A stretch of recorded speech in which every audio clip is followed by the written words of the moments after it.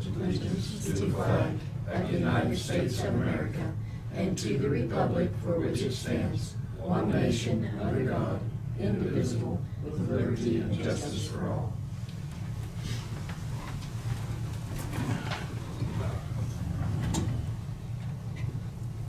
All right, public comments. Anybody that doesn't have an agenda item?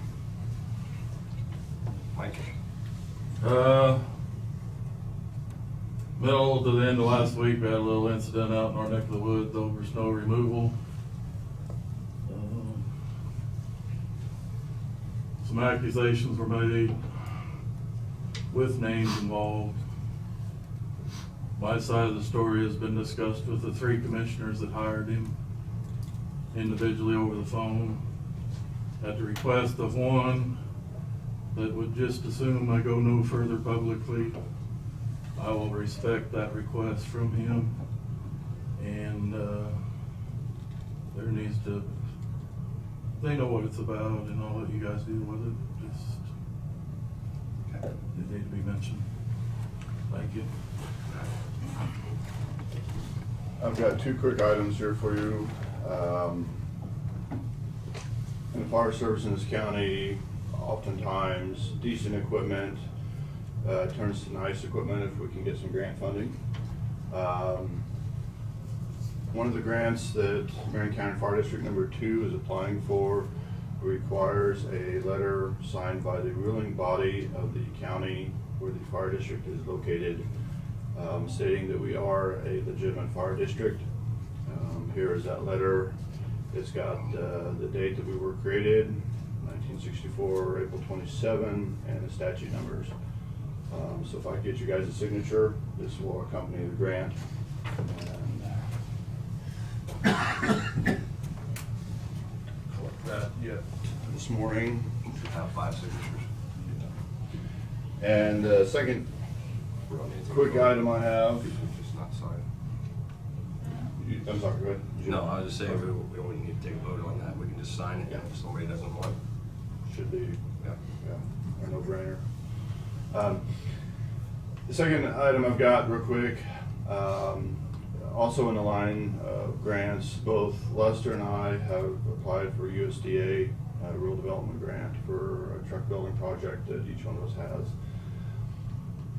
Part of that grant is having the council of the county sign a letter similar to that one, saying that we are a legitimate fire district and we are organized under such and such a statute on such and such a date. I sent it to here.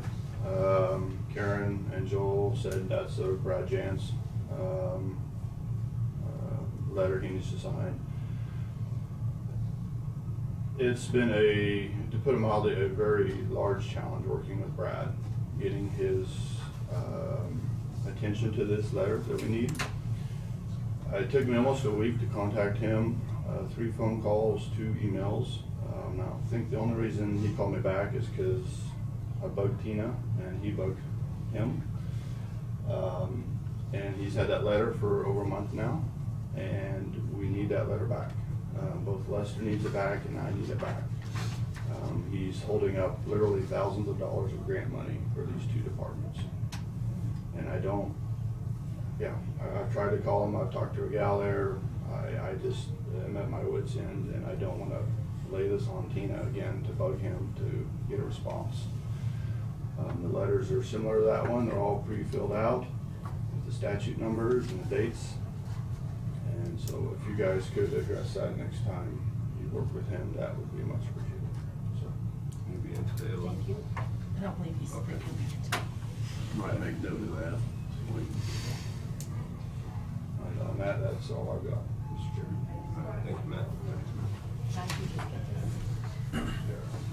I was just coming in as a follow-up to last week. Can you have the girls make a copy for me? I think that's part of our packet to go through. Oh, is it? Yeah, the stuff you were talking about last week as far as the construction. Okay, I didn't see it on the, Yeah, it's not, I just wanted to make sure I said something because I didn't read it on this agenda, so. yeah. Sorry about that. It's just. Oh, it's fine. Yeah. you had asked me to provide information from Yeah. the previous program, and that's in your packets.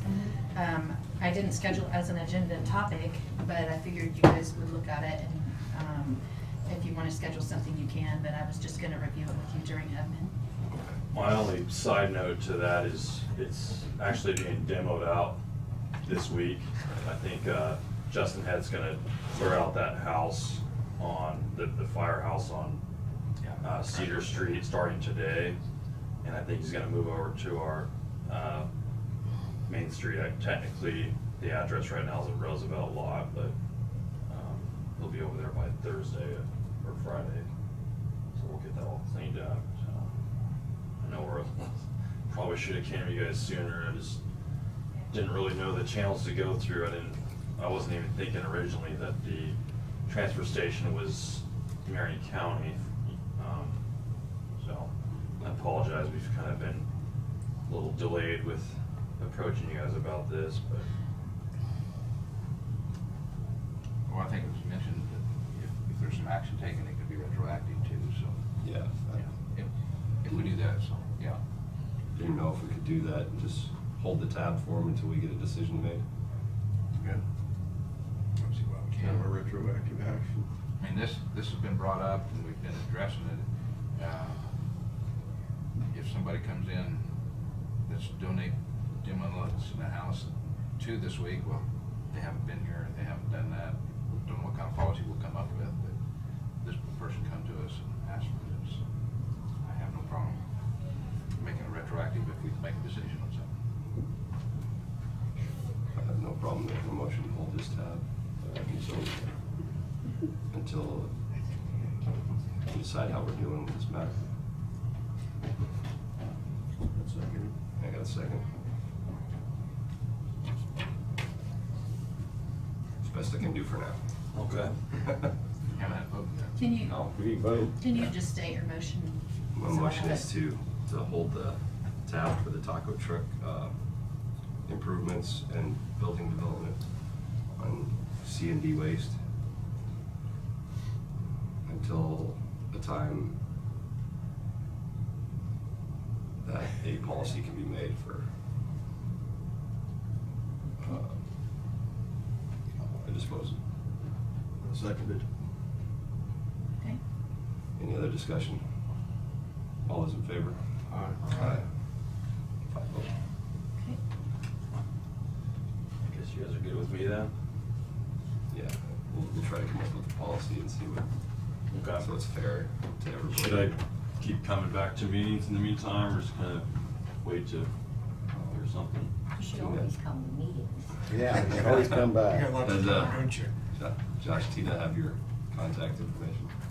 I'm not sure. You wanna just, can you just write it on Yeah. the tablet there? That'd be great. The best way to get a hold of you. Well, thank you, everybody. Down by Casey's now. Soon, yeah, we've been setting up there a few times. It'll be a lot better when all that stuff's cleaned out. I'll work on some better parking for the public too.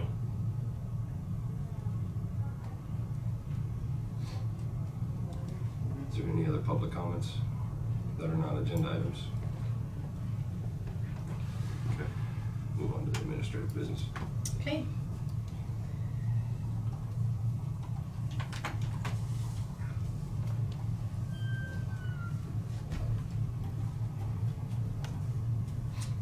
All right. I do have some change orders.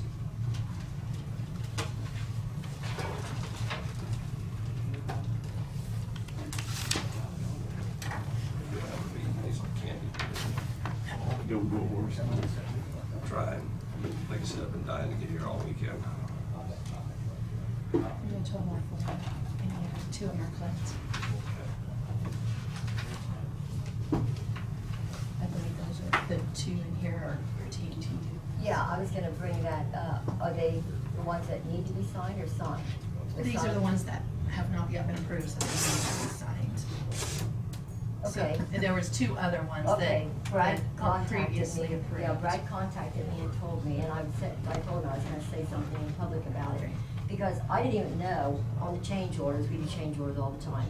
And, well, the appraiser office does an excellent job, and I have all the confidence in them, and I don't read them thoroughly. I do look at them, but I just sign them and look at the dollar amount and different things like that, rather than spending a lot of time reading them thoroughly. But obviously, I signed 1 or 2 or 3, I don't even know how many, for No Lock Farms. Didn't even know I did it, so I'm confessing my sins. I signed them, and I told Brad that whatever needs to be done, if you want to void the document and just not give the tax break, I'm okay with that. It was obviously the appearance of inappropriate. I should never signed them. Well, and I didn't know even think signed about them. it ahead of time, I'm sorry. So whatever has to be done, has to be done. I'm Well, okay with it. Well, for the penalty, you have to go stand in the corner and hold your nose in the corner. Well, that would be mild. I thought maybe you were gonna fire me. It's right here. Oh, is it? Okay. Fine, we're dealing with Well, we had- something else. So these are reproduction? No, Well, these are I 2 really new feel bad ones. about that, because I try not to. Well, and I didn't think anything about it beforehand to tell you or to bring your attention to it. And so what we ended up doing was, we just, Sharon had already processed them through, and then she asked me. And so we just had the treasurers hold the check until Brad said what was the appropriate action. And I think just disclosing it is probably enough. And then as we move forward, if there are any more, which there are 2 today, that you would not participate in the approval of those. Don't pass it So- down. Don't pass it down. I don't even want to see it.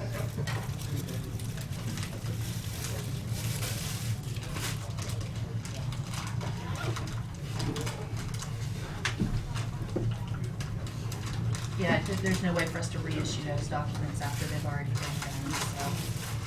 So you could just void the action though, right? I mean, can't you just vote or something and say that it is not appropriate or something, just throw them out? Is that, I don't think that Brad recommended doing that, you know.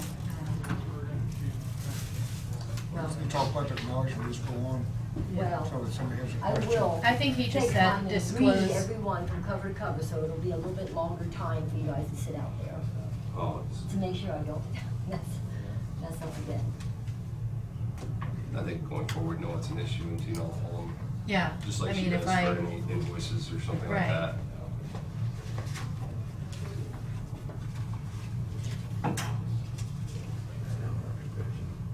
We have the minutes yeah, for February 10th.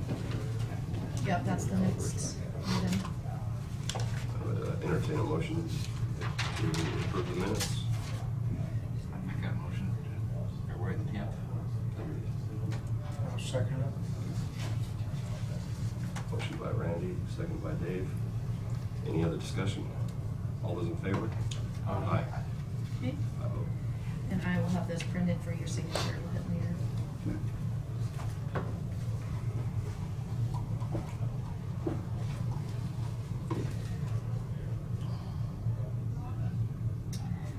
Just included in your packets, a certification that I had asked Jonah to sign this week, and we just want to make you aware of it, that had been signed. It's part of the construction project. It just pertains to the stormwater pollution prevention plan, so. In your packet was the financial statement, the quarterly financial statement that we publish in the newspaper. And then the next thing in here is just the information that you had asked for about the, what we had done for the reduced or, you know, C&D fees. I don't know if you all had a chance to look at all of that, but basically, a program was initiated, and was in place for a period of time where people could apply. There was an application form, and the idea was that C&D fees up to a certain tonnage per property would be waived to help clean up the county. And so that was done, and then it was removed in 2012. So.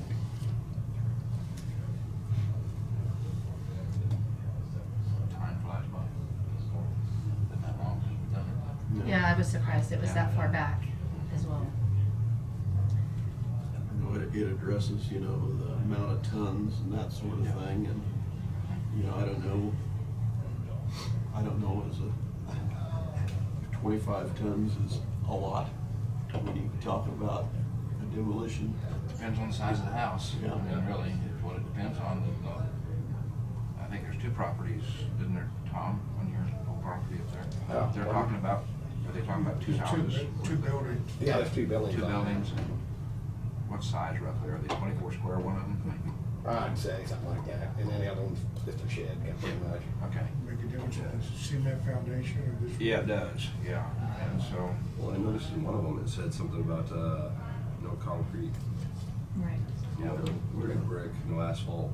yeah, this was just the wood part of it. Yeah. Right. Because you can fill up a truck real quick like with concrete. Yeah. And so, there's some more things now since No I look back asbestos. at this that I wanna address when we do something is, And how do you address if there's some asbestos in this be probably checked. I it?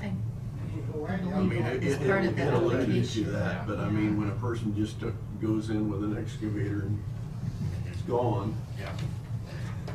I mean, someone really needs to look at it before they do that. I mean, you have We a county don't- inspector, Well, we don't city have. inspector maybe go in and look at what it is. Well, before we issue a demolition permit in the city, Marty or Clayton goes and looks at it. The biggest source that we found of asbestos is the old 1950s wall tile. It was a siding material that was put on. Yeah, I'm sorry. And through KDHE, when it comes off of the house, it has to be sprayed, bagged, and then through the transfer station, it was just sent a different path to an authorized disposal site. And that's the amount of asbestos that we've found. It really is minimal. It didn't appear that in this county, many times were pipes wrapped with the old asbestos wrap. It was just, again, the siding materials from the 1950s. Yeah, I was thinking about more like flooring. And that's usually in institutions, I mean, typically Yeah, I is mean, where you'll that's find it. Yeah, more in a commercial. Yeah, type commercial setting. application. Almost all residential's been vinyl since 1960, so. And the asbestos is generated, for an inspector, it's easy to find because they were 8-inch floor tiles, which is an odd size, so. So we don't have an issue as far as the cities that have a building inspector that check it, but problem would be a rural demolition. I don't know where Sharon's at on that, whether she's got her. Well, Bobby, and here back- on the application, it asks, has an asbestos inspection been performed by a certified asbestos inspector, and the Mhm. date, and it wants to know who it Yeah. was. Yeah. So I think they would maybe require that before they would approve an application. Bobby was, and then I think Tanya was. Tanya was, both of them were. I'm not sure on Sharon where she is with that. Yeah, and so that might need to be something to address with Sharon, maybe, to see if she can look at that and get that accomplished. Also, I'd like to just throw out for food for thought here, I mean, what was it, 25 tons per, is that the limit? Yeah. Okay. That was, it was Total. 10 tons, it was 25 tons per person, 10 properties total, 250 tons Yeah. for the whole. 25 tons per person. Per Right. person, so it's a little over one truck, you won't, it'd be two trucks, truck and a half, if they average 16, that'd be 32, so. But if there's if there's only certain materials you wanna accept, Mr. Teichman probably needs to know that before his contractor begins work, So you can separate them. in the beginning. because that would have to be, we're not gonna be able to separate that over there. They keep track of that separately. Yeah, and they're most likely gonna haul the concrete right down there too. But, you know, it's addressed. This particular job, they already have the disposal site for the concrete, so it's not going through the transfer Okay, station. cool. Just the wood part. What was expressed to it, Yeah. composite roofing, and then it's It just was basic. addressed stick pretty well in the house. resolution, the prior resolution, I thought. So, Yeah, what I was getting at though is today's cost is higher, we're spending money on a building, or we're doing things.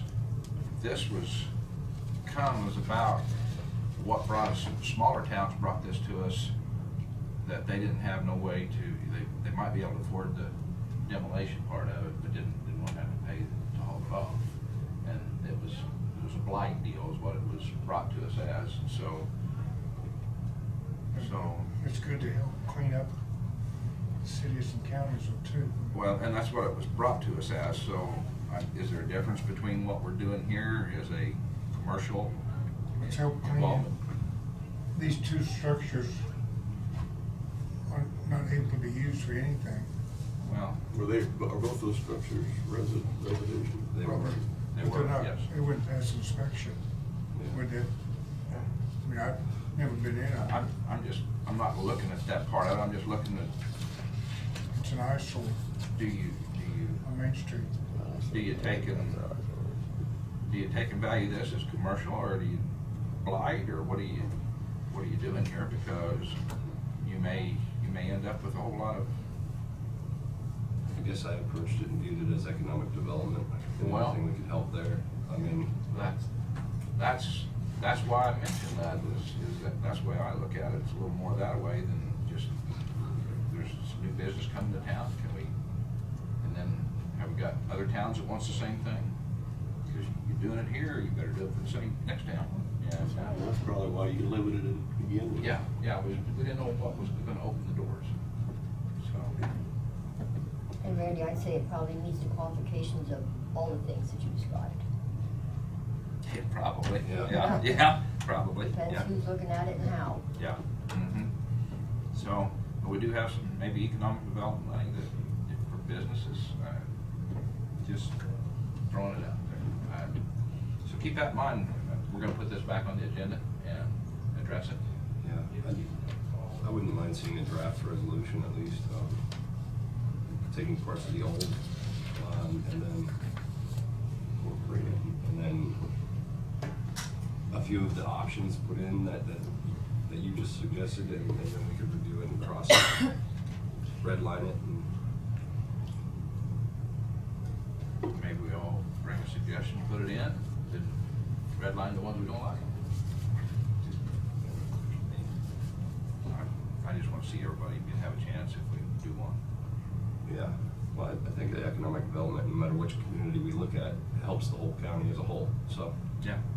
So I did, you know, some people live in Peabody, work in Hillsborough, and some people live in Marion, they work in Peabody, so. Okay, so I'm putting it on the agenda. I'm not gonna provide a draft resolution unless you tell me what you want in it. I mean, do you want me to send out the way it was and then let you, I mean, how do you? We're gonna have to go through it and see if we need And to. so if we put it on the Tweak agenda, it. you bring your suggestions and then we could do the draft resolution? Yeah. That's what you're Okay. thinking, and everything. Yeah, I just don't wanna drop the ball, I just wanna keep it moving forward. Roger, do you have some? With your permission, I'd just like to make you aware of two parallel programs that could be supportive of your actions here. KDHE has a fund for what's considered illegal dump sites or blighted properties distress. They will co-op a reimbursement up to $10,000 with 25% contribution by the governing body. So it's a way that you, as you're looking at this, could get per situation, and it has to go through. The inspector is easy to get a hold of. Toby can come down about whenever you need him to. But that would be a way that you could help fund part of the removal. The other is through Department of Commerce. David Tolan, the new secretary, has brought this program back to light for communities, and county can apply on behalf of everyone. You can get up to 300,000. I think it's 300,000 annually to address properties that's for redevelopment opportunities. So like Mr. Teichman's property technically could have qualified under one of those programs. But just a suggestion, and if you need some help with the information, I'm sure the cities, we would get you that, because it is available, particularly outlying county area and then the smaller towns that just don't have the staff. From what you've seen then, you would think that an unincorporated town, would they qualify? The county has the ability to apply for CDBG grants for the county. So would that fall, like that program right there, would that fall under him going to see you guys at the city? No. Since it's an incorporated Anyone area? could make application to the county. Okay. You- Well, I just, Yeah, you would have to get awarded the grant, and first, when you write the grant, you'll explain what your program is. And then it's dispersed on the individual basis. You put a total number of projects that you would tackle in a year. It is a competitive grant process, it doesn't automatically happen. I just wanted to bring it up so you were aware there may be another pool of money if this is something you want to use for the county. Like this one that we had back then was 10 applicants at a maximum of 250 tons. So whether we would up that for this grant or something, but that our total cost looks like then, what, Tina, is that what you figured, 7,000? Is that total cost is what you had on that little note? That's, You what wasn't was, maxed out. sorry, that's what Roland had reported. Okay, okay. Yeah.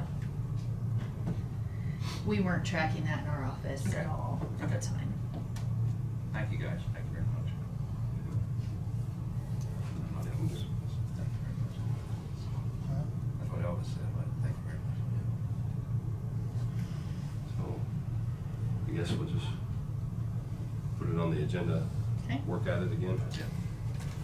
Other information in your packet included 2 different applications for road closures and vacations in the area that Mr. Gayla Martins was discussing, and they were both denied. So there were, there's 2 separate little packets there of those, of that information, the hearings and the maps and all of that. The one So- flat map. So there were 2 different ones. So it was, let me get there, sorry.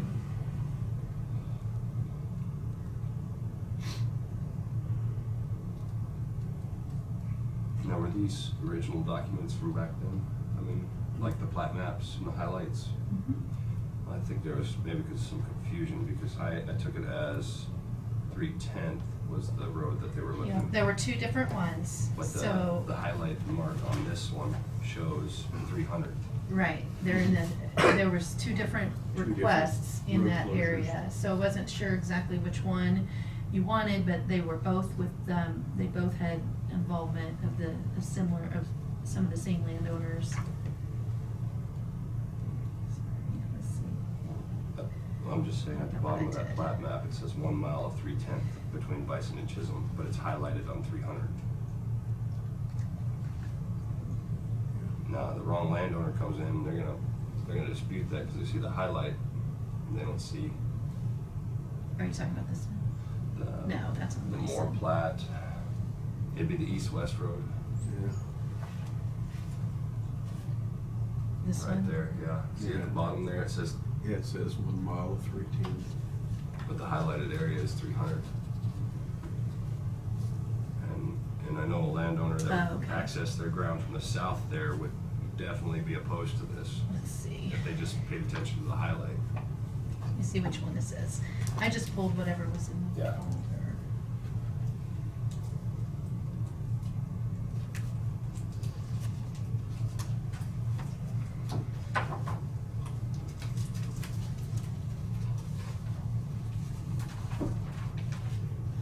Yeah, that's what was in here.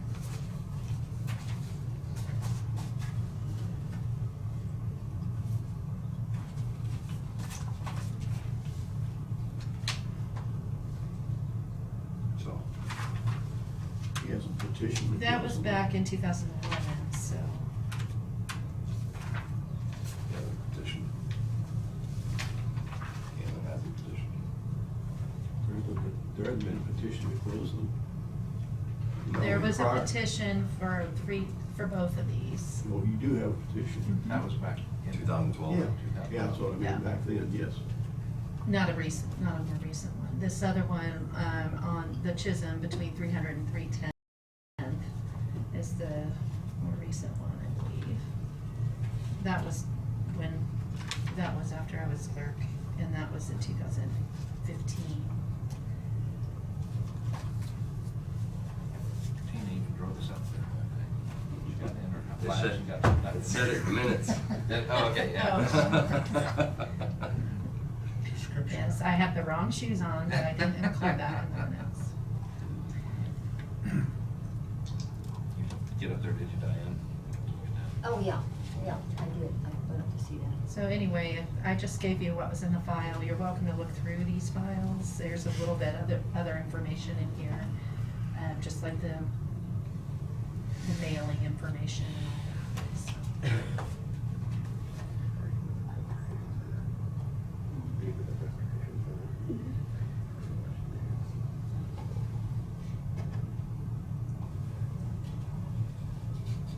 I think Kent's right. In order to do anything with this, other than read it and be educated, it's up to them to come back and petition.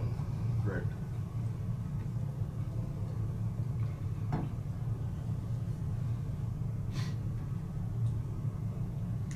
And I guess if the wrong map was sent, it's a good thing that they didn't close the road. Well, the words are right. I mean, all the, Right. Right. it's just, you know, some people just look at the highlighted thing and think, oh no, you can't do that to me. Yeah. I've talked to a number of those landowners out there, and there isn't anyone that's in favor of closing that. The only other admin that I have is just, we have a new signature card for our working bank, and I need the chairman and vice chairman signatures on it, so that was another thing that I have. Because there's 2 slots. Okay, so here's this one. Got one, too. Got one, okay.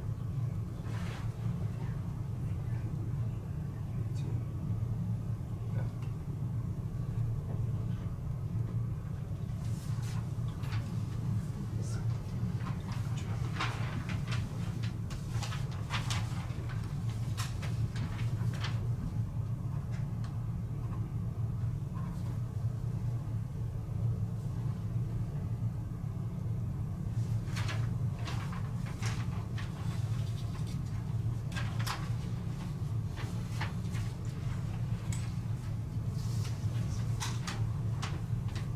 Yeah, I see that.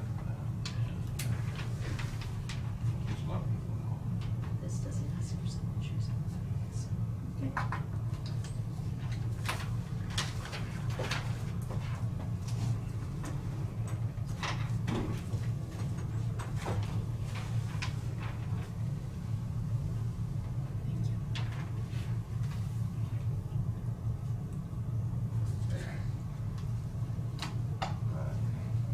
Include the administrative business. Well, I've got some. Okay.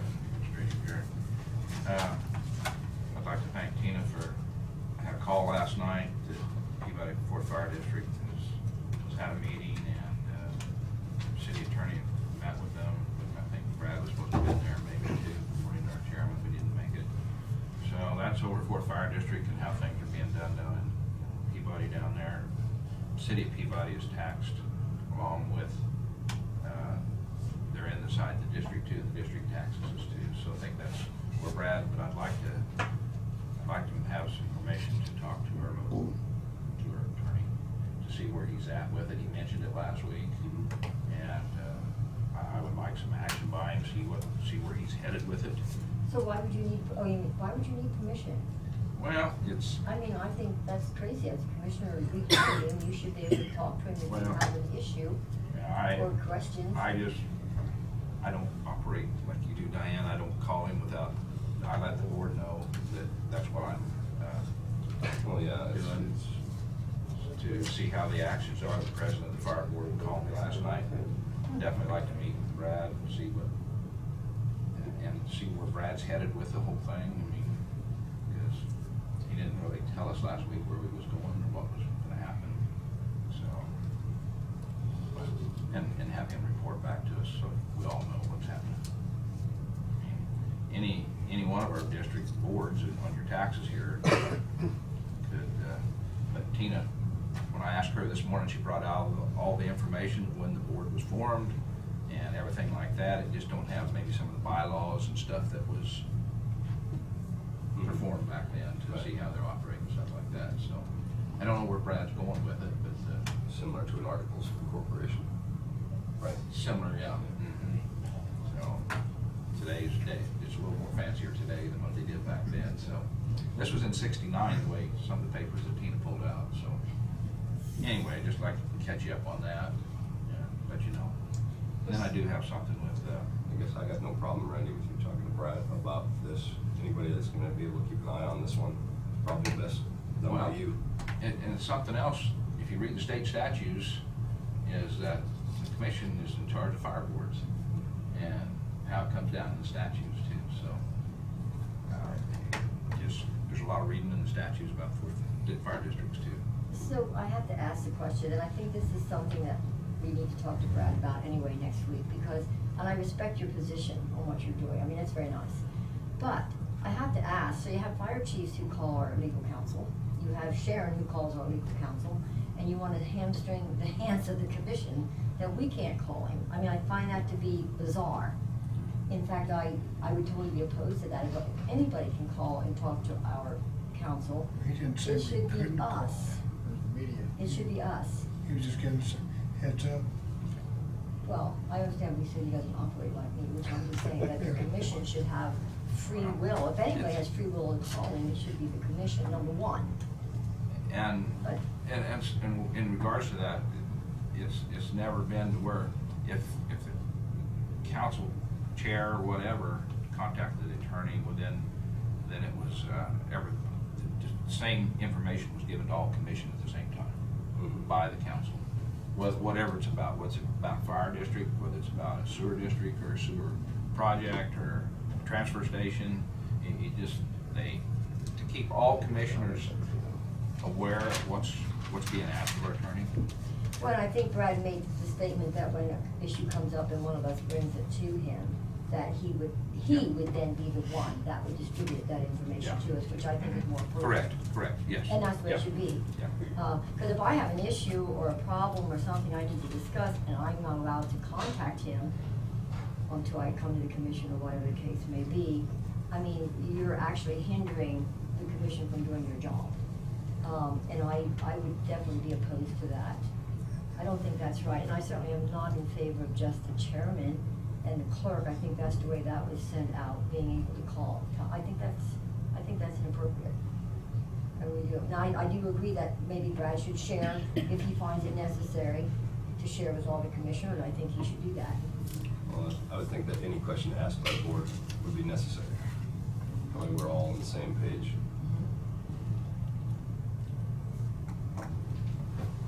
Well, thank you, and we'll see if we can. I just want to see where he's at, see what he's doing, if he can get it out to all of us, what's happening with it. No, Thank you. thanks. Any other administrative? You say you had a comment? I was going to, but I think I'll just defer to Josh because he's got a report on recycling. All right. So we can move on to the Restoration Center.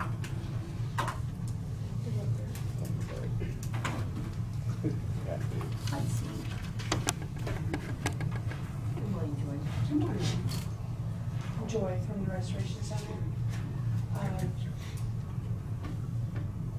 We've served probably 50 people in the Marion County area since the last time we met. We're doing mental health therapy or mental health evaluations, drug and alcohol evaluations.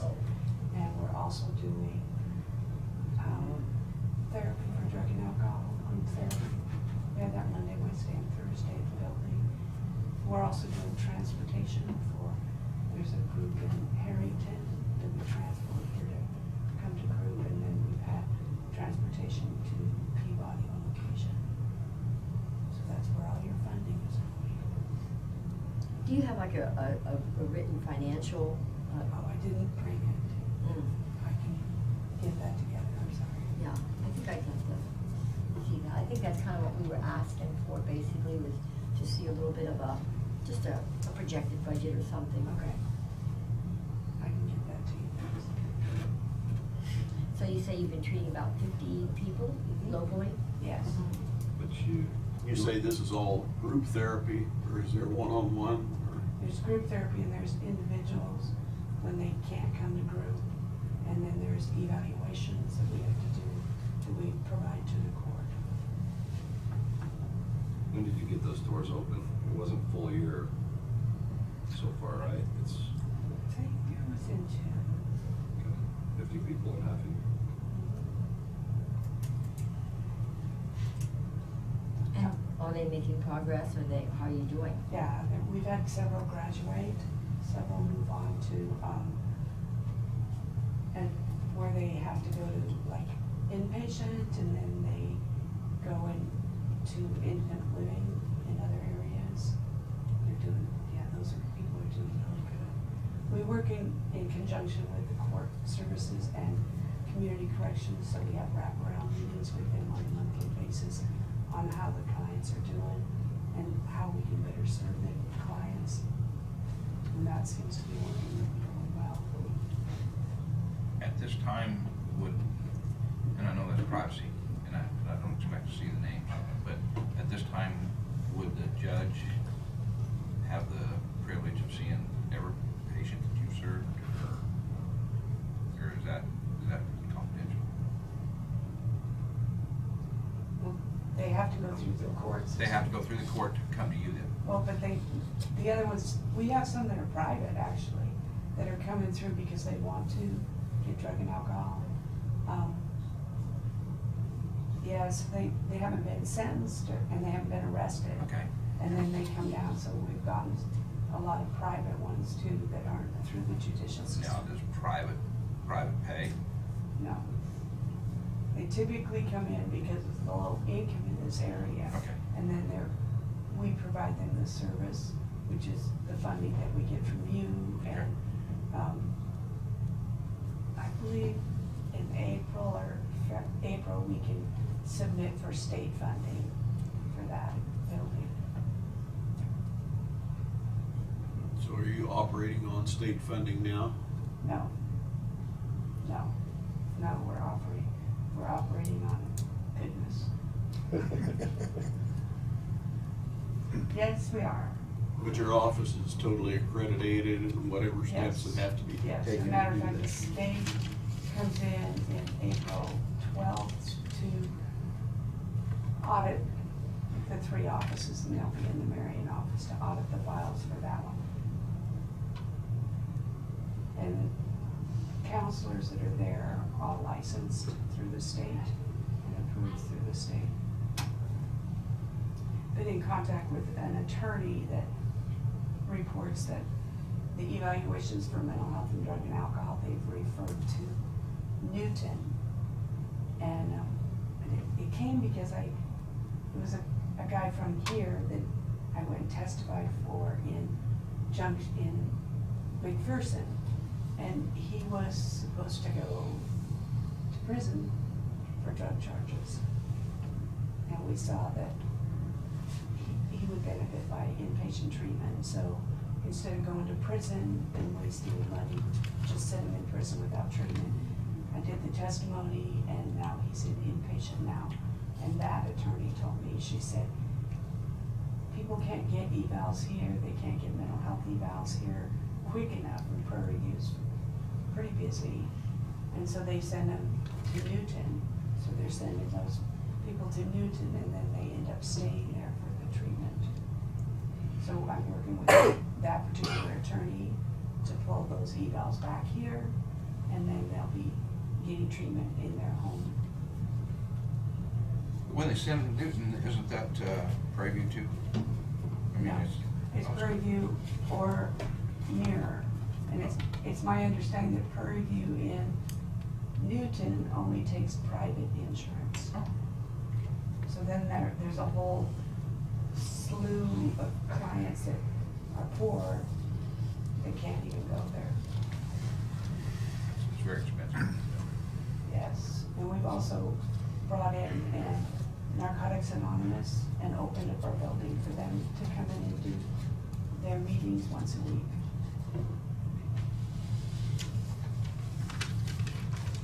It's a little place down there. Are you open every day?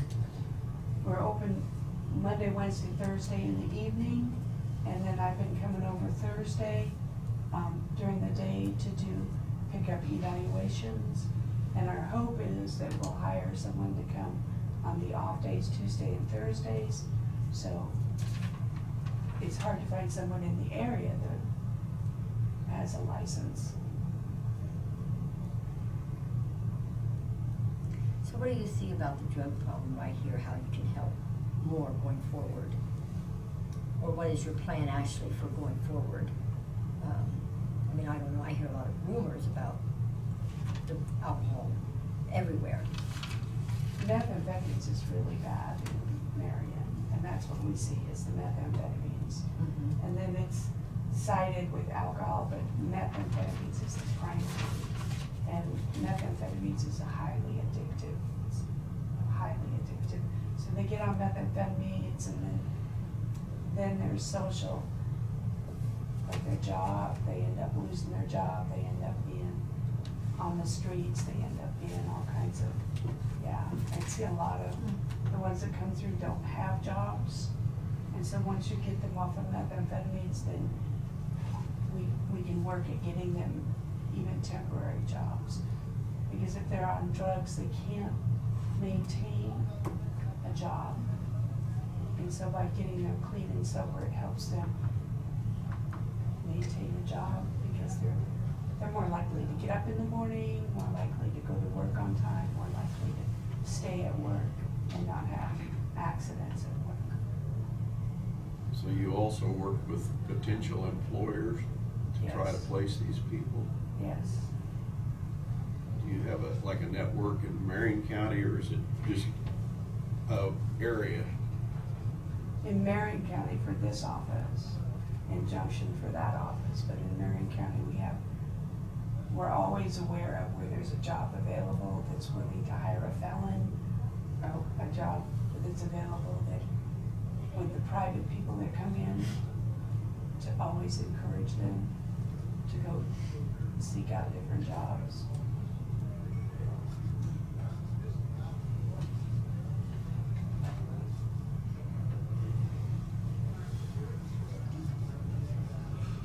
I guess I'm just a little surprised because you said they lose their job when they get hooked on drugs.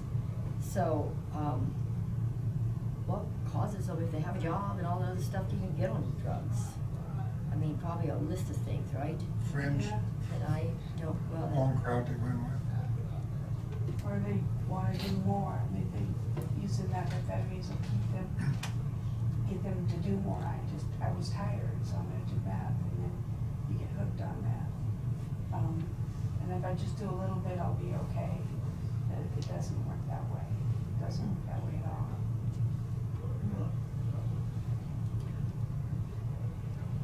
There's a lot of people that are tired. A lot of people that have a lot of stress in their life. And it is, it's very stressful. Yeah, we've got one employee now who fell off the wagon this weekend.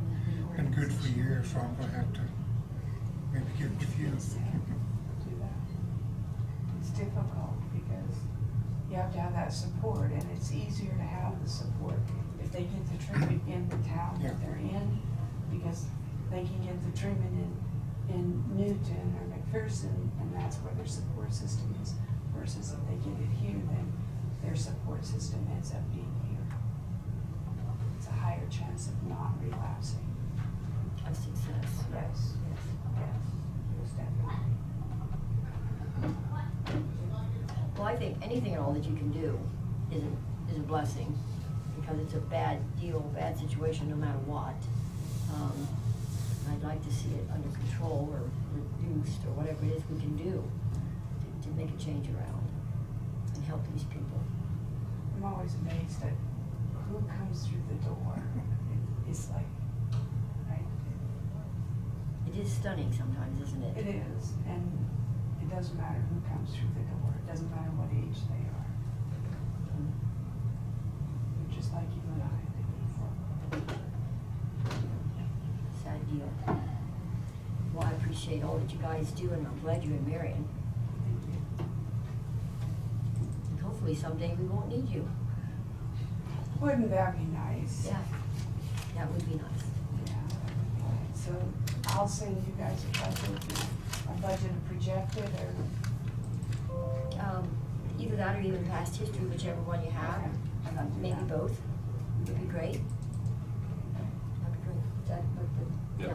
Okay. Awesome. Thank you. All right. Thank you for your time. Thank you. Alright. Is Josh out there? Was. There he is.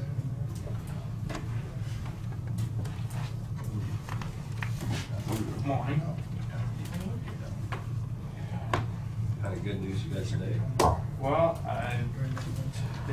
I've talked to the city of Hillsborough, Dalkey, and another one. And, the city of Marion, we've kind of been talking, maybe doing like a half a day on Friday morning for our recycling. That would clean it up for Fort Riley.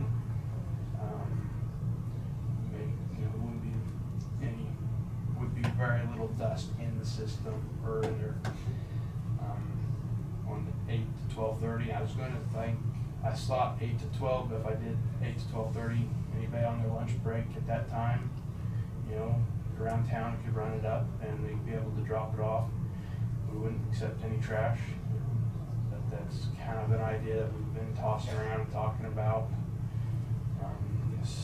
Hillsborough and Marion, I think they're both on board on it. So, see what you guys are thinking. I think it's a good idea. I think it's a solution when we didn't have one, so. We wouldn't accept any trash on that in them hours, cause we have no place to store it. We don't want it piling up outside either. This would carry on through the construction process too. This would go through the construction. You could see that working. We're hoping it would, it's the only option we would have. It's gonna be tough on the people for a while, but they're trained right now, or I should say trained, they know that on Thursday mornings, we shut down to do our recycled trailer. This will just be open to the public for recycling. So what days did you say you will take trash? Just Friday morning from 8 to 12:30.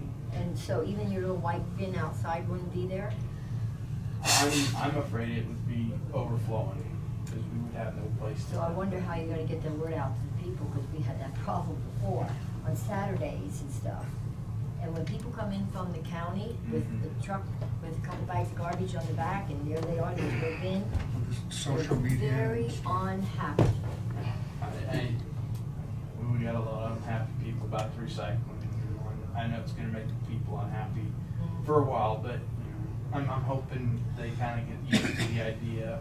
So I guess my question would be why you could not have the white bin out there? I mean, you said you're afraid that it would overflow, but you don't know. We don't know. We can try it and see what happens. I mean, but what if it harm gets out is of, it to do to have that bin out there? if it starts getting out of hand, we'll have to come up with another solution for that. I wouldn't wanna chastise these people for these people, when you don't even know for sure what the result would be. Be trial and error, work in progress. Yes, this is. I could see it being, working at that, trying to get the word out that, Friday we're not taking any trash. The white bin still be out there, because if somebody does commute in 20 miles, Yeah. they gotta have a place to dump it. Okay. We can leave that white bin out. And then if it gets out of hand, we'll have to address that and Yeah, okay. or something. What about the plastic bags and recycling? You don't want them. We don't. I mean, is Marion pick up in plastic bags recycled? No, You don't it have has to to. be loose for recycling. If the white bin, just rest assured, if you need a couple of 3 cubic yard backup dumpsters while we're working through this, Okay. just call the city. Okay. I'll get 2 of them set over there in conjunction with your white bin. Okay. So that way you can still accept trash for those that are bringing it in. You just couldn't take commercial carriers. Yeah. But we can support because it is that important to our citizens. Yeah. That recycling work. So I wonder if there's something that we as a county can do. I wanna say that maybe educate the people a little bit on like plastic bags. Every time I go to the grocery store, the question is, would you like plastic or paper? Why would we not always say paper? You know, why are we even polluting it? The same way I see a lot of people carry these plastic water bottles. Why do we not, you know, aren't we kind of victims of our own issues here? Why are we carrying plastic water bottles? Why don't we start putting something out and have people who enjoy recycling start it in their habits? I know I personally will start saying paper from now on. Whenever I go to the grocery store, instead of plastic bags, just do away with the dumb things. They never asked just me. one, but They just put in plastic for me, they never asked me for plastic. every store I ever go to, they have plastic or, Some well, places don't even offer paper. well, I know Walmart Dillon's does and Country Mart Well, does and yeah, a lot places of like grocery that. stores, We shop local here. you look at just what Walmart Well, generates. you know what? Let's educate our grocery store here and have them put paper bags in. I mean, what's Yeah. so wrong with that? I was just in Colorado recently, and a plastic bag will cost you 10 cents. No, I If mean, you that want a would help plastic bag, it'll cost you reduce 10 cents. the amount of pollution there, I think would be. Yeah, we walked to our grocery store yesterday and brought our own bags. Yeah, so people are electing not to take the plastic bag at all. Yeah, it's crazy because it's just like the smokers blaming everybody for their cancer, you know? I mean, come on. It says right on the package. Anyway, just an idea. So I'm grateful for that solution. I think we put a lot of weight on you here, and out of nowhere, you just stepped up and took it, and I really appreciate it. Doing what I can to help out where I need to be, so. Is the dumpsters in now, or are the dumpsters still in towns? There's a few still around town. It's, No, I mean, the outside towns. The recycle bins? Yeah. There's a few of them still out. I'm still trying to get around to getting them. Does the tops come off of those? It looks like there's a few of them that are, you know, looks like they're bolted on top, you know, where we can take the top off. I appreciate your offer, Roger, and everything. I don't know how we would handle yours. Was that just with a forklift? I mean, is that, Yeah. is that how it's handled? I was Yeah. also going to suggest that With a trash truck coming in on Monday, grab them too, I suppose. Bring them on in. what I'm getting at is, if you wanted to, you take one of those tops off the recycle bins, and the trailer can handle the same way with out there. Like you said, there could be one of those set out there too. Yeah, do that. So,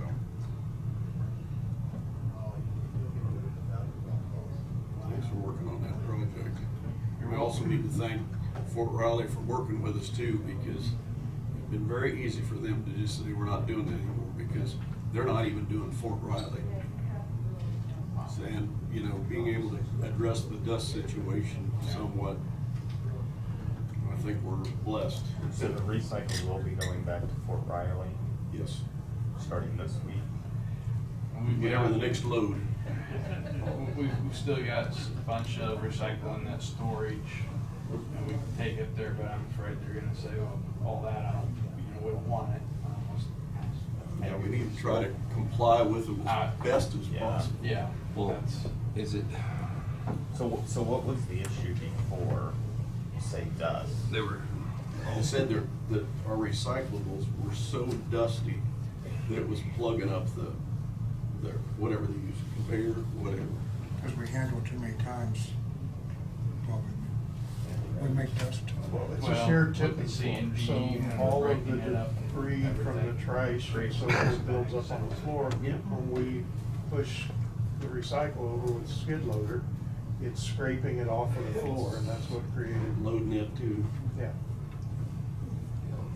And you fixed that issue with dust?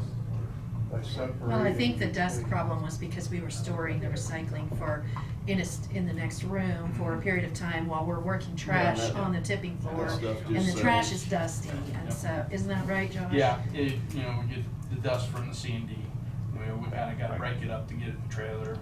Yeah, so it's a dusty process, Yes, but I it's believe dusty. you're cleaning the floor before you're Yeah, tipping yeah, recycling. we're cleaning the floor, Yeah. but that dust is already settled in there. Yeah. This would So put by it right limiting- into the trailer Yeah. instead, and hopefully not. Might have so much. Not have to buildup. store it, Yeah. you'll get the dust on it from the trash. Is this still, just, I don't want this coming back up to bite us. So, I would like to see that if for some reason Fort Riley won't take, say, 1 week out of the month, or 1 week out of 3 months, that we have an alternative, we can pull the trigger and go to Hutch.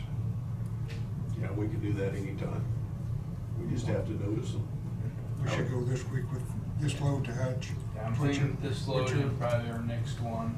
should- And we're getting close to where they're getting ready to start demolition. Yeah, 'cause one thing I don't wanna see is say we open up the recycling, so yeah, everything's hunky-dory again, and then Fort Riley says, no, not this week, and it goes somewhere where people don't want it to go. Yeah. We, Keep an alternative. that would be and great. only use it if we have If to. we have to, yeah. Yeah. Hutch pretty much said we just need to notice them a day or two before we come. And then I would like to see that through the construction process, and just because I took a lot of heat. Well, you'll know when you're loading it, whether it's Mhm. clean or dirty. Yeah. Yeah, thickens the skin pretty fast. There's a lot of difference between 98.50 a ton and 0. Right, yeah, it's a no-brainer, it's gotta go to Fort Riley when it can. But I don't know if we need to take any action on that, or if the previous action on, what was the previous action, just to accommodate until the transfer station construction was being built. I think we need to make some kind of policy, because, you know, Roger doing a good job in the press, but it's been ahead of us all the time. We need to make the decision here, tell Roger and the press what we're doing. So I think, I would, So, I mean, when do you I'll want to make a start next motion week? that our Or 2 weeks? that our Next week. recyclables go to Fort Riley whenever possible, with a backup site being South Hutch. I would second that. What about accepting it on Friday only? That could be a second motion. Separate motion. Any other discussion on that motion? No, $100 a ton. 98.50, go over there. Chunk of change every load.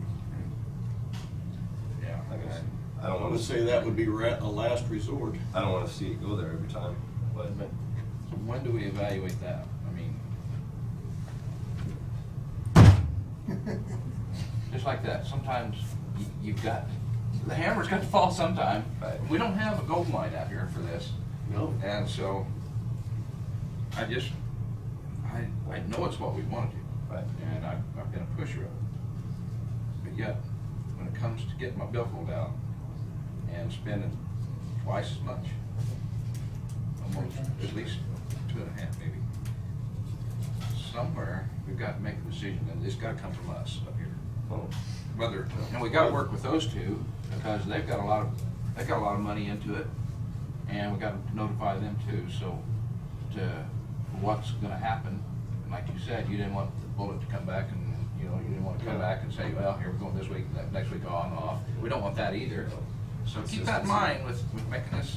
Yeah, I think what we're just saying is that South Hutch is Yeah. basically just a backup. So right, and as long as the way I haven't sat down and done the numbers, but as long as we can take Fort Riley 3 loads out of every 4, close to a break even. But, hopefully we can take it, 12 out of 13, Yeah. so. Hopefully with their, apparently you got some good feelings from the call. Yeah, and Scott, the plant manager there, has been really good to work with. I mean, he said, we really would like to take your, but, you know, if we can deal with this issue, we'll deal with it, because he said that, their big problem, of course, their big problem with us was dust. But he said, you can't imagine the kind of recyclables they get from larger entities. He said they are sorting trash constantly. So a personal visit would be anything to You know, help this, Ken? and he's got a what? Would a personal visit be anything to help this, you think? It wouldn't hurt to drive up there and just look. Of course, how easy it's to get on there? Get on base isn't too bad, as long as you got a valid driver's license. And if we was to appoint with him, maybe there could be some arrangements Mhm. for, But he's very accommodating. Of course, the gentleman at Keith at South Edge was very accommodating too. He just said, this is the charge, bring it. Yeah, yeah. So, they have a motion. I got a motion and a second, had discussion. Is, all those in favor? Aye. All those opposed? 5-0.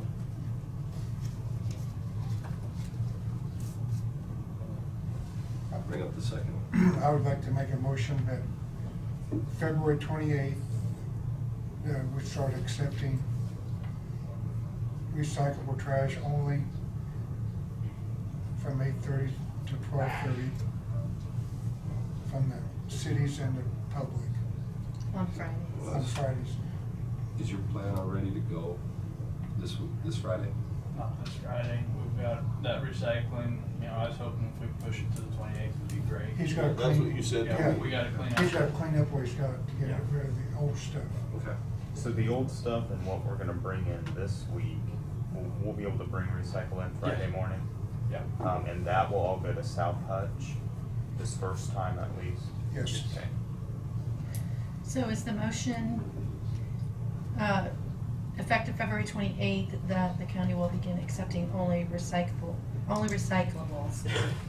on Fridays from 8 to 12:30, and that is from commercial haulers and the public? Is And that every your Friday motion? going forward. So then recyclables will only be accepted on Fridays, Yes. so they can't bring them on Mondays, Tuesdays, or No. any of those Right. There's no place, no holding place to hold them, do they? Because the 1st of March, we're going to tear that down, that building, supposedly. So do we have to notice the public through publication? Well, I think it's right that we try, whether we're required to or not. Yeah. You guys are I mean, it's Facebook and newspaper in the city. I mean, the last 2 weeks, we've had notifications go out when we just talked about it.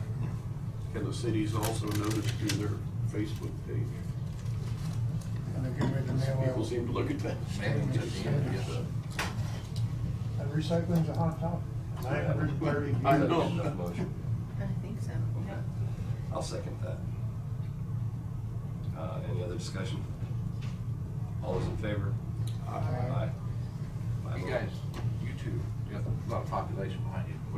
What do you feel that these comments, how many percentage of people that you've heard from of your towns, 50%, 40%, 20%? About recycle? Yeah. Yeah, I don't, percentage wise, I talked to 5 people myself that felt like they were lied to. I hate to break it to you, but I blamed you guys, because they felt like we lied to them, Right. you know?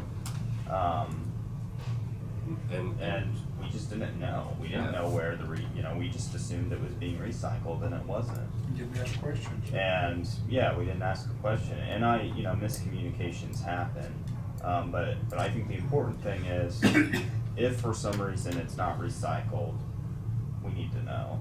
I mean, the public deserves to know. I mean, they're out here thinking they're doing a good thing, and to find out that it's going to the landfill, doesn't feel real good, so. yeah. But as far as in general, Hillsborough, we have a lot of people that recycle. I don't know how much, how many tons we bring a week or anything like that, but, Josh will probably tell you that. No, If they range from 3 to 5 tons a week, is what Hillsborough brings. yeah. I mean, on Thursdays, there's blue bins all over town, so based off that, I'd say 80% of people are putting their blue bins out every Thursday, so. great if they are, because in City of Peabody, we never got above 40%. I mean, never.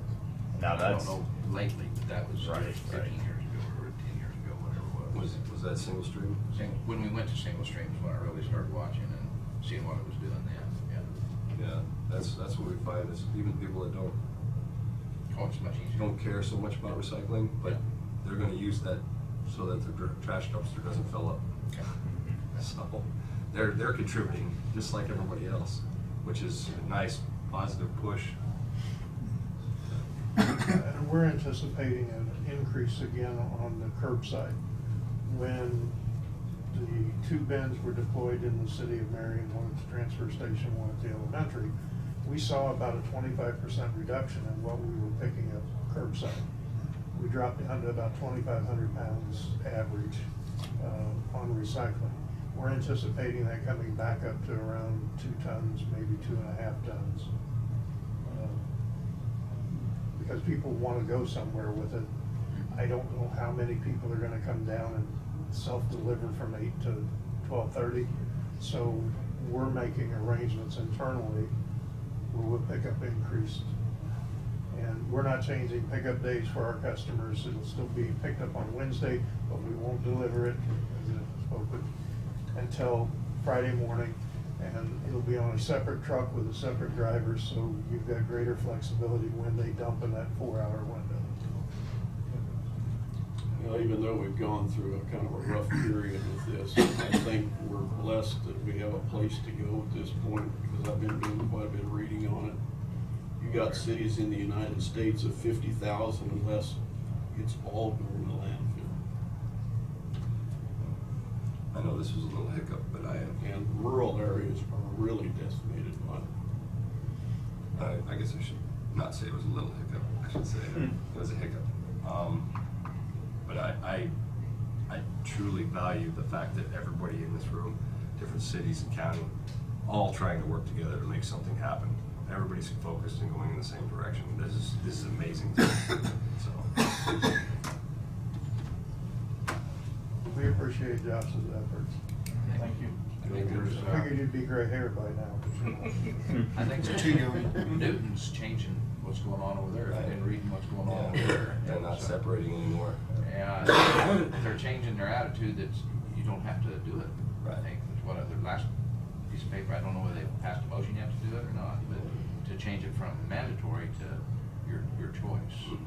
So they're changing their attitude a little bit. I think some of that is perception of seeing how other recyclables are cleaning up and doing a better job by not having that mandatory. Could be. Could be. Thank you. I got one more thing for Josh. He's been doing a heck of a job. He took over as acting director without any paid compensation. I don't know if you even gave him, asked him to do it, the title. I don't know. I'm not sure how you do a temporary pay increase since he took responsibilities. Because he went through the truck deal, he's hired 2 new employees, and he's handled this trash fiasco, which none of it was his bringing on, but he stepped up and took care of it. And we need to either hire him as full-time director or make some adjustments to his pay last month. And I think we're in that process, so like taking applications and stuff like I was that. going to bring that up too, though, and it's something that I would like to discuss with you in executive session. Okay, that's fine. Because some of those things do need to be addressed. Is that something we want to do now? We could do it when, He's here. whenever. Does Would he you need want to be him here? to be present for it? Is it something you want him to be present for? Sure, I mean, he can be, but it wasn't necessarily, it was just something that I definitely wanted to visit with the board about. Something we need to do at the end of the Yeah, day, so maybe. something for We the- need to yeah. move forward. Got other people in the hall reading. Okay. Yeah, I guess so. But Just want- can you make it back? Just make a comment on It would be nice if the board could discuss it first. it. We don't need Joe. I don't Yeah, we don't- need to be here for any of this. Sure. Trust everybody. You applied for the job, right? I did. Okay, and you got things to do, probably. Well- You got more men to pick up. Yeah, all right, well. Okay. Is there Anything else? You just got good news today? Good news, well, probably, I don't know how to do, I need some bids. I need to do some bid on some tires for their skid steer. But just go ahead and get the bids and bring them up. Okay. Yeah. All right. At least two different sources. Two different sources. Yeah. Okay. Try to make them apples for apples. So if you're gonna go foam filled, make sure they're foam filled. If you're gonna go, They're gonna be solid rubber like we have. okay. They seem to work best. Yeah, I know that's what we put on ours. That's great. The rim is heavier than holding it out, but it's. It is, yeah. Once you get them on those, they sail. Oh, yeah. All right. Thank you. Thanks, Josh. Yeah. So Tina, are we still advertising for that position, the director for the transfer station? It's on our website. That's the only place? We haven't continued to advertise after the first round. We had- So why is that? Should we be actually really seriously advertising? Well, the board hasn't really discussed that or given me direction. I mean, I did what we generally do, is just start off with a couple of weeks of advertisement. We have it on our website, and there has been no word from all of you of how you want to continue, so. We've had 4, 5, 6 applications. I'll have to check when it actually gets But back, if we're and not- see if there are any others, So so. if we're not really seriously advertising, how do people know? Right. Well, if we're not willing to pick out somebody What? quickly, they'll move on and take a job somewhere else, and they're no longer an applicant. So we've got to either pull the trigger or not. Well, I understand that, but I'm just saying, if we didn't really advertise for it just on our website, I mean. No, we did that's advertise. We not did like- advertise okay, you before feel like Red on left. Indeed or some of these other places where people really look for jobs, did we do that? Remember you made that suggestion too, I can't remember who we were, but to get it out and around, to have more applicants and more choices, I mean, it's a director, so I would really Sure. like to have anybody who is skilled or qualified to actually know there's a job. If the board decides that they want to go further afield with the advertising, then that's fine. I just need to be given that direction. I think we need to have our executive I think session so before too, that. yeah. So, And then you all can figure out what you want done, and we can make that happen. poor Bryce. He was just here. Okay. Bryce? Can't yell. Yeah, I can't. I'll choke up. I'll be coughing up a storm. You're up.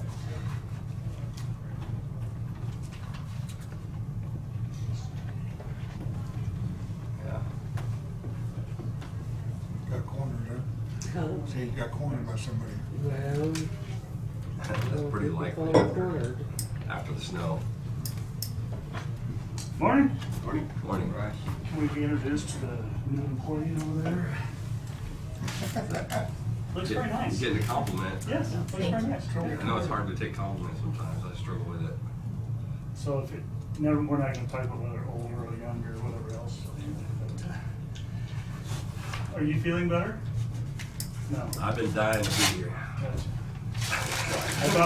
I thought about coming in with a mask, but you know. First thing I have That's is. not SARS. Okay. It's not SARS. And it's not Corona. Corona or whatever else.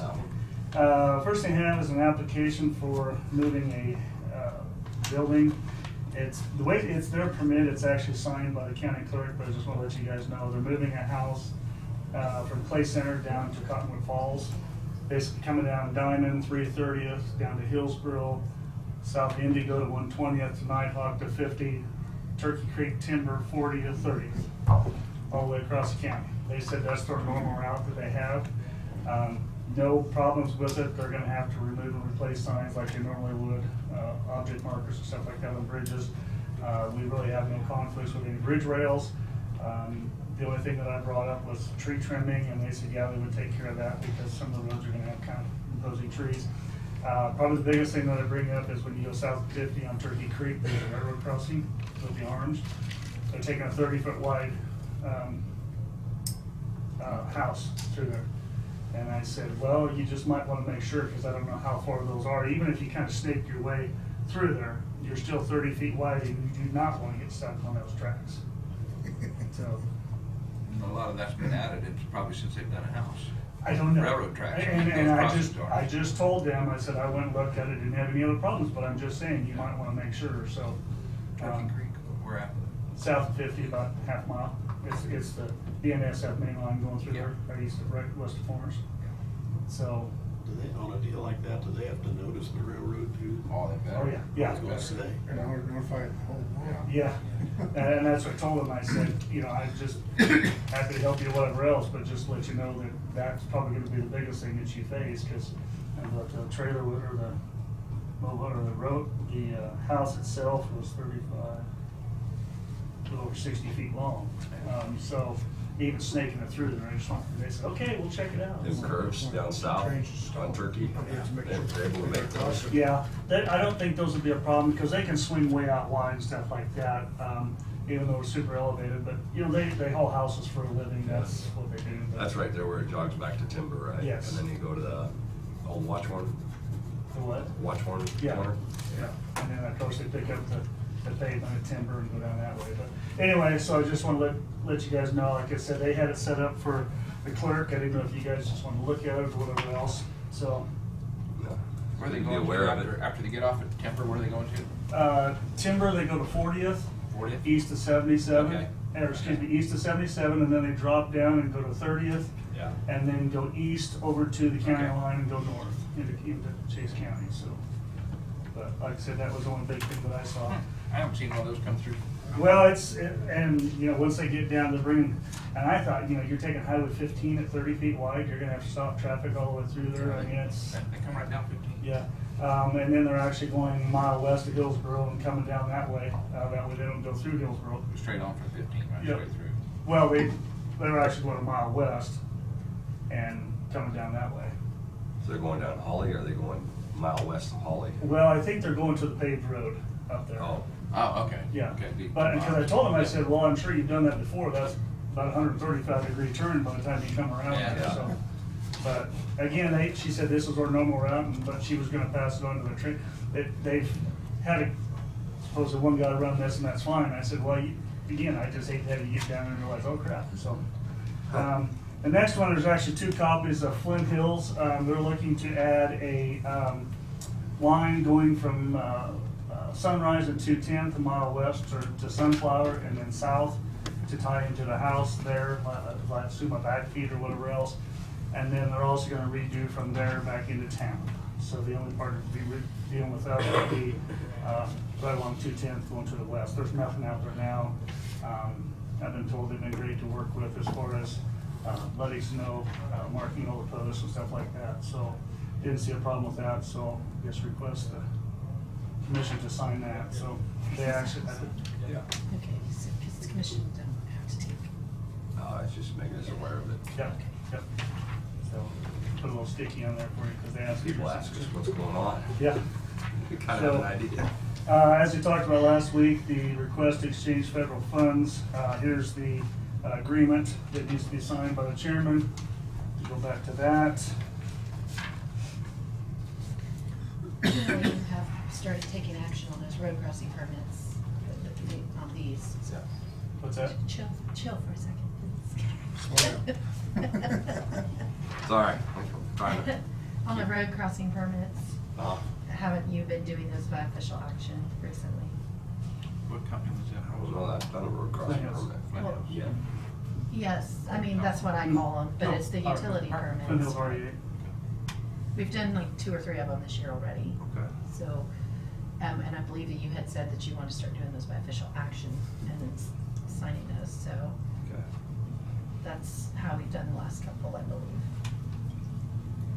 In the past, we didn't do them by official action, we just signed. Okay. Well, I try to stay consistent then. For use of right of way. What is this? This is 1564 South, 1000th Road, Council Grove.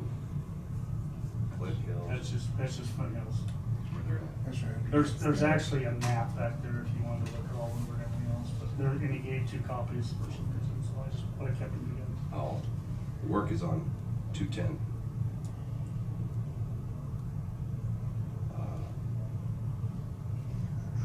North of US 56. 1 mile. Is that a motion? Take a motion. I'd accept a motion to approve chairman's signature.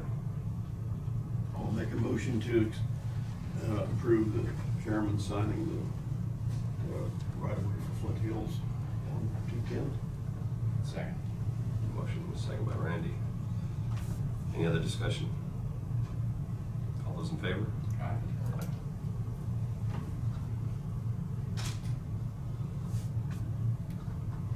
Do we have anything in our policy for electric lines? As far as I know, we don't. Now, I'm not saying that we should or shouldn't, I don't know. You know, I mean, they have obviously the safety issues.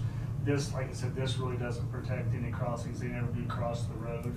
Well, they will when they cross Sunrise, because they're tying into the east side of Sunrise. But, I mean, is there something that you're concerned about, or?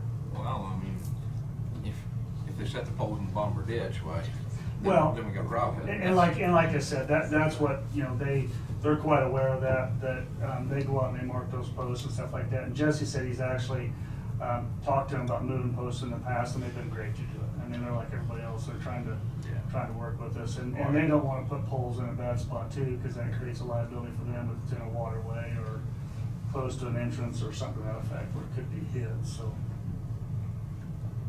And my reference was to just small poles. I wasn't referring to big poles at this time. Yeah.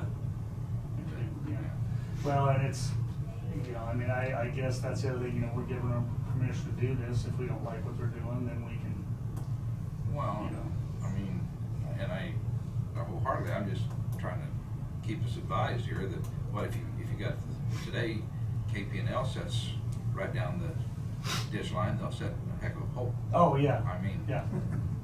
they're not a little 10-inch or 12-inch pole. They put one right south of drain there, in the power, Yeah. it's a major construction road that Oh, that's one on Remington? is. Yeah, Yeah, that's actually one of those tapered glue lamps, Yeah. or whatever it is, so. it looks out of place there. Okay, that next thing that Bryce gave you, that's, yeah, the request to exchange federal funds.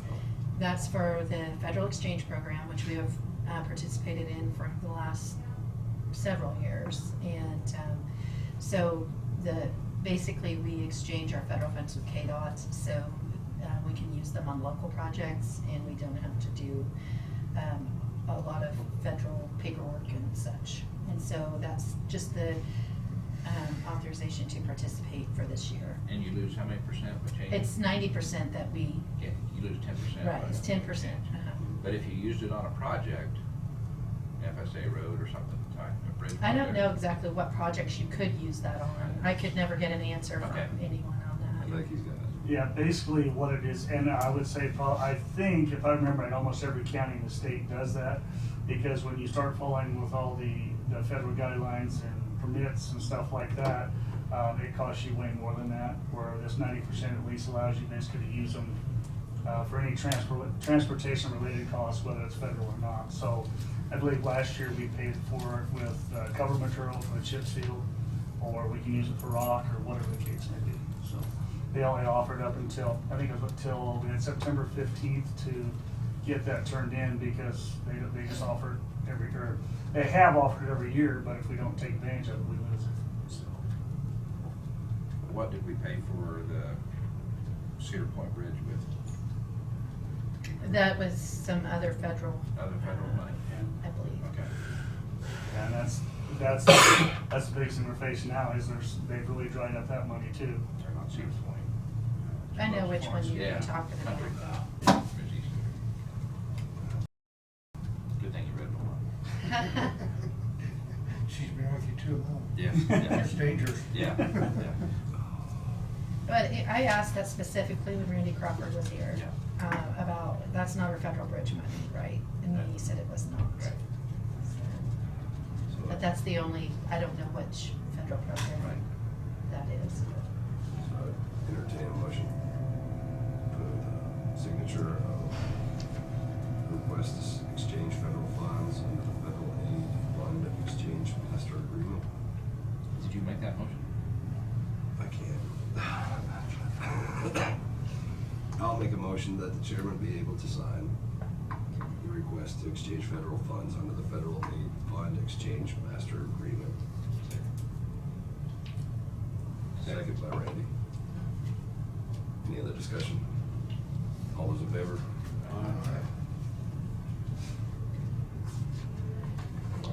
And just a suggestion on these things, I mean, I think we do the motion to participate or to approve whatever it is, and then to authorize the chairman to sign. Not just, I mean, if just the motion is to authorize the participation.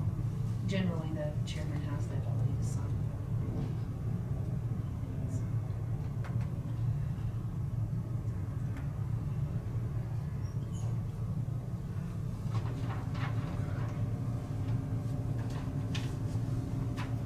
Can I go now? Yeah. Yes, please. Here's the Cook Flat Strobel, basically contract for the bridge inspections that you approved last year. They actually asked for all the commissioners to sign to do the $80 a bridge inspection this year, so. And correct me if I'm not wrong, you were paying them because you're anticipating being too busy with working with the wind farm, am I right? Yes. Also, the fact is I checked into it. In order for me to be certified, I got to attend a week-long class, and I don't know for, I had to call and check, and I haven't got back with them. But it also says that I needed to be involved in 50 bridge inspections myself. So I would probably have to go out and work with someone else just to do that. So again, I'll follow up with that, so. Cool.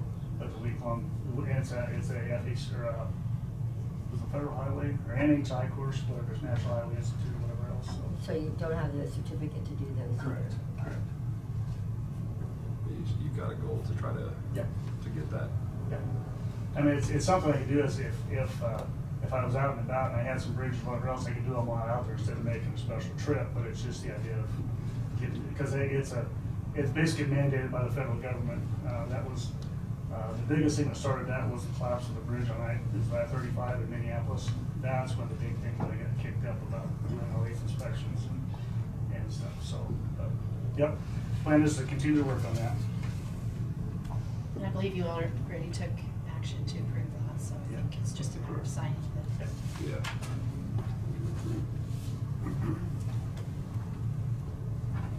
Well, there's 5 signatures there, so.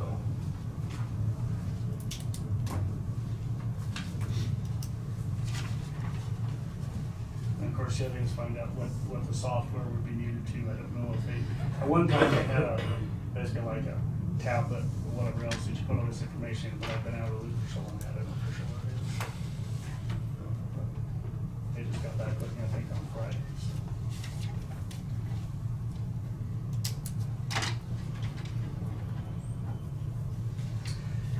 So. Kind of talked about last week, but I actually found a Rome disc.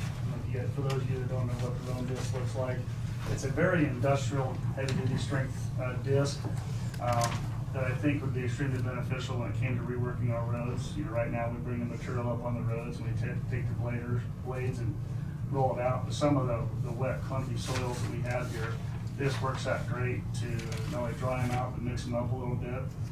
They don't come across very often. Most people that buy them new, I think they're upper 20s, $30,000 new. This one here come up, and I'm hopeful the fact is it would stay under $10,000. That would kind of be my goal to try to do that. But I also got to thinking that, you know, part of the issue that we're dealing with roads right now is that they're so wet, along with no crown on them, that maybe this would be beneficial to go in there and mix, put a little air in those soils. And while we're disking them up, weight them up a little bit, so we can not only try to dry them out a little bit, but we can also start putting more crown into them. So that was kind of my thought, but I guess I was kind of asking for commission guidance to be able to bid on that. I guess I'd answer any questions, what you think, or your ideas of I mean, I'm just trying to think of whatever I can to try to. There a minimum bid on that? They're right now it's set at $7,000. And there is no minimum bid, it's just whoever it goes to the highest bidder. So, but I didn't know, like I said, I checked around with all my, you know, grading contracts and everything else, and we're using all of ours, or they're just totally junk. This one here, I called the guy, he said, I bought it in good shape, he's only used it a couple of years, he didn't use it as much as he thought. So he's getting rid of it. But it looks to be in good shape, but again, tell me what up to you guys what you think, and I think it'd be advantageous, but I realize it's, you know, money towards You might wanna check on the bearings. Right. It's been sitting in the pasture for. Well, I noticed, I made a comment, I said, your cows are getting tired of it there, because you can see hoof prints all the way around it. I know that's an issue with Oh, yeah, this. sure. He did say he put a new cylinder, new hoses on it, so I mean, I would think those would still be good. You know, the only two I go down and look at. How far away is it? Down with Pittsburgh. So that's the other thing is I did find some good used ones. They were in Georgia at $13,000. It probably cost me $10,000 to get it back because they're all over width and everything else. So, but And this will be pulled by a tractor? yeah. And the thing is, you know, typically when you see them working on dirt jobs, they got 4-wheel drive tractors and everything else. Well, they're burying them down in 6-8 inches of soil. We're not going to be able to do that with our tractors. But I think it would still be beneficial. Like I said, especially on these rock roads, if we could mix them up, maybe we need to mix them up, put some more rock with them, and then you'll be able to salvage a lot more stuff, so. Would this be in conjunction just on projects, or how would this be where a grader operator can ask for it out there and maybe send a man out and work with you to pull a road up? Definitely. Yeah, I think the back offset actually fits out, it slides out a little bit farther than the front, so that would be where we could bring up those false shoulders a little bit. Mix that material up so it wouldn't be just hunked.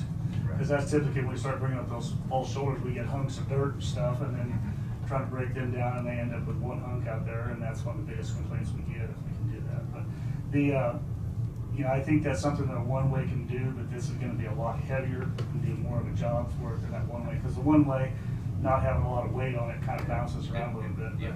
It does have advantages too. But anyway, it's just a thought. I mean, if you guys are interested, we could try it. And I guess the other thing, if it didn't work, we could always turn around and resell it and recoup most of our costs, I'm guessing. So, but it's like anything else, the people that want it, that's where the price determines.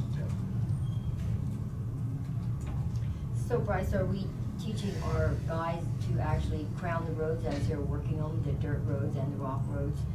Because even with the grader, there's some little bit of crowning and stuff that they can do each and every time they go down. I know there's been, in this past week, there was some graders that had threw rock way off into the ditch and stuff like that, so therefore they're even taking more off of that edge rather than, but I'm just asking, are we actually teaching our road graders to try to, as they work roads on a regular basis? My blade men know that. The issue we face is we've got false shoulders out there, we're lacking material to put out there, and then obviously now the thing is with the weather being like it is, it's almost impossible to be doing that. We will just make an absolute disaster. My blade men know how to do that, they're just working with what they got. See, I guess I don't understand that, because if they do, then why don't we have any crowns on our roads? I mean, I guess that's just what confuses me. Because I said they don't have the material to work with. That's out there. today. I mean, I'm talking about how did we get here today, if they know that. I'm just saying, I'm going back to the training thing again. Well, Diane, we had a man sitting in that position ahead of him, not even Jesse, but ahead of Jesse, that come in here and he flat bladed. He wanted everything flat bladed, But so. we're still doing that today. And I'm not gonna dispute that, because I wasn't here. Well, I what I'm didn't getting at see it, though is but- there was a lot of roads really.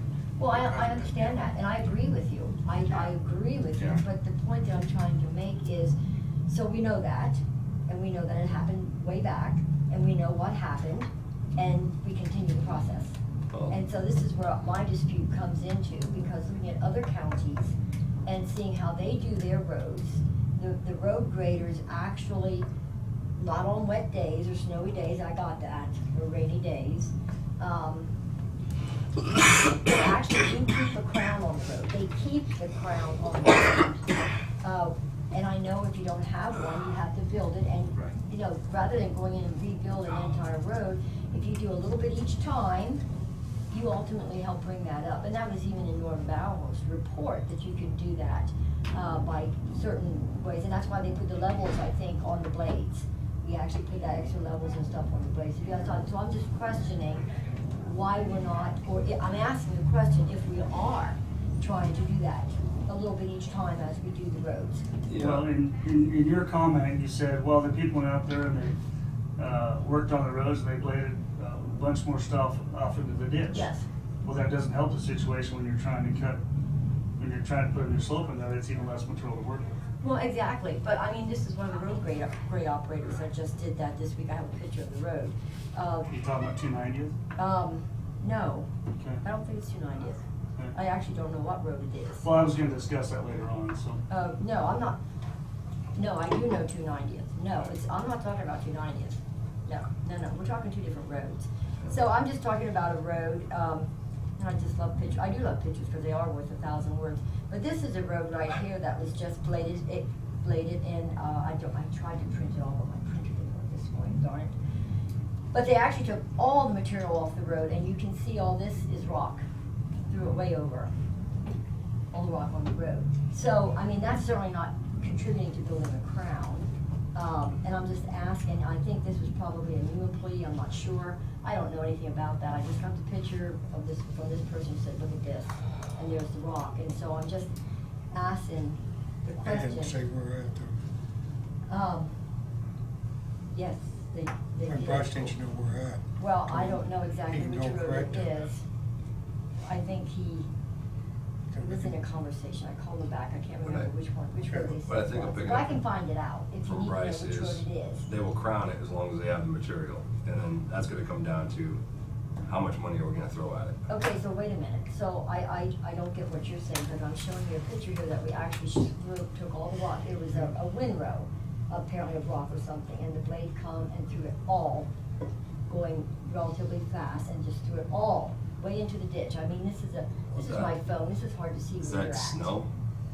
Yeah, it blew it off into the snow, Well, yes. yeah, that's Yes, gonna it was happen actually if the taking it- blade drops in too far and Yeah. everybody's complaining about a little bit of snow left on the road. They're gonna get the rock and it's gonna get thrown off. Okay, so I guess, so then you're justifying it, so that's Well, okay. no, I'm just saying is we gotta live with something. Either we gotta live with a little bit of snow on the road, or we gotta blade the rock off the road. Well, That obviously you don't blade the rock off the road. Well, you can't get the blade just perfect because you got bumps in the road, you got all kinds of things, and you've gotta hit it at high enough speed to get the snow knocked. Okay, so I guess what I'm saying is, so obviously what you're telling me is, what I'm hearing you say is, if there's snow on the road, we have to take all the rock off.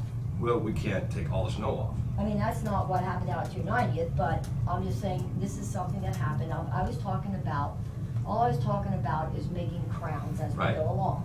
Okay, that's where I started off at, just a little bit each time as we go, pull a little bit of dirt up on these dirt roads and stuff, and even on the rock roads, you can do that.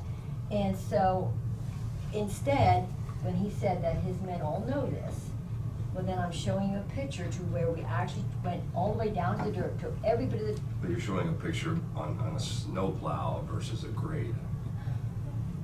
This is two different services that you provide. Okay, if you're Yeah. worried about that, basically say my motor grader operators are inept, we won't maintain the roads anymore, we'll contract it out. Is that what you want? you know what, I don't like your smart remarks. Well, I'm sorry, asking Diane, questions, but And I don't appreciate your smart remarks. I just think you're being exceedingly disrespectful. I'm asking a question. And I responded. Very arrogantly.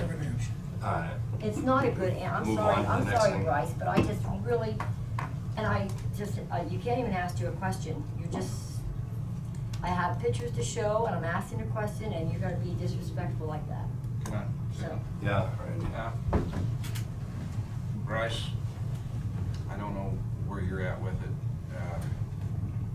but coming into November, December, is there any direction given that windrows shouldn't be left out? Yeah, we talked about that. Okay.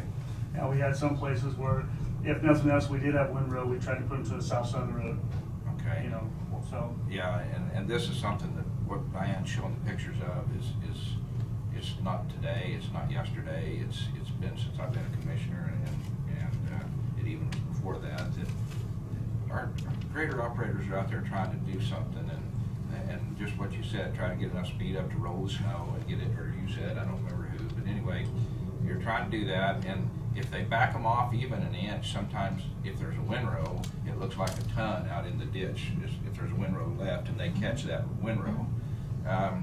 So it's Diane, I think it's one way or the other. It's, if we're going to go out there, every time you send them out in a snow deal, you better expect rock in the ditch. I mean, I expect some, I just don't expect the road to go down to dirt. Well, and all being thrown off. I mean, okay, if that's the okay, alternative, then I yeah. guess I would leave the snow on the road. yeah.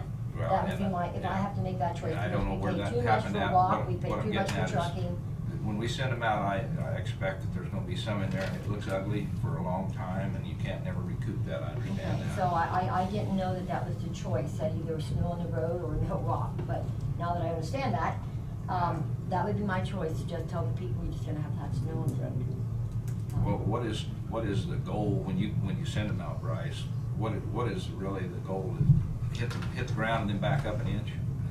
Well, Is that you not know, what- again, it's what's down there. I mean, it's a powdery snow or an ice snow or whatever else. Honestly, I was gonna deal with that because honestly, I get calls either way. Why didn't you clean all the snow off? Oh, both Well, ways, yes. we did clean the snow off. Well, why didn't you go clear down the rock? Well, you're gonna end up, these guys, like you said, they're driving down the road, they're trying to get the snow off as fast as they can because they're trying to get to people's houses, the bus routes, whatever else. Then we get people that, we go out there, well, if you didn't get clear down to the rock, then you didn't clean the road. Well, then you're gonna get the same situation. How many voicemails do you want of either way? Then I got people that take things in their own hands. One guy took his own motor grader out there and made a mess of the roads. You know, a lot of people compliment him. We look at the fact is now we have to go fix that. One of them actually took a dozer out there and pushed off all the snow, just pushed it off into the ditch. So, I mean, now we've got people taking things into their own hands that I don't know what we do. You know, these guys go in there, if they go fast, like you said, they're trying to get over the road as best they can. They're not going to get real close to the rock. They're trying to get to it. But if they have to slow down and blade the road like they normally are, we're not getting to all the people's houses right away. So where's the happy medium? So I'm gonna defend this person this time. He's talking about Mike Benege, okay? And I got a million calls from this situation this weekend, not only from Mike, but also from the people that he did the road on, okay? Now, we as a commission know that Mike has maintained that road for a long time. In fact, he even has our blessing to do that. And there are many other people that do their own do their own roads. We know that. We allow him to do that. And so I did get several phone calls from the people who he did clean their road off, and they are very appreciative of what he done. So I would dispute the fact that he made a mess of it. I didn't see a mess myself, but you know, when he's willing to go out and do it and help the people, and the people appreciate it and stuff like that. And I told Mike, I'm gonna be honest, I told Mike, keep doing what you're doing, because we know he does it. He helps the county. They couldn't get to it. I get more phone calls because the guys aren't out there doing the road. So Mike's helping. I didn't see the mess, and we allow him to do that. Well, And like I here's- said, I can name 5 other people Well- that we don't get on their road. The problem with that, okay, so you wind up having a constituent that does a good job. What about the guy that doesn't? We And allow then- it. So what are you gonna do? What are No. you gonna do, Joe? And we've got several people that have been doing their roads for years. No, I'm And we saying, let them. I'm saying if we just allow this, I mean, you can always say, hey, that's not allowed. That's not how we view things. And some people are still going to do it.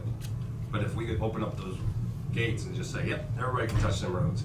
Everybody's gonna touch them roads. And people No. you don't want touching them roads, That's they're gonna not touch true. them roads. That's not true, because not everybody has a road grader. Not everybody has the equipment to do it.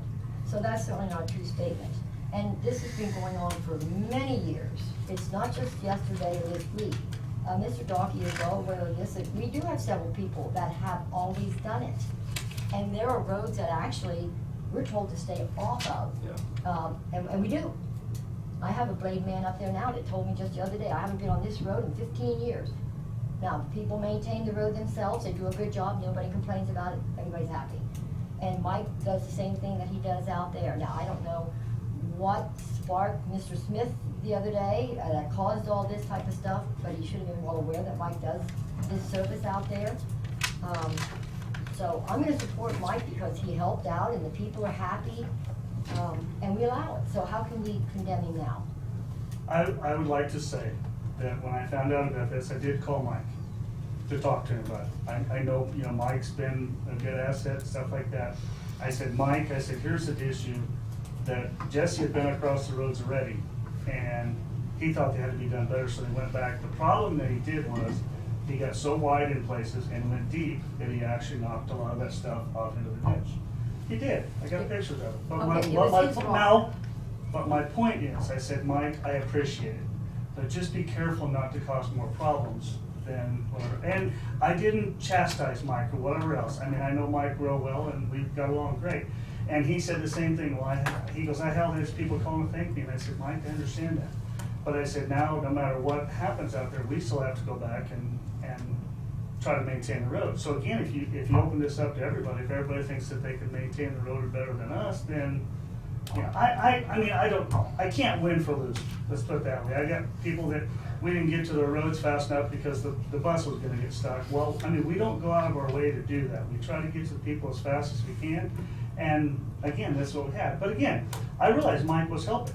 But I mean, if somebody takes a dozer out there and pushes all the stuff into the ditch, I mean, it's, And then, and then go back to the thing on liability issues, right? We discussed that, All right. we're aware of that. So we have, every time somebody comes in here and says, oh, a bus is gonna flip, or a bus is gonna, and parents are gonna sue, who are they talking about suing? Talking about suing the county. They're not talking about suing Mike Beneke. So we have to set a policy in place that protects us. Now, if they go and do it, they go and do it, but we can't just say, yeah, we're okay with that. We have for years. If you do, then Policy you're was in accepting place that or- liability of being sued and they make a mistake. We know that. We talked about that in this commission many times, Mr. Becker, Docky and I, we did. And it even came down to when we were reimbursing them for the rock that they bought. Now, we just stopped that. Yeah. We stopped paying, because they would just go out and buy rock whenever they wanted and hand us a bill. We can't set a budget on that. So we did stop that, but we acknowledge that they do help and they do maintain their roads. And I'll use Mike as an example. With his cattle business that he has, the road and bridge department can't be out there whenever he needs them at his beck and call. And he needs that road cleared and maintained to get cattle in, feed in and out all the time. And so that's just, we could not provide that. So, and I think he does a fine job on the roads. Well, I don't dispute that. I think Mike does do a good job and I appreciate his and so do help. the other people that do their roads. But you gotta realize that it's gonna be open season if you just say it's allowed. It's not been that way, Jonah.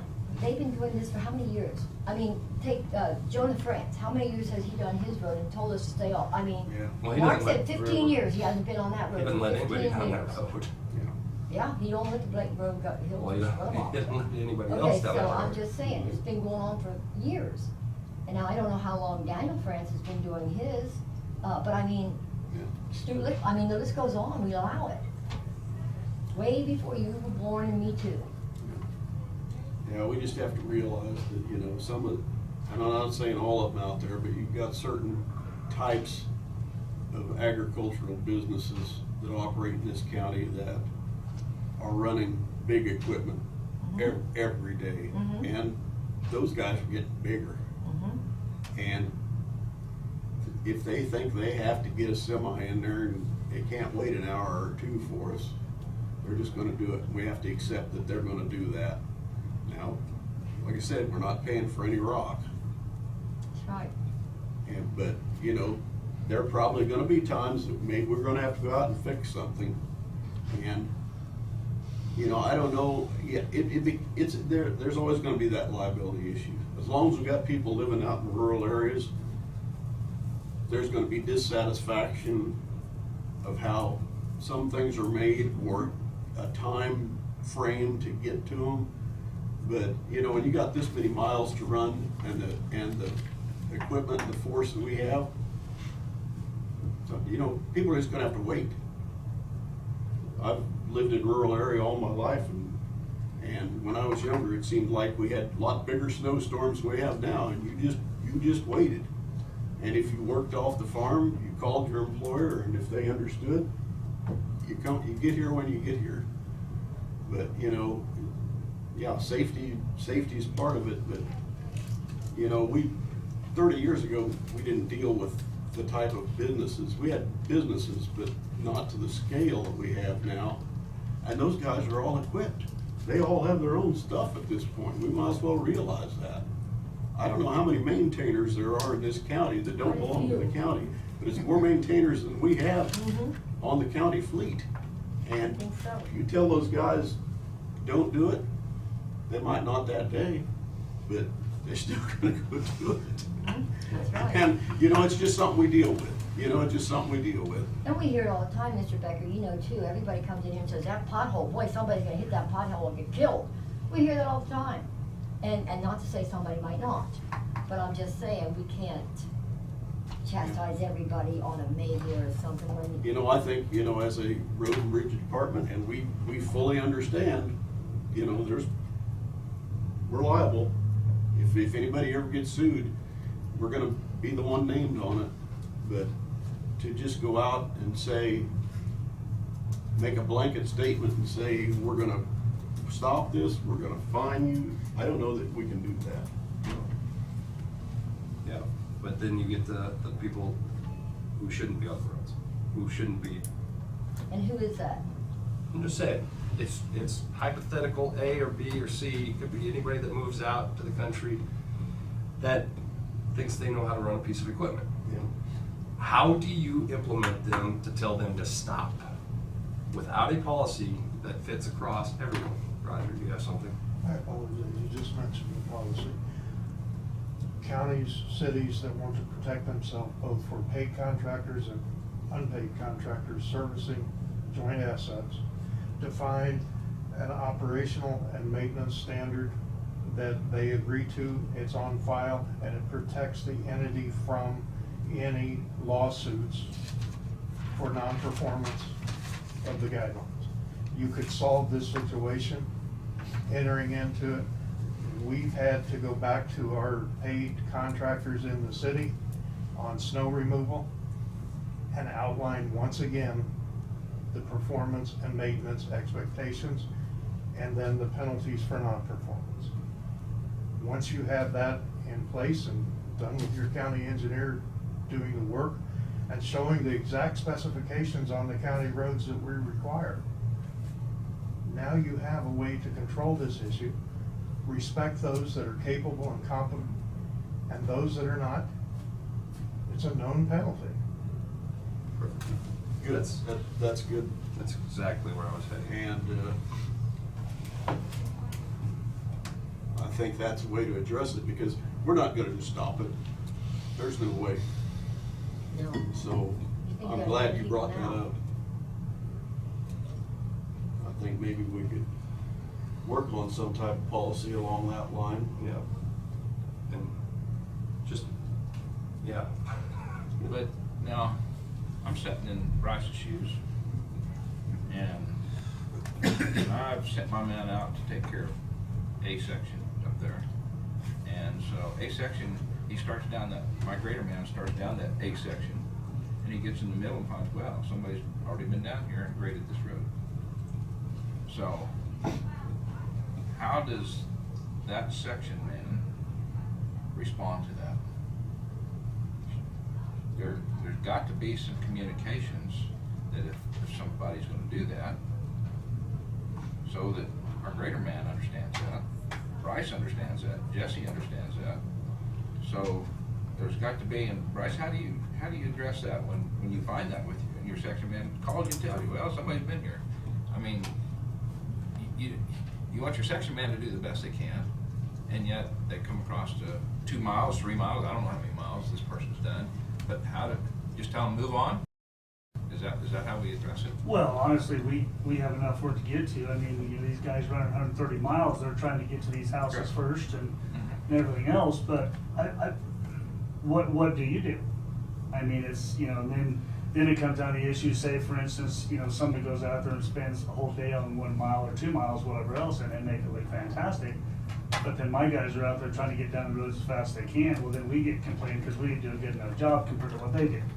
So it all comes down to resources. I mean, if you guys wanted to double my staff and put that many motor graders out there, it would help immensely, but this is what we have. But if we had a, like Roger alluded to, some type of performance plan, and these guys signed off on it, most of your section man would probably know who's done that.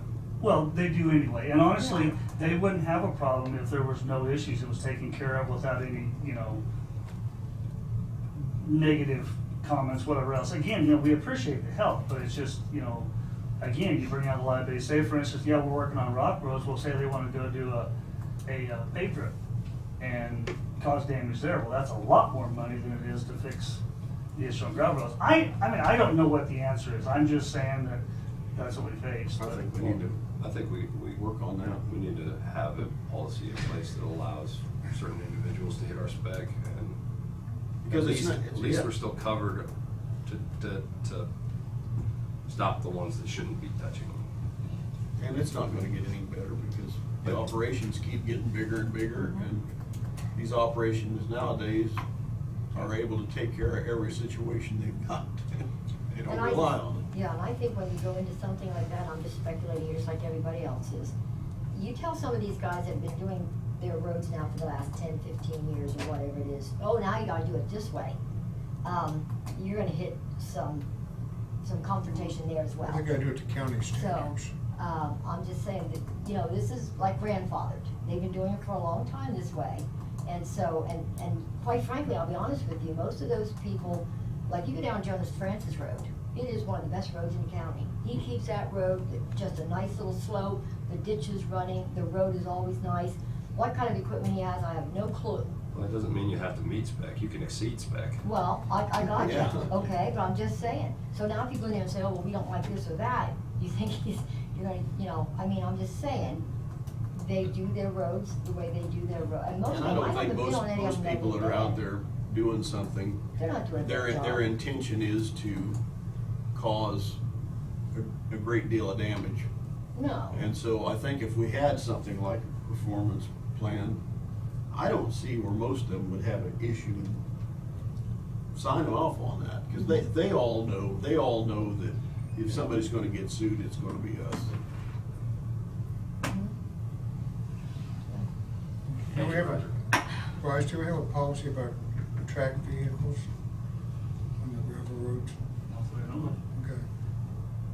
Told you I'd take the dozer out there then. Well, I'm just I can see saying it that more there's, damaging. well, with that. the biggest problem with the dozer is just due to the shorter base, whatever else is.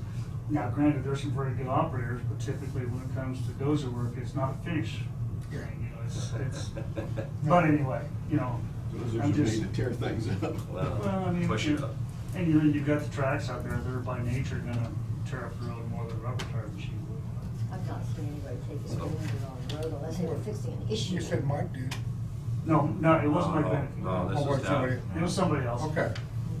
But, and I haven't went down to look at the road myself, but I was just told that they made big piles off into the ditch, and of course those Yeah. piles are gonna sit That's there all how the it time. works. Yeah, you know, so, but anyway, okay. I didn't see that.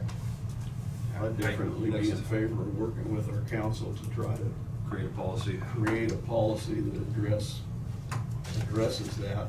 And Bryce, where are you at with your report? We've got more. We got lots more. Okay, go right ahead.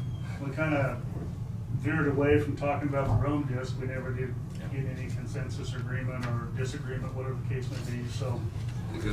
I mean, for me, it comes down to efficiency. Does it help your, I really think Mile. it can. It's another way for us to try to make these roads better.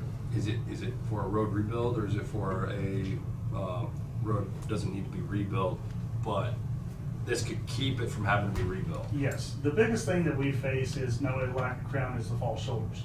The guys don't have the material, or the material out there becomes, I'd say, deleterious with extra stuff in the dirt, stuff like that. Every time we bring that up and try to do that, it just creates clumps of stuff. And I really think if we were to go in there and try to do that, And, you know, like I said, that, everything we have right now is just soaked out there. If we could try to get some sun and air to that stuff like you would normal dirt, maybe that would help. Bring up the crown a little bit, because obviously, like I said, there's some of them that are totally flat, and, you know, there's no way to help that. But, again. Do you really think that this will help you save material? I think so. I know we got so many fines on there, but there's rock down there too that we could bring out. But again, if it doesn't work out, we look at the fact is it's a piece of equipment that we could turn around and resell and, you know, not be totally out of money. But and I don't know what this is going to go for. Again, it's set at $7,000. It lets on Thursday, or the bid ends on Thursday. So between now and then, depends on who wants it. Is 50% of the top goal for you if you knew the new price was 17 or 18,000? It's a crapshoot, because you don't know what equipment you're looking at, what, you know, where it's been, you know, what's been used for. I mean, that's a. It's a trip to Pittsburgh, I can tell you that. I just made Well, that- it is, but I mean, that's the, and like I said, I think I've ran across 2 of them now in the last 4 or 5 months. There's not many out there, but, you know, I thought about going out and just trying to find a regular offset disc, and you look at all of them sitting in the farmsteads, nobody really wants to get rid of them either, and, you know, the one I saw on Purple Wave went for like $1,200, and all my farmers said, man, that was way too much for that, you know, so, but.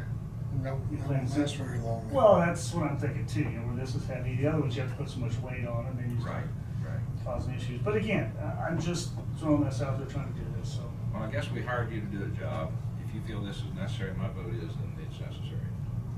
But that's just what I was telling my You wanna put a I'd limit on? I'd make a motion that you go ahead and, oh, what was this thing called? Rome disc. And I guess what I was looking at was maybe up to, you know, instead of $7,000, I could probably see it going maybe up to 10. I mean, you never know. It jumped considerably over the weekend. It was down in the $2,000 range last week, but somebody jumped it over $2,000. The last day it'll Well, it skyrocket could to be. And my where- thought was if it stayed under 10,000, that's something I'd be interested in, but. So I guess I'd make a motion to allow Bryce to purchase the Rome tandem disc on Purple Wave at a price not to exceed $10,001. Second. Got a motion and a second. Any other discussion? All those in favor? Aye. Okay. Obviously, with snow removal last week, for some reason, we had the unlucky number of 13 mailboxes we hit. So, yes, we were aware of that. Our truck drivers told us, we went out and fixed them temporarily. For now, we will go back and fix them permanently. It's the nature of the beast. KDOT does the same thing, they get signs. But I've had a lot of people say, well, tell them to slow down. Well, the problem is, we're only doing 30, 35 miles an hour anyway. If we slow down, it creates a couple safety issues. Number one, people coming up behind us, and we're going slow enough the way it is. If we slow down or real quickly or whatever else. Second of all, we don't clear the snow as well. People say, well, go out in the other lane. Well, now, either if we slow down or go out in the other lane, we pile snow right in front of the mailbox, and the mail carrier won't deliver anything. So it's a necessary evil. But you consider the fact is that wet, slushy snow, knowing that water weighs 8.33 pounds per gallon, and you throw that at somebody at 30 miles an hour. That's a lot of momentum. And unfortunately, these mailboxes, and it's unfortunate the mailboxes are where they are, but that's where the postmaster tells them to put them. And so we've got that, you know, I'd love to say, you know, let's put the post office, let's put the mailboxes a couple hundred feet off the road. But anyway, we definitely are aware of what happened. We're gonna go out and fix them, and unfortunately, we get that wet, slushy snow. But I would like to say that we were very happy with our snow removal operations. We basically got our roads cleared about the same time KDOT did, great shape, and we didn't use the salt and the sand. So I mean, there are times when our plows do as good as theirs. It's just when you, like I said, this wet, slushy snow, it's good stuff to blade other than for mailboxes. But we got those cleaned off. And So the 13 was on blacktop roads. yeah. Well, and KDOT said the same thing. You know, when you take those posts out there that have sitting there for years and years, and they dry out and they get cracks and knots, and you hit them with that kind of force, You can see them just sort of hanging there. Yeah. Going down the road. And unfortunately, one of them was our commissioners here, so. Oh, really? Was it Yeah, hanging out there? We went out of our way to, but no, we. Well, you get 10 points for that. 10 points, Yeah. okay. No. Yeah, I don't know if I really want to start a point system Oh, as far okay. as that goes, but, Okay. and it's funny because, one of our employees over here on the County Lake Road, his mailbox was backed into, and there was salt all over the place, but we had a pretty good idea what happened there, and KDOT did fess up to it, they had a road driver too, but anyway, again, we don't want to go do that, you know, we obviously, for numerous reasons, but I just tell you, we're trying to avoid that. And our guys, I mean, they're trying to concentrate on the road, stay in the center and on the edge, and then also, there's some mailboxes, you know, so we always have to worry about people passing us or meeting people, and, you know, so it's As long as we make it unfortunate. right in the end. Well, and that's, we told, you know, we fixed them up temporarily, at least if we screwed them together, whatever else, but we're gonna go back and fix them, whatever we need to do, so. But anyway, been working on my plan, my 5-year plan for stuff like that. I guess one of the big questions is I gave you guys a copy of the the asphalt work that I had talked about last year in October. That's about, was it $24 million? Based on $5 million in a capital improvement fund, I guess I'm asking for guidance as to how much money I can expect to spend in a year. Like I said, $5 million is gonna do maybe 2 projects, and then, you know, at putting in there roughly $1 million, whatever else every year, it's gonna take a while to get that built up. So I guess I'm asking for your guidance, you know, whether it's, you know, it's a no-win situation, we're looking at more money any way you look at it. Whether it's some sort of taxes, whether it's bonds, it's whatever the case may be, but again, it comes down, I can only do with what I have, so. I am receiving more phone calls here in the last 30 days or so about Nighthawk. We heard a $7 million project cost or something like that on it. I would like to see more of a down to bones figure somewhere on that. Well, price. right, and I had actually shown you, Yeah. the biggest thing, that was for total reconstruction, 3 inches Yeah. asphalt, new culverts, everything else. You know, I'm still looking at, I think it's like $1.8 million to go through there and, to do the full depth reclamation and do the double chip seal. We've got the culverts and everything else, but, main thing is we just gotta get these bases taken care of, whatever the case Gotta may get a be. base to it. But, you know, $7 million, yeah, you know, and like I talked about, the 1.8 is where we'd actually went back to KDOT for that money. That cost share money, that comes up again in April, so you know, we can look at that, so that will help immensely, but it's still, like I said, we've got so many roads out there that need a lot of, and honestly, you know, we've got guys out there several times a week or every day trying to patch these roads, but they're just so wet that everything's coming apart on top. I think the people would accept if we put a 2-year project on it, split it in half, and do one half 1 year and one half the next year. On Nighthawk? On the Or Nighthawk. even, I mean, Yeah. we'd actually lumped in 330 East of Right, also. right, but somewhere, we've got to do something, we're sitting doing nothing. And- Well, and I guess my question is, you know, that's 2 years to do Nighthawk, what about everything else in the Well, process? that's- You know, I'm back to that's blade patching. what I'm and- saying, yeah. Yeah, you know, so it's, you know, I can put together all the plans you want to, but it really doesn't mean much if we can't fund it or. If you did a full depth reclamation on Nighthawk and did it half and half, 2 years or something like that, would that sit then and lay for a year before you chip sealed it? They recommend a double chip seal on it. Yeah. And mainly that is because you're taking dirt and asphalt, cement, putting together and putting it back down, as they want to keep the water from getting into it, because that's what's happened so far, is that the water gets into the cracks and stuff like that, and that's actually what's destroyed. But I mean, do you let that lay for a period of time before you double chip seal it? I think they typically say they like to get it covered up as soon as they can, within 30 days or Oh, something like okay. that. So They you're don't not want to gonna- leave it going through the winter time Because the water goes into this mixture that you put in with it? Yes. That's the reason why they're not letting it sink, because I agree with you what you're thinking about, but when we tore the roads down before and built the bases, we've never had that mixture in. Right. And it's always been a rock base and build it up and let it sit. That's why it's that. Yes, yeah. And now honestly, that's something else to do, is to turn around and just, you know, mix these back up and leave them as a rock dirt road and cover them whatever else permanently, or set a time frame to, honestly, that's the best way to build any road. Highway departments would unfortunately get to the point where we gotta do this road right now. I can tell you right now, some of the problems down on Highway 50, that road wasn't left to mellow out and, you know, whatever else. And then if you wait, you know, a couple of years, a lot of times when they do divided highways, do the same thing. They actually buy the right of way, they build the bridge and everything else, and then they let it go set. Makes for a great road.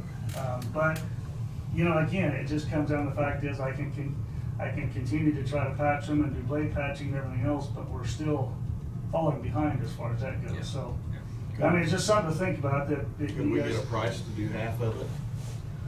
We can do whatever we want. I'm Well, I just mean, saying so that- we can look at that and see how much we could spend. Well, I mean, based on, I've had two different people say that they could do it for about the same amount of money, to $70,000-$80,000 per mile, and then we have all the other stuff to go with, you know, the chip seal and stuff like that. So I had roughly estimated $125,000 a mile to do that. So we'd be talking about, what, 6-7 miles? If we did it in 2 years? Yeah, yeah, so you could do 2. Now that's, you know, that's based on the mileage that I have, because obviously the biggest thing is our a lot of this is mobilization coming in just to get it here. So the more units you do, your unit cost is gonna go down too, even though you're gonna have more units. It's like anything else. But anyway, I'm just saying, you know, I can put forth a list of what you wanna do and mark in different colors or whatever else and let you look at it, but We were talking about having that contracted out, correct? yes. Could we get a bid on it, a couple bids on that, doing half of it? Try it, see. I mean, this would probably be the time to get those bids. Yeah, wouldn't it? yes. Well, yeah, it's like anything else. And the thing is it's not gonna be a huge project. They'll be in and out in a week or two. You know, it's not like they're gonna be here for a month or 6 weeks, whatever else. So now I guess it brings up the question, which part of Nighthawk or which part of 330th do you wanna do? I'll leave that to the other commissioners. Gotcha. So, They're both bad. Yeah. Yeah, flip a coin. and then, like I said, we look at, I think our plan was to do like 18 miles, and that included 330th east of Tampa too. So, but, That's what, about 5 miles? yeah. So, anyway, I guess I'll come back with you and see what I can. But I think the bottom line is, the more rooms we want here, the more money we gotta have. And unfortunately, it's a tough decision because taxes or bonds, whatever else, means more money any way you look at it. So, but it's unfortunate that, you know, the money that these roads deteriorate just like anything else through the years, and you've got, you know, you got to put more money towards the paved roads. So, anyway, and as far as gravel, I'm assuming the same budget roughly. So we talking about rebuilds or whatever else. That's kind of plan to keep that not the same. That's what I was going to work with. So I did want to follow up with the fact is that you know, we're talking about supportive equipment that isn't made anymore or whatever else. We had on the state trucks, the exhaust system went kapooey. We did some checking and found out a muffler was $3,300, and a bracket down at the bottom to hold the muffler was $825. Oh, gee. That's the only one that could be found. Now, fortunately, You make it yourself? well, I mean, that's what we're looking at, but we actually looked around and we actually had a muffler that will work. It's a different size output, but still. But the bracket we had to have, and it was all rusted out, couldn't even find out what was left. We found that for $825 in Tennessee. So it's very frustrating when you start figuring that out too. But we've got the bracket coming, we've got the muffler, so we should be in good shape. But Must be a pretty extensive bracket. well, you know, again, it's off of a Sterling truck, and, you know, that, I don't know how for sure they were, but it's just like anything else when they, you would think that typically you wouldn't ever have to replace that. Well, these trucks run up and down salt roads, and that salt, I mean, everything should be out of stainless steel, plain and simple, but it isn't, so. But anyway. Talk about the cost. Yeah, but anyway, we're in the process of getting that going. Last but not least, kind of bring up the rock, come up with different locations to put this rock down. Based on the areas we were looking at, we had about 18 miles we were gonna put rock down, about 2-mile sections all across the county. And I guess with all due respect to the commission, I guess I would ask for me to go ahead and put this down and keep the type of rock and the costs basically within me until that time that we're done monitoring them or whatever else. Simply because I would like it to be a totally blind study to where there's no other input or whatever else, or complaints or comments or whatever else until that time is done, and we can bring all that together. I'm not trying to hide anything or whatever else. I'm gonna let them through the the bidding process, whatever else, but then that way, there's no questions whatsoever about why we did this, or why we did this, or whatever else. I'm okay with that, because I don't wanna see any bias. I actually wanna know what the best is. I wanna know what it takes, if it costs us more, but it lasts longer.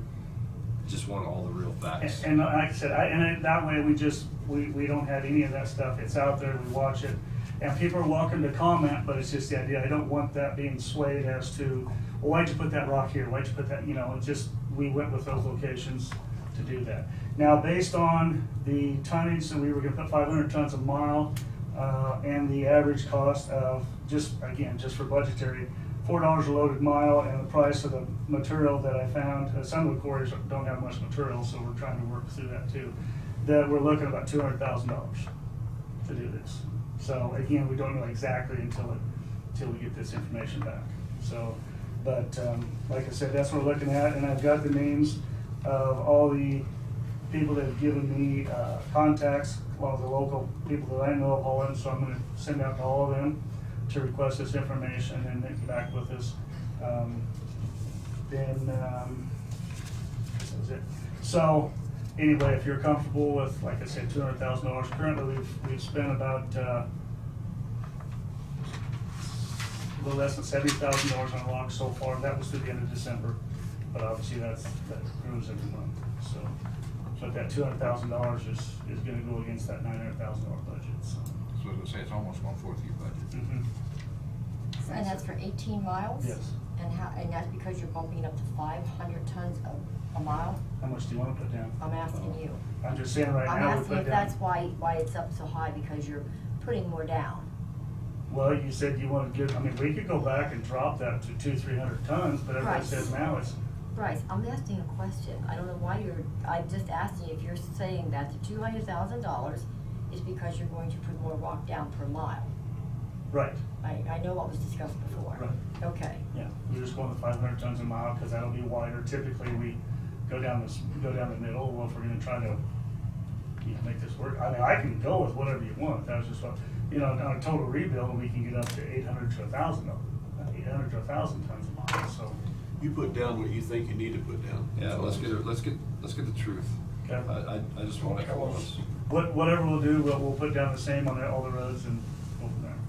So, So are you going to reveal which quarries you're buying from? Because I'm all for transparency. I'm really looking have at, to- I'm looking at 4 different quarries. So, And they're gonna be secretive. well, they won't be secretive, they'll be out there and like I said, I'll have all the information. I just do not want to start this whole thing of why'd you do this and there and why this and that's not enough and, Yeah, we get too many chiefs in one area. It's just not gonna be a feasible deal to actually know the truth. And I think this is the best way. I think you hit the nail on the head. Okay. Well, like I said, I'm gonna hopefully get that out this week and get bids to them. Like I said, the biggest thing is some of the quarries don't have a lot of the material that we were looking at, but some of them are in the process of crushing and stuff like that. So that's been a lot of the issue too, is find out what they have available and whatever. I did, talking with Harshman, they said that they are actually starting to go, or thinking about opening up Lebo quarry this fall. And he said, based on, in the past, that material, based on their tests, is better than both Florence and the stuff over east. So we'll just have to see, but I said, man, that would be great, because Lebo would be really close if we could still get some good hard rock. So anyway, we'll see what happens with that, no hurry, so. So I just wanna ask you said you're gonna start taking the bids this week, Mm-hmm. so you're gonna keep the bids secret? Well, again, I'm not trying to No, hide I'm just anything, saying, that's not the way you do bids. No, he's presented the dollar amount, and he will come back and probably tell us the full amount. It's Well, just it would not be who's nice getting if you paid told what the and where. commission. I mean, it doesn't necessarily have to put it in the newspaper, but, If I tell the commission, it goes in the newspaper. Yeah. okay. I can do Never mind. whatever you wanna do, what I'm just saying is, I would rather just do this as a blind study that, you know, no impartiality, bias, whatever else. We're putting the material in all 5 districts so that everybody can see that.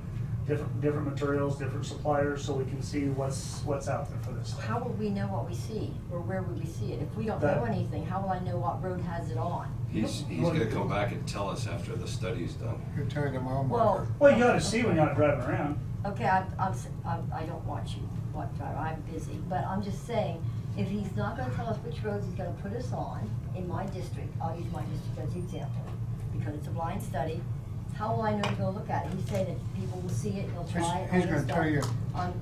I'm just saying, he wants to keep it a secret, he wants to keep it all confidential or whatever till he gets the study done, but people will see what's being done. How will we see it if we don't know that it's from a different quarry or it's the same quarry or whatever? How will we know that? I don't want you to know what quarry it's from, that's the point. I wanna know how well the rock performs. If it turns out that the highest priced rock performs the best, then it comes back to the commission if that's what they wanna do. Sorry, but you're not opposed to providing necessarily a map of the locations? Again, to the I mean, at some point? You're gonna know where that's at, the rock's going down, people are gonna call and, you know, I mean, that's gonna be. I don't know where you put rock down at all. I don't, unless, you know, I don't know. Do you know where the rock is put down in your district every time rock is, we don't know. All I know is the north half's always got more than the south half. Ooh. Yeah, not, oh. Okay, I think I'm gonna be done with Seen that. a pretty good stretch on Quail Creek rocked. But, I mean, we won't know. I think a map of the road you pick, maybe, just show us that. That's what you wanna do? The 2 miles, show You us know, what you, like I said, or that's whatever gonna, you're doing. that's gonna get out pretty fast, but Yeah. sure. I mean, that's that. Okay. And so I just have 2 other unrelated questions. So the land that we have up in Ramona, would that be a good place to store some of this cement and stuff that you're thinking about? We have a storage area up there, well, land up in Ramona right now. Not I very think there's a big. hunk of dirt there. Well, I'm not sure how big it is, but I'm told it's pretty big. I don't know what the acreage is, I was gonna try to check into it, but it's pretty large. It's behind that house and where the grader sits. Well, I don't know, we have a pile of dirt there now, but I'm told that it's quite a large lot, and that's, quite a large lot doesn't say how big it is, but I'm just saying, it would be interesting, because I'm just thinking it might save some money rather than buying land if we already have a lot that we can use. And then, the other thing that I was gonna ask you is, did you ever get the decal put on your truck? I haven't even seen your truck yet. So, you have got the decal on there yet? That would be something that you probably should do pretty I soon. talked with Cherry and we were gonna get them put on the same time the Explorer sitting out here, so. I was just following up on a question. One that thing Doug that, had. that I can answer about the storing of the crushed concrete, Ramona, the problem with that is the contractor will not haul that material that far. They're gonna get rid of it somewhere closer than that. Second of all, we would absolutely annihilate 340th and Quail Creek getting it up there. 360. So, 360. well, I'm talking about to the paved road, you know, across from Lost Springs, that way. We'd go up to 360th too, whatever the case may be, but there's gonna be a lot of trucks, and again, they're not gonna haul over there, so. So does the commission want decals on the Explorer? Because we have magnetic ones, and generally when we had the Crown Vic, we didn't have those. But like on the department vehicle, she did, so that's what. Are we getting decals on the Explorer?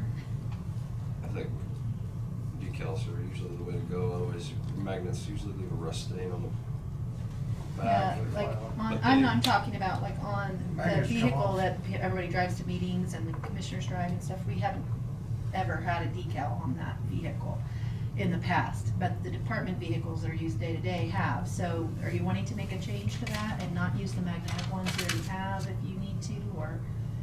I don't have no problem putting them on it. I mean, where would be a situation that, I see at this Kansas Commission, there's both ways. You see, I mean, at the meetings every year, you see a lot of counties have everything on them, some counties don't have, so It's Sure. acceptable as far as the no.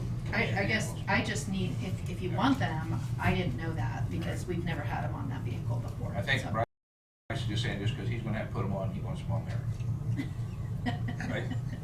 County vehicles. Okay. I mean, we've got the sheriff in the same situation, but you know. So. Yep. I think we need to get the decals on. So the board wants decals on the, Doesn't matter to me, really, one way or another. I don't know, I see the decals as being, I favor the decals. I mean, anything I drive, anything Randy drives, at least we know who that is. Yeah. You know? okay. Yeah, Yeah. transparency. There's a lot of white trucks out there and Because we park it at night. But see, I like that because I sneak up on the guys. I know you said that. They all Been know traded. what your white truck looks like. The fact is, I usually get within about 5 miles of them between their phone calls. They're, yeah, he's on his way, you know, so. Okay, so my understanding is the consensus of the board is that we want decals on the general drive When I say vehicle. decal, I don't want the whole side of the police car, like the police cars do, they do that for transparency to be seen and stuff like that, but the door emblems is big enough to say Marion County. Like it's on the dump trucks or something? Yeah, just door That's what I emblem. was assuming. I think some of your new ones, Jesse, have Yeah, a new one. yeah, and we put one on I was gonna put the same thing on mine, it says Marion County, it's kinda got a swirl around it, and it said road and bridge underneath Yeah. it. Bud actually put them on the transfer station, or Yeah, that's his vehicles, right. yeah. Yeah, He- the black on there. Yeah, he actually got it that way, I thought maybe it was a little bit more progressive, or, you know, so. Yeah, no Yeah, problem. so, At least it identifies our vehicles. Yeah. okay, anything else for me? Yes, yes, yes, yes. I apologize, I'd like to ask the commission, 2 decisions last year impacted the cities, and I would just like Road and Bridge to be back on the table. We're attempting to make plans for chip seal. The plan last year was the cooperative effort on Sunflower South Third and Eisenhower Timber, and that, all the actions were suspended. We would ask that please be considered this year, if those are projects. And then, since connecting links, I appreciate we're talking 200,000 and 600,000 and all of this. We're requesting as the cities a $302 payment a year that's been in place since 1973 with no modifications. Really hasn't kept track with time. Would you please reconsider the connecting links agreements that are on file with all your municipalities? Can you give us an idea as to what you would expect, what would be reasonable or feasible, or what I'll you? be glad to Oh, send that information packet that was previously provided. I'd like that. That, I can honestly say that's been a bone of contention for about every city and whatever else in the state, because like you said, in 40-some years, it's never been adjusted and it's way out of proportion, but it comes from the state, it comes from the feds, and it's like everything else, it just. Well, with I all think due rather respect, than- I'm referring to Marion County. I have renegotiated my KDOT, and I have a different connecting links than previously existed. Okay. But I'm saying, still money's wise, it's like everybody else is short, so, yeah. Okay. I think we got around that somewhat in the past by doing some jobs for some cities. Thank you. No. Sorry, Bryce, I was gonna let you Yeah, go. boy, okay. Okay, I was gonna meet with a person yesterday.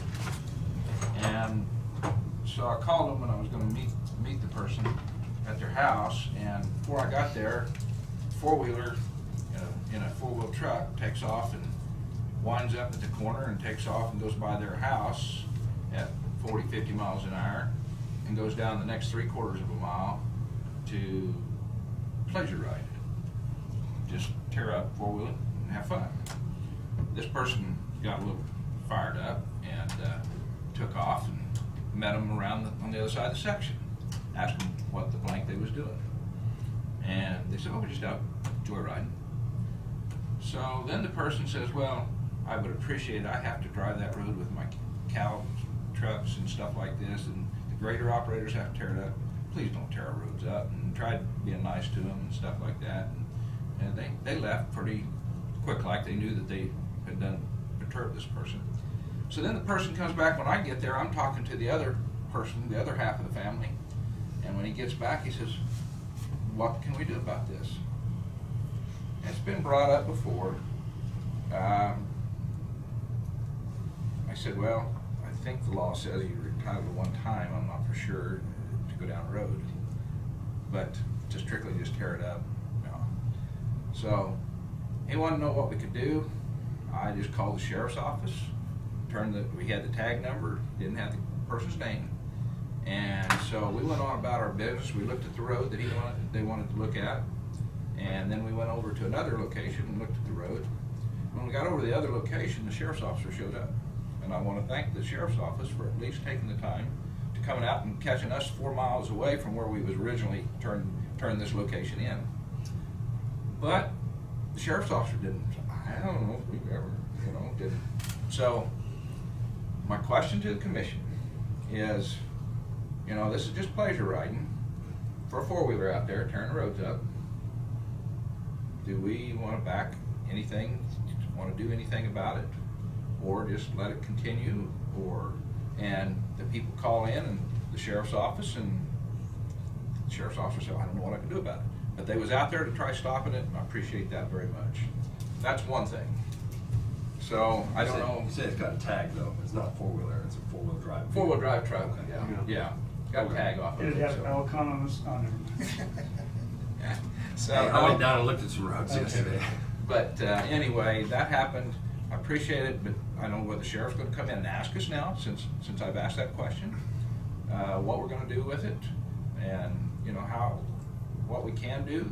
Harvey County does have some rules over it, so I don't know what their rules are. I forgot them now, but there are some rules over there. So anyway, that happened. So it's a dirt road, right? This is pure dirt road from this person's driveway Okay. on. And it was a four-wheel drive vehicle, not a four-wheeler. Yeah, okay, I call it four-wheel drive pickup, is what I should have said. Not a Well, four-wheeler. two different things. Yeah, two different things, and there's more than four-wheelers out today doing things like that, but four-wheel drive pickup, and that's when the person caught them, so. You're gonna have a hard time getting anywhere with that if it's a Okay. tagged vehicle going down it. It's a Okay. county road, public And- road. Okay. Even just one thing here, because it's been brought up, we talked about the bridge over the reservoir, it still comes down to an enforcement issue. Yeah. And now the sheriff's gonna, or even someplace in town, it'd be a city issue, but if it's gonna be out there, it's just gonna be, so. I would appreciate that if the public understands we're trying to do something, but. Our council may have a little bit of Yeah, input may on have that. that, right. He knows some of the other counties and Yeah. if they're doing any type of enforcement in that. And then I'm gonna go back to dirt and rock on this. This person is putting on their own rock on their road down to their place, because their place, that's sort of, they're the main user. End of the road. Huh? Just about to the end of the road, but the first quarter mile is theirs, or to their place.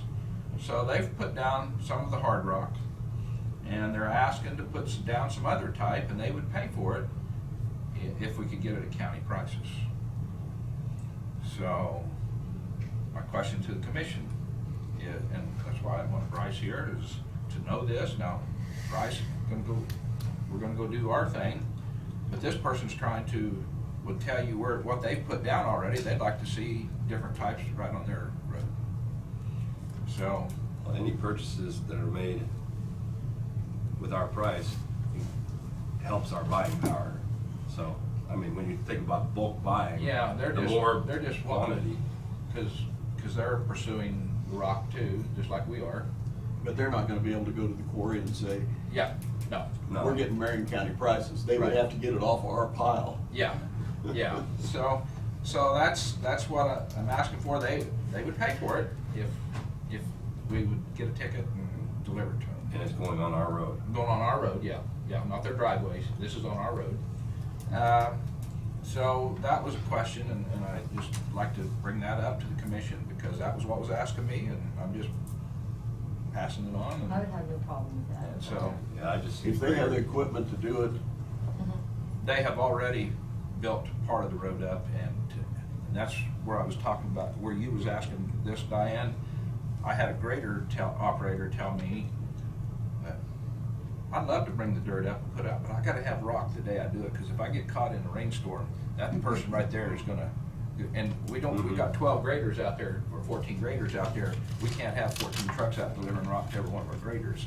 So what I'm getting at is, because if they pull enough dirt up out of this ditch to help build the crown up, they better have rock right behind it, or everybody's gonna get called. Well, So that's, Well, easy to it's gonna do get because slick they and know slimy they're- the first time it oh, thaws. yeah, yeah. And that's another great example of having some type of a performance record, say, you do it, but we expect it to be this way. Yeah, yeah. And so on this quarter mile, the first 100 yards so far, or the middle 100 yards is done. We need both ends of it done. And I suggested that the county do 1/3 of it. They go ahead and do these other 2/3 if we can see it. But here Bryce is ready to go, apparently within a week. Yeah, the only thing that I guess I could bring up, I don't know why the quarries, I'm sure they're all gonna be that way, as far as private individuals. I don't know if it has something to do with, if you wanna say the pay, maybe they could pay for it right away, I don't know if they take money there. But I know if they sell to the county, they know they're gonna get their money, it may just take a little bit. If they sell to somebody on account, they always have to deal with, if you wanna say bad debts, whatever else. I don't know how that works, why there is a difference. They gotta pay sales tax too, the public. Well, that's true too, and I never thought about that, but yeah, I have no problem if they wanna use, I think it's all for better. I just didn't know how many questions you get that way. This is a person willing to do it. And so I'm just asking the Wouldn't they commission, then have to come get it off of a stockpile that we have? either that or have the county deliver it, but that's Well, through. But then would you're that be a- getting into more money there if the Yeah. county delivers it. Yeah. That's. So- Plus, it'd I be mean, another that's two different billing things. issue Yeah. that'd have to be That's handled. I would say let them buy it at our price, but now the hauling is a different issue. Yeah, well, and I guess, whatever they wanna choose to haul, whatever else, I could probably give the quarries a call and say, hey, this is what's going on, can you work with us at that price? Case by case basis. Yeah, Oh, yeah. I mean, and like I said, I don't know why the difference is, if it's just whatever it is, but I do know that. I don't see any And reason that why. leads to another issue. If they see this guy with his loader and his truck getting off our stockpile, they're gonna call and say, we do the same thing. Well, but we're not talking at one of our stockpiles, we're talking from the quarry. though. Quarry, they gotta go to the quarry. Yeah, Yeah. so the quarry would load them, the quarry would scale them, and the quarry would send them a You know bill. how we're gonna have to have an agreement with the But quarry wait a then minute. to sell it to this specific individual for county price. I think you're misunderstanding, because if an individual wants to go to the quarry to do a test or buy rock, they're gonna go to the quarry and pick out what kind of rock they want on their road. Right. 'cause they can't. So it's not necessarily that they're gonna go our pile. Isn't it? No, I'm not saying that. Well, they would. So they could just go to the quarry Wouldn't and we buy have to it. have an agreement with the quarry to say, Yeah, it's. Well- charge this guy county price? Well, I don't know if it'd be an agreement, I think just a phone call to set it up, so when they come in, they say, hey, I'm such and such, and we tell them who that is. We're gonna go ahead and do this, and I said, don't see a problem, but I could call and find All out. right. Leave that up to Didn't you say, or didn't, Woodbine quote us $4 a ton less $4 a ton less on what? on rock price than a county price than the public price? Yeah, Woodbine has it different from public to county, Right. yes. The only So- one that I know of that don't is Harshman. Harshman charges the public and the county Right. the same. And I was questioning Sam that one time, why the county doesn't get a better price because Right. of our volume buying. Right. Well, anyway, that was the way they do their business, and so that's just the way it is. So it sort of sounds acceptable if we can work out some way to do that. But you know what I think would be the best way, because you wouldn't wanna just allow anybody to go do that under our name. So maybe Right. we should just have a little form or something made up, so that if Joe Blow wants to go buy some rock and put it on county road, come to the clerk or whatever, and get this form authorizing to buy at our price. Yeah, I think it And would that's need to it. be coordinated through the road and bridge office, Right. because Okay. they're gonna Well, need to maybe- know that somebody's doing it. Maybe leave Right. that So up- we don't bring rock out or Leave something. that up to Bryce. And But I agree, you need, it'd be ideal if you had a policy first, but then you need a form and have it written and have files on it, so Yeah. you know Yeah. That who that you've rock went authorized, so that on the it's, road, Because and it not can't in a just be a- feedlot. yeah. Right, They right. need to take it to the Right. We may be quarry. opening up the Get floodgates rock. if we don't do something like that. Yeah. Yeah, well, yeah, it has to be. I think it has to be. Do we work off a PO with the quarries? to have open. No. See, that would be the other thing I would ask for in the policy, would be that that the individuals that wanna take advantage of this would need to prepay. So it doesn't cause any undue stress to the quarries, and then cause us to have to try to make up the bill, cause we vouch for them at the price. Right. Well, and They would need to prepay. We don't wanna get into the bookkeeping of it, I don't Yeah. think road Well, and bridge wants. correct. And part of the deal is, and the county's been doing in the past, was if somebody's building a new house and they wanna rock the road, they paid for it, we have the money in hand before we do it. We haul it, but still, that's paid for because the county got burnt in the past. Yeah. And we've actually, talked to some people about it, and they said, well, we're not quite for sure we wanna do that. You know, they just expected we'd rock the road, and so. Well, that brings up the interesting question, Bison and 210th. I think some of your bills that you presented was all delivered to Bison and, Mhm. or not 210th, not Bison and between, but it's for the new house over on the west side of Mhm. town, county. I don't know. Is that being paid for or not? I don't know. No, that wasn't new rock, that was just, fixing up the road that was already rock. If I remember right. But there's 2 miles that was already back to dirt. Yeah, I brought that up at one time, and I didn't walk away with a clean answer. I don't know. I thought those were already rock. Yeah, because didn't you have to kind of rebuild that stretch? Yeah, I think that was a dirt road that went to a new home. And I had asked I if they can follow up. paid, and I think the response was Jesse was working on it for a while. Yeah, I was think he had to follow up. rebuild that stretch. Yeah. And I was gonna come and ask to see the receipt for what they paid, and then I got busy on something else. Okay. I think we need to know because Yeah. it's 2 miles of road and Sure. I can't charge nobody else if that's the situation. That's right. What is the policy once a homestead goes out? Once, the homestead's gone, and then somebody comes back along and says, hey, this used to be a rock road to this homestead, I'm gonna put a house there, you guys still need to take care of the rock, because that was the original agreement. Yeah, I guess what they've done in the past, and I would probably agree with it, was you have to actually see the house pretty much finished, not just started before you do that. Now, that most people understand if they're gonna spend that kind of money to put a house out there, that I see that little bit of money, that couple $1,000s to put good rock out there, part of building a house. But they've always said, well, we've started the house. Well, you can start the house and then not do anything with it. 10 years So later. I'm wondering, as far as, so the house burns down, or they let it go and it's abandoned. What's the time frame before that road goes back to dirt? Well, I So don't think that yeah. grandfather goes away. I would think it would never go back to dirt. Simply because if it's rocked, we're probably going to continue the maintenance of that unless it went specifically to our house or something to that effect. But we wouldn't have to maintain it near as much either if that was the case. Again, I don't know. I mean, I'm thinking Bryce is getting in something here that's already been set and apparently hasn't been told or knows what's going on here. Our policy is that new house comes and puts in a building application. And that's part of the building application is that a road going to that, they have to know that we will go out and rebuild the road to get the slope, get everything on there, and then they put the rock on for the first time. And they pay for that. That is the first time deal. But my is, so an existing house was there, it burned down, 5 years goes by, they rebuild the house. Do we maintain that rock that whole time? Well, if it's a through route, you're probably maintaining it. Right, but what if it's not? If it's a dead end road, it's gonna Well, qualify. you for find the out once place. you got a rock road, you also got people that are using it every day. Yeah. But I don't know. I mean, and honestly, I think it'd be a case by case basis. Yeah, We could it come is. back and, honestly, if their house burnt down, I can tell you from experience that you wanna try to get rid of that house and rebuild or make a decision to go somewhere else. Well, yeah, Very I quick, just not very just didn't know, is there a timetable? I mean, so that way you're not bound to keep on maintaining that. I Yeah. mean, if they don't get on the stick. Well, I can tell you that one of the Blade Man's priorities is to keep they're trying to keep the roads to the residences as best they can, and that's why they spend that. So therefore, they're gonna look at that to where, if somebody isn't gonna be out there as much, they're probably not gonna be able to put as much effort there as they would. But I guess case by case basis, that's something that we can look at. I can honestly say from experience, I hope nobody ever does have house fire, because it No, sucks. it's horrible. Yeah, so, just, So can you check to see, I would imagine it's in your department, but you could see that road and see that they actually paid for that rock that went on that road?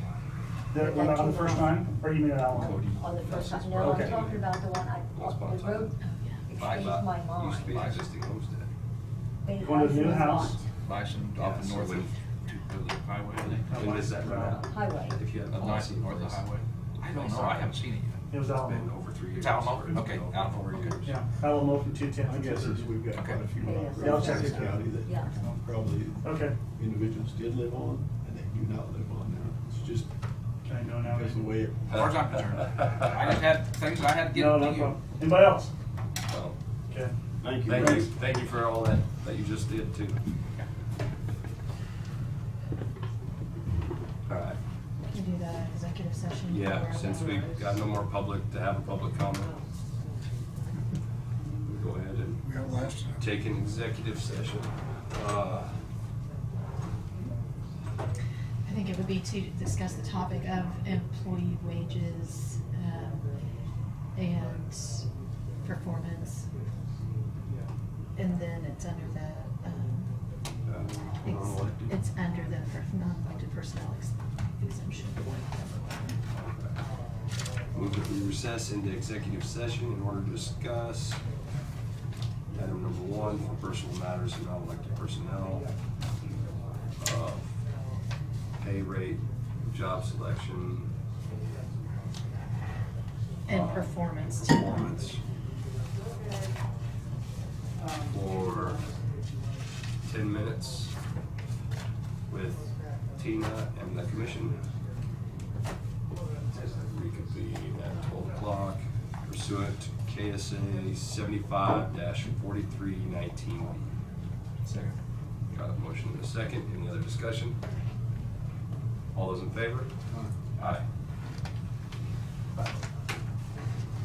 They're going into executive session for 10 minutes. We're going into executive session for 10 minutes For what reason? for personal performance and wages and employment selection under personnel.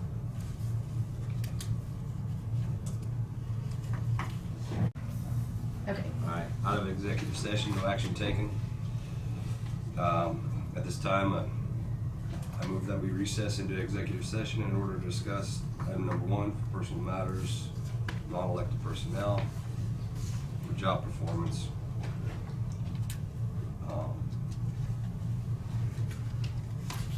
Review For how long and with who? for 15 minutes till 12:15 with the commission, Tina, pursuant to KSA 75-4319B. Got a motion and a second by Ken. All those in favor, or any discussion? All those in favor? Aye. 5 vote. Sorry, Phyllis. Okay, out of executive session, no action taken. I move that we recess into executive session in order to discuss for personal matters and non-elected personnel, performance pay for 5 minutes with the commission pursuant to KSA 75-4319B. Second by Randy. All those in favor? Aye. Okay, it's on them. All right. Out of executive session, no action taken. Do we know if Josh would be? Yes, he is coming up. And I would just mention that if you want to extend your break, you could potentially start your work session a little bit later. I mean, That was quick. Wow, he's here. Yeah. Asking you up here, huh? Yep. All right. Hope you didn't run.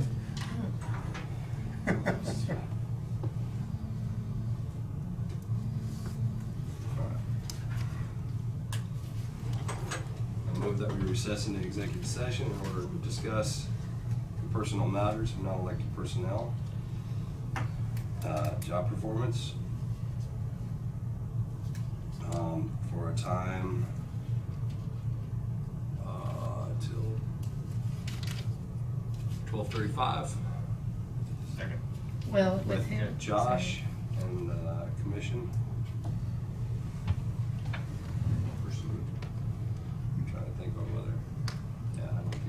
pursuant to KSA 75-4319B.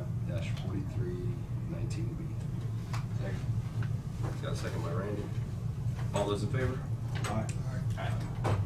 5-0. Out of executive session, no action taken. This time I'd like to ask Randy to, I'd like to make a motion that Marion County hire Josh Hausman at $3,200 a month for the household waste, weed, and transfer station director. After 6 months, we'll bring him in and describe, or to see how his test has come along, whether he's passed his qualification test and stuff, and we'll have a review after 6 months. So that's my motion. got a motion by Randy, a second by Kent. Any other discussion? All those in favor? Aye. Aye. 5-0. Welcome aboard. Thank you. Good luck. Now get ready to be beat up. I'll take it. Thank you, everybody. No, thank you, Josh. Thank you, Josh. All right, with that, no other public here. We'll go ahead and recess until 1 p.m. Do you want to make it later so you have a longer break, or? So, Take a quick trip.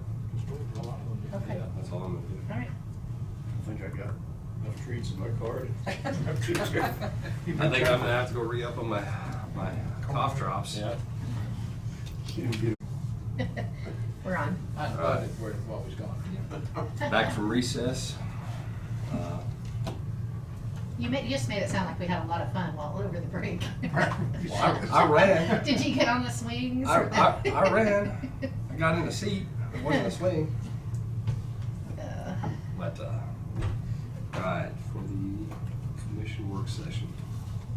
Paid for. Okay, and I did send this information out to you, so you would have had it by email, but Ken asked for some paper also, so you have those here.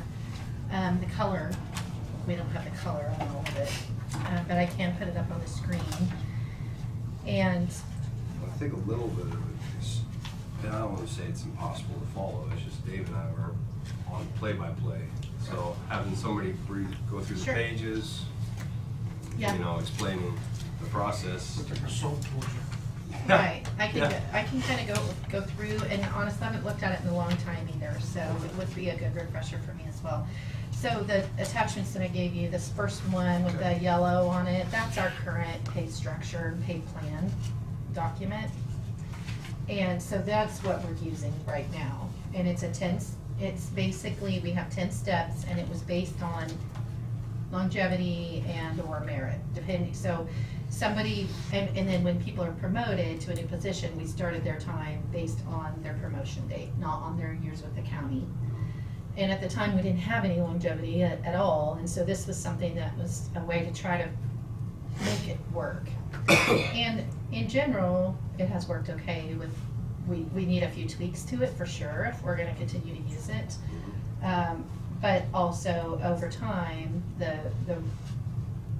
it's good to study to see where you are with the market. And so when the commission in early 2018 or late 2017, I don't remember when, you went ahead and the commission hired a consultant to do a pay study and to evaluate our pay scales and our pay plan, and to try to look for a fair plan, I believe was the purpose. Time out here. Mhm. This pay plan, when was it done? This is my second go around. So, yeah, we've had a pay plan similar to this ever since I've been employed here, but the last study on it was in 2013. I believe. 13 That was did the this last one. time that we had a market study. Okay. And they didn't really evaluate our levels at that time. These levels have been in place for a while. Right. And then and so it's levels and pay bands on our current study, or on our current plan. So you have several different levels or pay bands, and then you have, within each of those pay bands, then you have you have the letters going across to the right, so that you would have A, B, C, D, et cetera. Do you see what I'm talking about? So each position was originally assigned points based on certain factors of the job description, and then they were placed in a level. And then we had the ability to move through here. If somebody didn't receive a promotion or didn't receive a raise based on merit, but they had been here a certain landmark number of years, then they were bumped. But if you have somebody that's been performing or has received or was hired in higher or received a, if they're already past where they would normally get a bump to for the longevity, they don't get anything when they get to those landmark years on the current pay plan. Does that make sense to everyone of how we're doing it? So that's the way it works. So those were put in place so that you could have a way to keep people moving, even if they weren't brand new or if but it doesn't move. Basically, our consultant said people aren't having enough opportunity to move through the ranges as quickly as we need to. And most of the raises that you all see are either new hires, 6-month raises, 1-year raises. You don't get a lot of the longer term ones. Yeah. So. The only thing else I've seen, I think, is longevity. Right, and they're kind of few and far between on that. Because a lot of the time, if they get to that point, they're already at or above the longevity mark for the position, so. So what's the, as far as the merit, 30 merit, 35 merit? So on those, we have steps for 6 months, 1 year, 5 years, 10, 15, 20, 25. And then when it says 30, 35, 40, 45 in merit, that means you could go up that high based on your years of service, or if you had merit raises, you could go up that high. So you could use the merit raises ahead of that time? Potentially, if a person is already ahead of that, they may not get a raise at a 5-year mark, but if the commissioners decided to do longevity, it would be for everyone, and their longevity could potentially bump them up there. Okay. We have kind of gone with the premise that every position has a minimum amount of pay and a maximum amount of pay associated with it. And of course, we've had a lot of people, or some people, not a lot, but we've had some people, particularly department heads in recent years, have been hired in higher. And it seems like anytime you have turnover in one of those higher level positions, it's more difficult to get someone hired, and so they're coming in higher. So they may be beyond the top of the scale, okay? Does anybody have questions about kind of our current structure? How come the longevity doesn't count from day one when you start from Marion County? Well, that's a tweak we could make. Okay. It was because when we initially had this plan, there was no longevity associated with it, except for the 6-month, 1 year. That was it. And so in an attempt to at least try to put some longevity in place, back at that time, we established these year levels, and so at that time, that was the instruction we were given, was if they get a promotion, it's based on their new position and their new pay band. Mm-hmm. Longevity is just not that way, but that's the way we did it. I mean, It doesn't seem fair to me. no. Well, and that's one of the complaints, because as you hire in new people, sometimes you'll have the ones you're hiring into the position that someone was promoted to, and they've been with the county many years, but the new person is catching up to them very quickly, because it's not based on their hire date. And so if we do not, right, if we do not move to the new plan or change it, I would say that that's one tweak we need to make to the current plan, is to, effective as soon as possible, look at the longevity, if we keep it this way, from the hire date rather than. And I might say that in the last year, we've had several departments come in and basically can't fill positions at what our starting salary pay is. And so we had to bump some of that up. Well, you end up with some new hires making more than your 5-10 year people. I got some of them too. I need to also mention, I'm gonna have probably one of those situations in my office, because my I should have told this to you earlier, but I didn't think about it at the time, but I do have, my election clerk is leaving because she's now been hired by emergency management to make $4 an hour more than I can pay in my office. On that new And I've position. trained that position 4 times or 5 times since I've been here. Oh, yeah, for sure. For elections. So that's one that's a struggle to get someone in. And then you spend all this time training and You don't have the ability to offer more to keep her? it's not according to the pay plan we have now. I mean, I would like to There's just no- come to the board and say, let me pay her whatever, but $4 an hour. Because you know, you got a lot of money in, I when know. you train somebody. I mean, in this, time. this report, That's, that So- cost us $40,000 to train somebody. that's Well- why that position over there is not worth what it's gonna be paid. That's the bottom line. Emergency management. Yeah. Okay. Yeah. Okay, so, anyway, we do have some positions that are difficult to fill and difficult to keep. So anyway, the board did decide to, we took bids for companies to come out, and McGrath was the one that was chosen to do a pay study. And what they did, their process, they came out, and this process was done, I think, in the early 2000s too, before we initially, it wasn't the last time around, but 2 times around, probably around 2005. Right before us.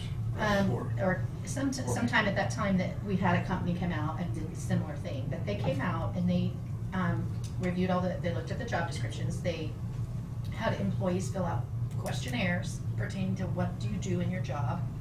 And then they did interviews with employees and the department heads. And so they came out and they did all that. And then they developed some recommendations, as well as a new pay structure that they recommend. And so that's what this document is. Excuse me. So as far as the study itself, there's a lot of information in here. They did meet with the board several times and wanted to know kind of what our pay philosophy is. Do we want to pay at what level in the market, you know? So it talks about the pay philosophy on page 5. You going through the graphs now? Yep. Okay. And it was kind of conservative what they did. They said that they want to make sure that employees reach at least the 50th percentile of the external market. So that means we're right in the middle, okay? Based on what they did. And then it talks about how they came out, what data collection they did, and what methods they used when they did the study.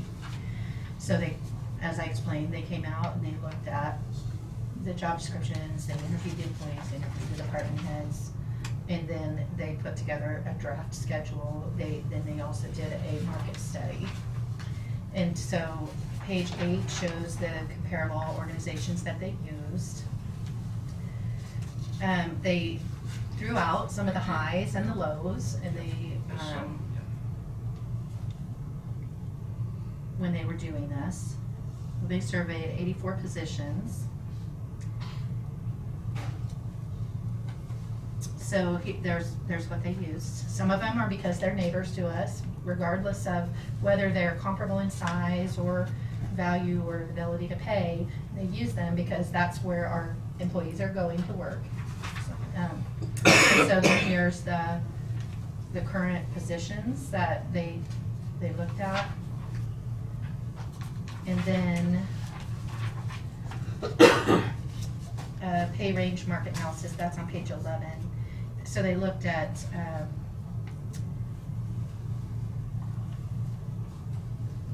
it tells you basically how they did the percentages of the market rate there. They looked at the minimum salary comparisons with other areas. So then they start coming into the findings.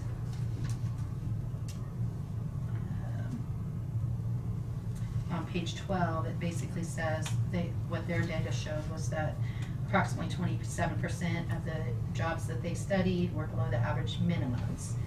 And then they were 22% that were in the lower 40%. And then 51% were within the acceptable range of the actual minimum pay. So that, not the salary range as a whole, but the starting pay. Does that make sense? Okay. It's all under that one paragraph there, Dave, if that's, On page 12, right under the graph. How'd you get yours all, you should print it I out. had mine at home. Copy, Okay. yeah, I see, got a color on that. I couldn't. I can put it up on the I couldn't screen read if it. you, Yeah. do you want to? Yeah, I'll share with you if you want to see colors. Okay. No. Yeah, I'm sorry, I don't have a color copier in my office. Costs too much. Yeah. It's only I do have a time color to get printer, but it $7 doesn't print nickel. that fast. Yeah. Okay, so, and it talks about our current pay plan, and that starts on page 14, because they looked at that, our current pay plan, and what they found was that we have compression. That is basically some of the higher ranks are paid within a very close range to the lower in certain positions in certain departments. And so, especially Sheriff's Department and Road and Bridge at the time is that's what they found. And then we talked about overtime, because sometimes overtime, it causes that compression. Right, right. Because the sheriff's office, for instance, they get, if they're not exempt, they are paid a cash overtime. They're one of the few departments in the county that are. And of course, Road and Bridge is in because they have comp time. Then it talks about our years of service. And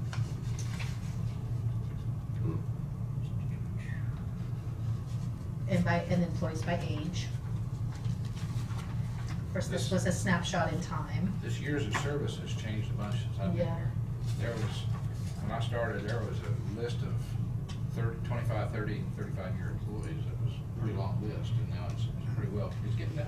They've been retiring Yeah. over the years, and people aren't. That's the way in any small business. Yeah. You know, half my office staff is 60 years old. Yeah. We all started together. Mhm. Kind of scary. Hard to replace though. Well, yeah. The young kids, I don't know where they're at. So it basically talks about what we have now and what they recommend for pay schedule, salary schedules. And so on page 17, that starts the salary schedules. And so what they were recommending was go to a 12 step model 12 with years. 16 pay grades. So it's expanding the number of steps both ways. So the pay grades would be 16 going up and down, and then 12 across, instead of what we have now, which I think is 10 and, Longevity, if you read the bottom paragraph of that, if I remember right, they didn't approve of that. they did not address longevity whatsoever with the new pay schedule. Yeah.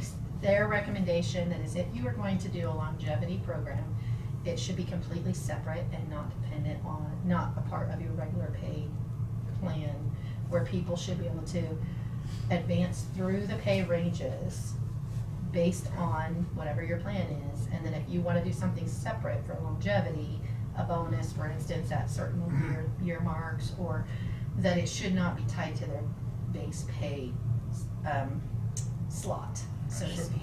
So the county has no service award program then, for years of service? Well, we have sort the of. pins that we handed out at the, Okay. that, that's what- and then, Yeah. other than that, Yeah, what we was have for that total longevity. years with the county?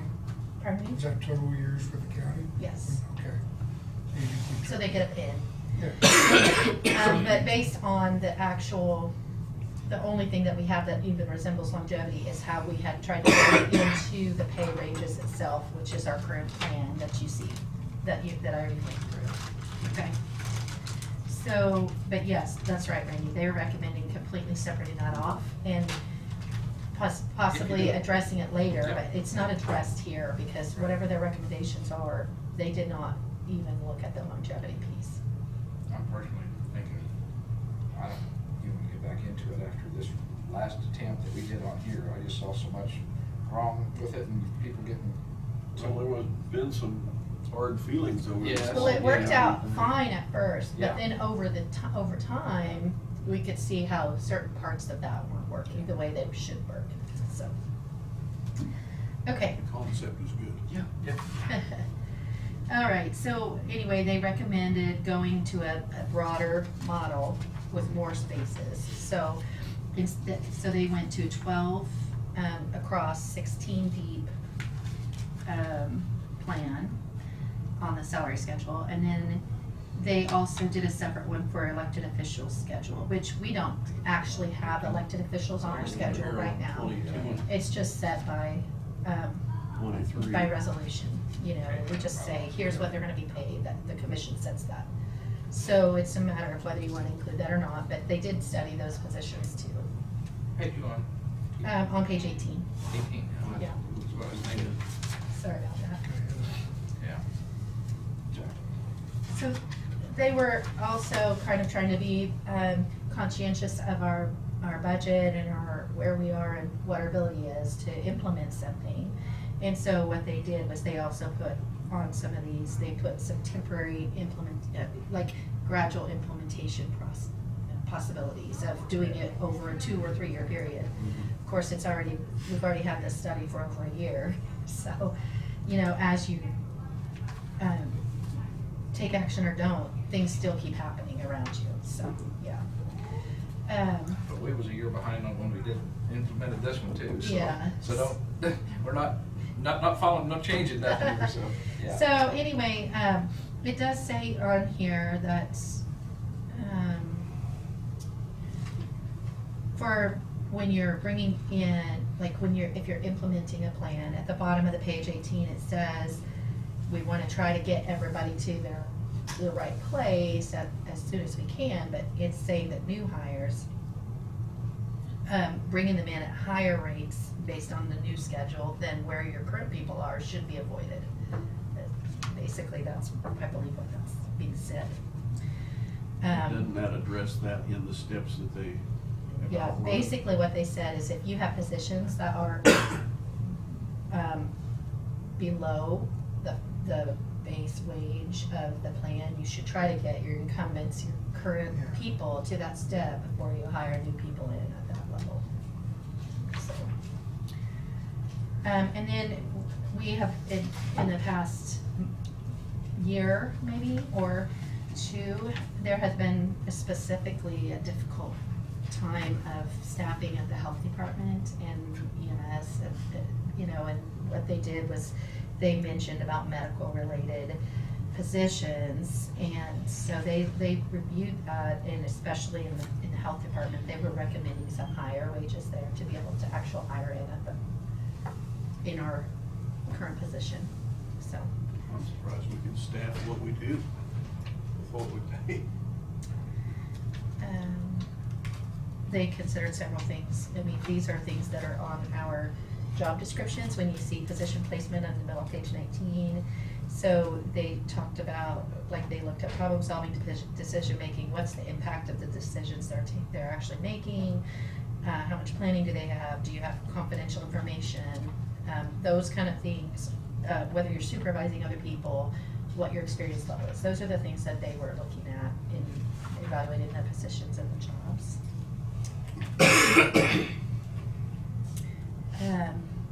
And then that's what they used to try to place everyone on the salary schedules. They did move some positions around on that. And so it's basically a complete, what they're saying is a complete reset. And some people have been reclassified. And so she was just basically saying not everybody is as high as they were or as low as they were. It's kind of it's a reset. Everything is different. It's just a different plan.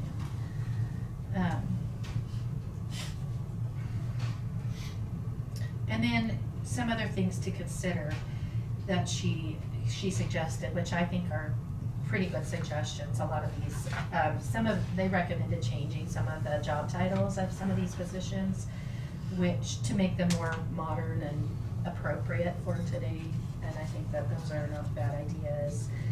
The K-9 deputy sheriff, the way we have done that in the past, is we have kept them as a deputy, but then they would get an extra stipend for, or they would get an extra dollar amount per hour to work with the animal. And what they were recommending was a stipend for that. So keep them as a regular deputy and then have a stipend that you pay on an hourly basis for Kind the of like work a with the dog. shift rate. Kind of, yeah. So that's one thing that they, and it basically says add $1 an hour on top of the regular hourly rate for all of those paid hours as K-9 handler. And we have to include that in overtime calculations as well. General operational guidelines, this starts on page 21. And of course, if you set some ranges and you never move them again, then you're gonna be quickly out of step with the market. And so this is what they're talking about. They feel like you should look at the basically inflation rate or the CPI average every year and look at whether we can move the ranges. And they recommend on this plan doing that in January. So the CPI adjustment, for instance, for the whole plan, for all the ranges and all the steps would occur potentially in January. So that's what they're talking about that. New hires, it says they start on step 1 if they have the minimum skills and abilities required in the job description. It does say the hiring supervisor with the approval of the county clerk can start experienced individuals between steps 2 and 4. So if they bring someone in that has more experience, administratively, we can say, yes, you can bring them in up to this level. But anything above a level 4 in here, they have to come straight to the board to ask. So that's kind of addressed there as far as how people are brought in. And then it talks about step increases. And what they were recommending was an annual step increase with acceptable performance. And that should be done in July. So that would be like a merit increase. And we already have the evaluation forms in place to be able to figure that and to put that in place. It's just a matter, so they're recommending that we look at the ranges in January, and if we're gonna do a cost of living to bump the ranges, that we do that, and then you could do a merit or something similar in July. So that's what their recommendation is. I think that's one of the things that gave the board a little bit of heartburn about the plan at the time. It talks about promotions, and it says that they'll be placed on step 1 of the new range, or the step that provides close to a 3% increase. And it can be greater or less than 3% in order to take into consideration in-range compression and the tenure of the current individual. So if you have someone that's been with the county 20 years, you know, you could look at that a little bit differently than just bumping them to wherever 3% is on the next level. And it does address temporary or acting pay, because that has come up several times, and we specifically asked them to address that when they did this pay study, because the situation that occurred with the interim weed department director, for instance, it's happened in the past, and so here's the recommendation.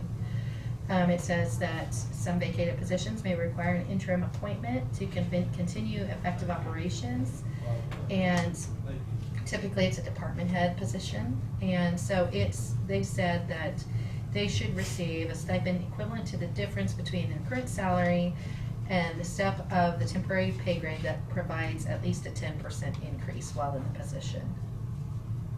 So, and it's eliminated when they are no longer performing the assignment. So it does address that. Unless you're on family medical. Right, exactly. We don't want to make changes in those situations. It does talk about demotions also and how those should be handled and where they would be placed on the pay scale for a demotion. And it says if employee reaches the maximum of their pay range, they would only be eligible for a raise if the commission decides to adjust the ranges for that year. So if you have somebody at the top of the pay scale, and this was done before we had a county engineer, by the way, I don't even, you know, so if you have somebody at the top of the pay scale, they are not going to have the ability to move up into the ranges for merit or any other reason. The only time, it says basically on time that somebody in that position, if they're at the top of their pay range, they would receive an increase only if the board increases all wages for cost of living, basically. and moves the wages. So that's basically what that means. Administration initiation of pay rate evaluation. So you all can determine or if a position needs to be reevaluated.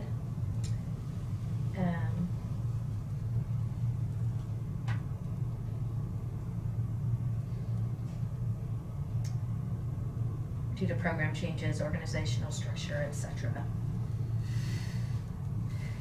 Or changes that, like little things have been added over time, but then when you look back, it's a big change in what they're now responsible for from what they used to be, those kind of things. And then it talks about life cycle of salary schedules. It basically says a salary schedule is a typical life of 5 years.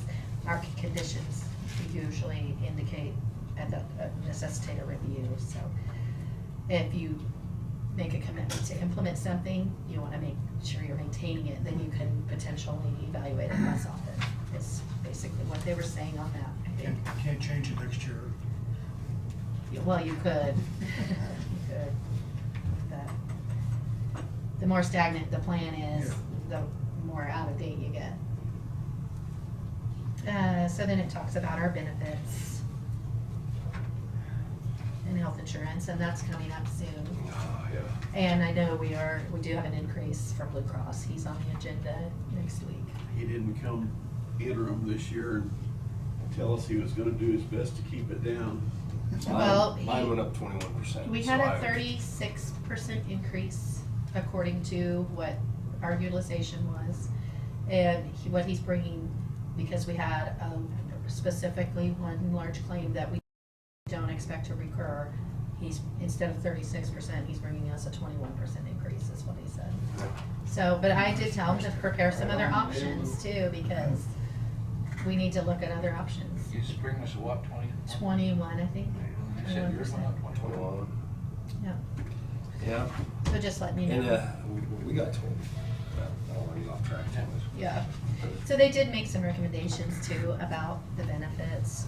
On the next page, 26, they did mention about potentially looking at an option for a high deductible plan with a health savings account. So that could save the county money, but it's also a whole new thing that we would have to administer. And Blue Cross, the way they do theirs is there's another firm that would handle. They don't necessarily do that. There are other companies that kind of specialize in those sorts of plans, but that would be a big kind of switch.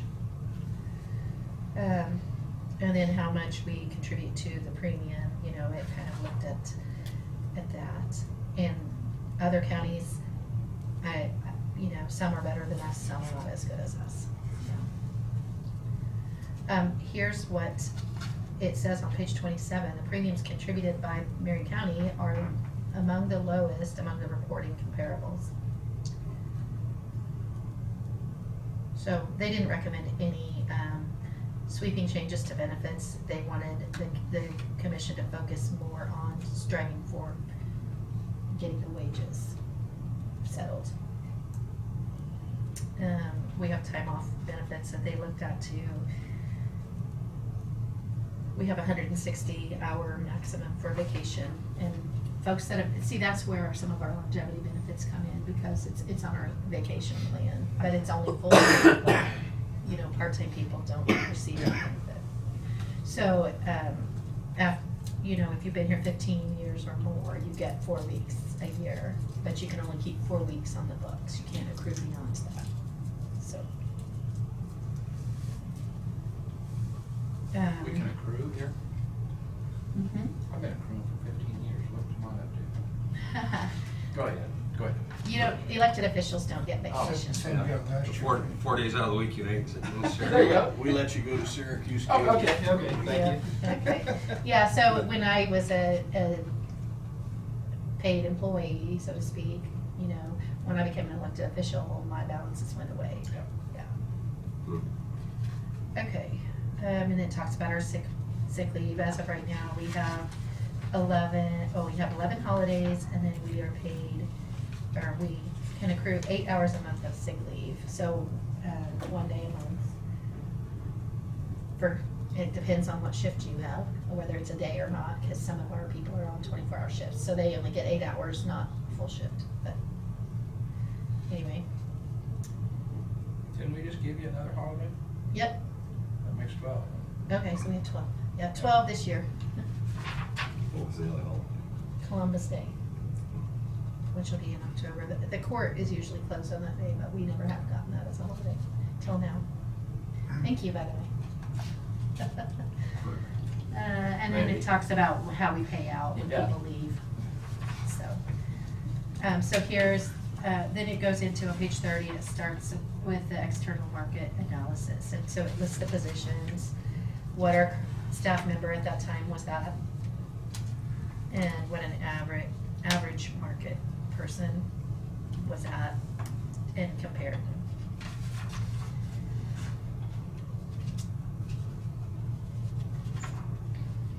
And then they looked at compression analysis on page 32. So, of course, some of these are not the same anymore.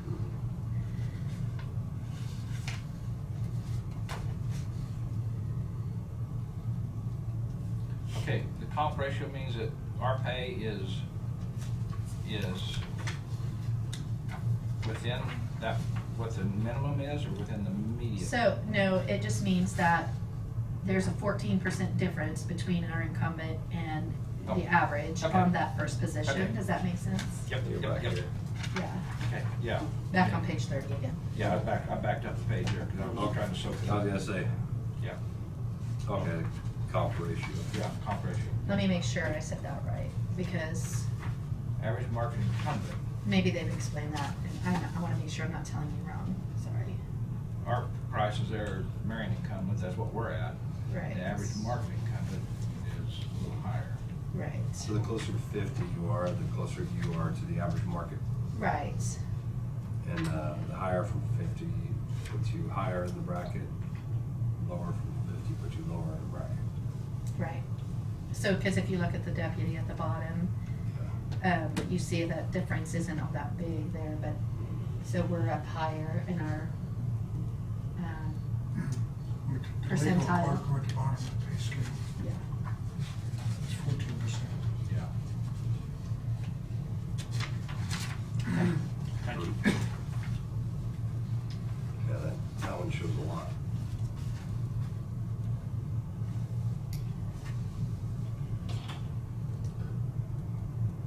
What I hear off of our employees is down in the appraisers, office, the bottom wage down there is, that person's really complaining. Okay, so then, there's the compression, which is the next one. And then they have the recommended schedule, which that's a little bit hard to read on here.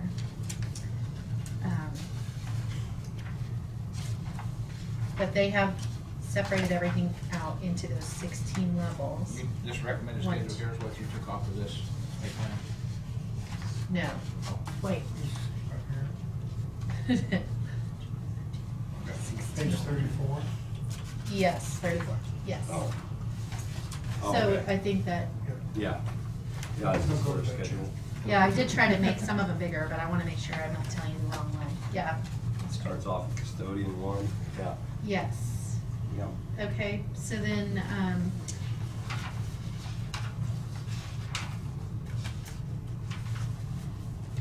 then you have your 12 steps across.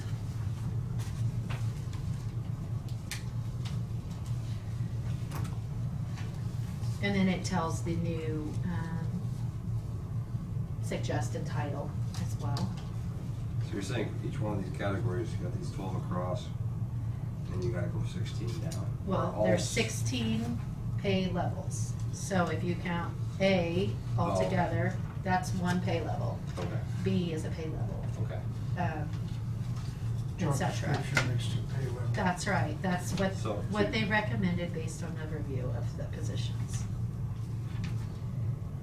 So in your highest, which is P, you have, the recommendation of the 26.20 an hour starting pay, which is 54.5. and up. And then they have a separate one for if they have medical. So if you look there, they see the PM at on the very last page, the bottom. Yeah. So that's where you've got your EMS director and your health director. So.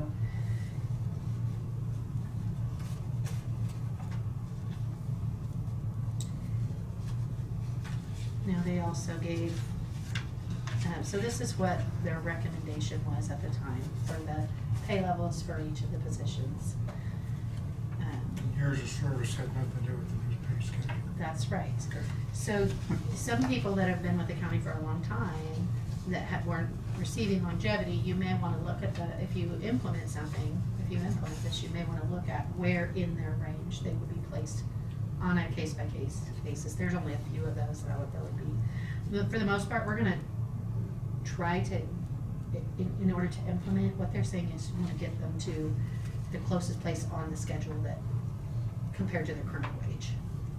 You know, so if they're close to where they would be on the schedule, you want to try to get them to a comparable place on this new schedule. Between 6 and 7, I'll move to 7 maybe. Well, it depends on how far they are or how much we have to work with as far as, and then if they're below the schedule, they are recommending trying to get everybody up at least to the minimum. And some of them, if you can't do that, that's where the temporary ones come in, where they want you to move them a certain level and then a certain level again next time. So that, I think I gave those to you as well.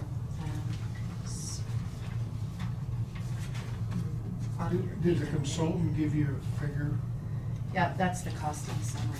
And this Back. one. Mhm. Yeah, very last page has got the implementation cost. This is one that we get our butts chewed on.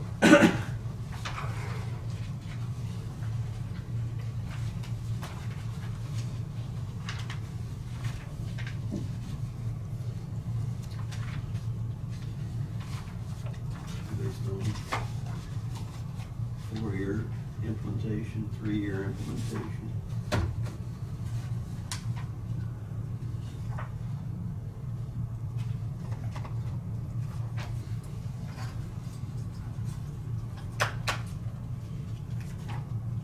Basically, put it all in effect, year 1. And then 168. Yeah. Under the tax lid, wages does not, you cannot raise the tax lid without going to election for wages. That's right. We also can't raise it for roads. We also can't raise it for roads. Where is that? Rose. Tried that out. No, not yet, but let's think about it. But anyway, that summary of costing options, that's of course at the time. So if we, you were right, if we did a It's full curved year back. implementation as of She January had it 1, curved back. it was 168. I gave that to you as a separate attachment Oh, yeah. on your, Excuse me. and So I it don't know if you looks, copied it or not. Pretty hard to budget for that it's one. got pink, it's got it's a 1 page, it's got 4 columns, one of them to the right is pink.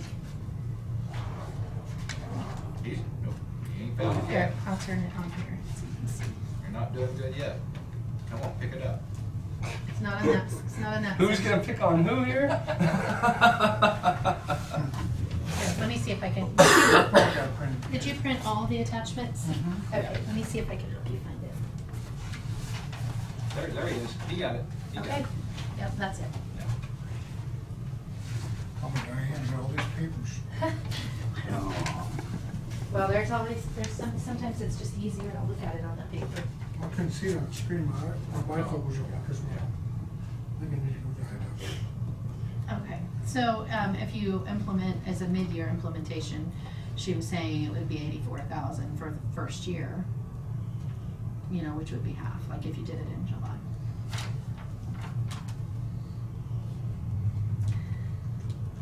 Of course, all of these numbers have changed because we've had changes to our wages and personnel and the staff and levels and such, but. They would be in the range of. Yeah, sticker shock would still apply. It'd still be there. That's over $1 million a year. Yeah. I mean, it's. Well, our mill, What is our mill gonna be this year? Are we priced a little higher this year? You're looking at We one? are, but they are making some tax law changes potentially, so we don't, and the legislature has some things right now that they're looking at, and not sure how that's gonna all come out. I thought I seen the assessed value going higher, so, but yeah, I We didn't know won't anything have about the that. actual assessed value until, closer to June. It has been trending upward. Supposed to put a lid on that too. What Well, else? that's part of it, yes. Lid on Yes. assessment. To where the county would, the Right. agencies I would did be hear able something to. about this. I know what you're talking Yeah, yeah, Was it that's the- part of it. The shadow business stuff? Is that what it No, was? no, this is basically, there's some things out there that they want to implement, and it's kind of, it's modeled after, state of Utah, which, by the way, over 70% of their properties are exempt from property tax, by the way. But it's modeled after theirs, and basically, you would have to do some notifications up front and say, here's, if your value goes to this, here's what the levy rate would be if we got the same dollars as last, we'd have to send that out to all the taxpayers. And so they're looking at trying to, if not cap that value difference, then to at least put it out there to where the taxpayers would be very much aware that you're raising based on the value increase. Maybe See, growth should allow you to grow. Right, and that's one thing that the bill doesn't necessarily allow for, or it didn't in the state that where it was introduced. So hopefully, that an amendment has been made, and I haven't had a chance to review it again since that. I just got it this morning, so anyway. Yeah. But they are looking at some limiting that even more. So, Think you get a foot in the door and all of a sudden you get thrown back out. but I think that initially the problem that I heard on the pay, I mean, Randy, what do you remember as being a problematic in Kent for the board as far as the proposals? What were the stumbling blocks as far as what McGrath had Well, developed? you knew from the get-go I was for it, because, I was for a four-year implementation on it. Just for the fact that,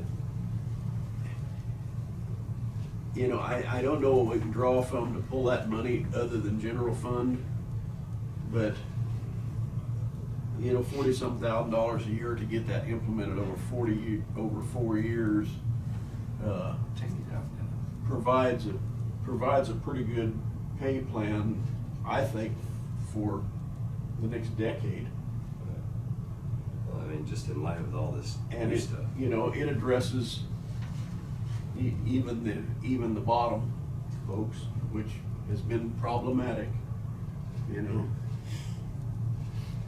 But there's also some opposition to this on the board too, so. Well, I mean, that's what I'm trying to remember exactly what the issues were that caused the board to have some trepidation about the plan. I mean, I think part of it was looking at, because it's somewhat of an automatic movement, you know, Mhm. that it establishes. Of course, the board would have to determine whether we're gonna do it that year or not, but it's, Plus, like, you know, over just the short term that I've been on the commission, I see what the marketplace is doing, and it's taken some good employees from us. And not to say that we'd kept them, but at least, you know, if our employees know they've got a pay plan and they know what's there and they know where they're at and they know where they can go. You know, I think we need to provide that kind of environment, because there's beginning to be some dissension out there about, is the commission ever gonna look at what we do? Oh, yeah. Well, the younger people are looking for money and insurance. Yeah. The older people are probably happy to have a job. I mean, if we didn't have what I consider to be very good benefits, we may not even have a road and bridge department, I don't know. No. I actually see it the other way, Dave. I see the older people, they're happy with the benefits. And Yeah. the younger people, They wanna get paid more. Yeah. They want to know what kind of chair, what kind of car they get. And we've had people leave just for salary period. They probably, without even getting any benefits. Well, I know there was some discussion about some of the commissioners not being happy with the way the study was done or with the numbers that they came up with or how they classified certain positions. So I don't know how much of an issue that is for the board. I mean, I may not have classified them the same way that they did either, but I think that overall it's workable. I think it was very thoroughly done. They interviewed 80-some people, so they interviewed, what? 70% of our employees, every department. They were on site, how many times? 3 or 4 times? Mm-hmm. What the employees think about it. I mean, what was the talk at the coffee machine? I don't get away from my desk very often. Now, I mean, which one are you talking about, 40,000? You're looking at the 1% deal here? Yeah, well, you know, on that 4-year implementation with a 1% option, you're looking at, you know, basically 40 to 45,000 a year. What's going on this one right here? The 42, 376, 53. That's the 1%. That's Yeah, 1%. 1%. But actually, you'd be looking at the top line to get you there, right? What is that? that's bottom line full do? year versus mid-year. So if you implement, If you did, if you implemented on, what? July January 1. July 1. but they're looking at, you do need to look at, Get a 4-year cost. yeah. It's basically just breaking it into smaller bites, but it's gonna have the same impact overall Right. once you get it in. Because then everybody's set, you know. So it'd be cheaper the second year because you'll have to bring everybody up to a certain level. But you know, Not necessarily. it's gotten to the point where how do we budget for what this is gonna cost us? Because our accountant will say, well, what are you gonna do for the employees next year? 1%, 2%, 0%? We don't really have anything to go by other than just our gut feeling. Well, and I always give you numbers of what those costs are, but I don't believe you budgeted anything for increases for this year, but so it'd be pulled from other, I mean, it's just gonna, no matter what you do on this, Yeah. it's gonna come from somewhere else. That's just like when you create a new position, that's not in the budget, or when you expand a department or bring in a position that hasn't previously been budgeted for, you know, those kind of things cost, potentially can cost a big chunk of money. But not at the end of the year, when you go to budget for the next year. Right, and then when you look at a plan that is for everyone as a whole, the cost, to me, the cost is not that high, but you know.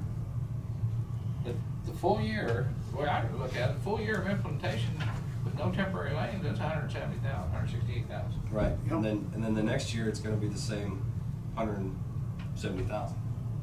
And the next year after that. No, because you're No. moving people to get them to a certain Yeah, it should spot. be.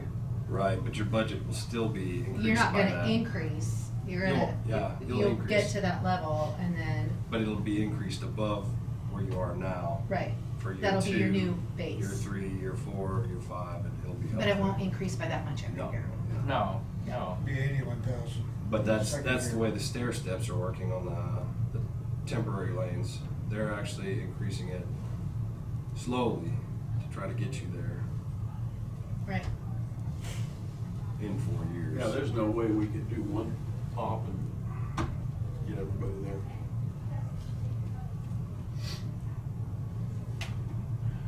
How are you gonna do it with the bottom line? Can you stay in there?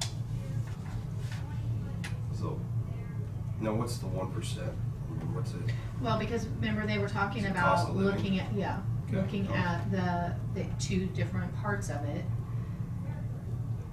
Cost of living That's a cost of and then living and/or. increase. So you've gotta mid-year. add that into the other, so you're actually looking at a 210 mark Or, for the first year? No.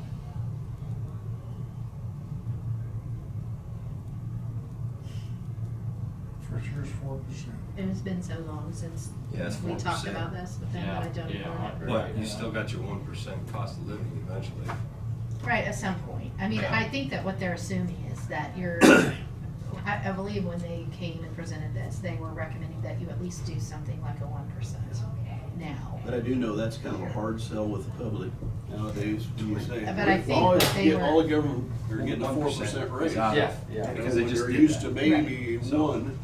Right, so Cost of that's living. kind of what they said Yeah. was, they, And so- you know, you could look at a mid-year implementation and just start, just to get people on the schedule. They weren't recommending going two-prong right at the beginning, you Yeah. know? And you can implement it however you want, and you can tweak it too, if there are parts of it that you don't think I are mean, feasible. I still am in favor of this plan. We may have to tweak the numbers.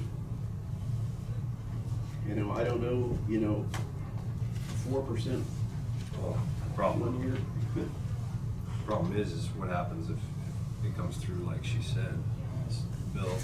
that- Well, yeah, we don't know what the You know, legislature's gonna If do. they put a cap on us, how the heck do we come up with money? We gotta get there before we get capped out. I don't think we could budget for a 4%. The way the cash reserves have been running. We've been trying to put some money in risk management. Well, I don't know that you could say, oh, now we're gonna convert to risk You management. can't. I don't The- think we we can can't only, do that. under the tax lid, the only reason we were able to capture that money was for a disaster. So, Yeah, you can't use it for roads. Yeah. Unless giant tornado, of course, never. before we, How many people short is the county full employment? I just estimated 2 or 10. Somewhere between there. Okay. You mean I know, vacancies? as Yeah. far as positions right now, there's one in the appraiser's office, I'm gonna be having one. There's, transfer. several at Road and Bridge, possibly 2 at the transfer station still, because you guys have voted to increase their number. Not permanently. Oh, yeah, so moved him to director. No, I so mean, his spot a couple may be weeks open. ago, you had voted to, when Brandy was still here, to let them have another employee. So that was another one. I'm not sure of what other ones. Just curious. Yeah, but it'd be somewhere in there, 10 or less, I would think. And the sad part is everybody's looking for help. I think it gets frustrating for the employees when they see some decisions made that are gonna cost a lot of money, and they're instantaneously made, Yeah. and then when it comes to their well-being and their we paychecks, talked about it that for we years. can't spend any money, and that's been a frustration that I hear frequently, so, and I'm sure you all are all aware of that, so. Yeah. Get the same dissent. I'd just like to have a plan, whatever that's gonna be, that can easily be incorporated budget-wise, that employees can understand, that can be administered, because there's a lot of administration. Tina spends a lot of time administering, and everybody's on the same page, and we don't have a department coming in and saying, well, I've got Well, and that's one thing, a big one, because sometimes you bump something quite a bit. That would have been a big chunk towards an implementation of a structure, you know? And the more times you do that on an individual basis, you know.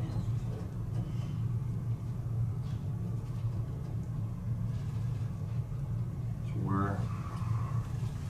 Where do we be better where do we? trying to implement this in a longer period of time, or is that even Where do you Thought, I think that puts you too far out of It whack. puts It you does too far back. put you out there. You know, we're already, operating 6 years back? When was the study? Oh, 2 years 2018. ago. Well, this one, yeah. This one. So we're 2 years back.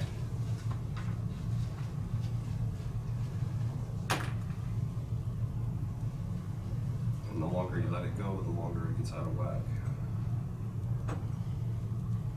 How would you implement this? I mean, department head to classify each of the employees? No, they're classified on this page by position. Yeah.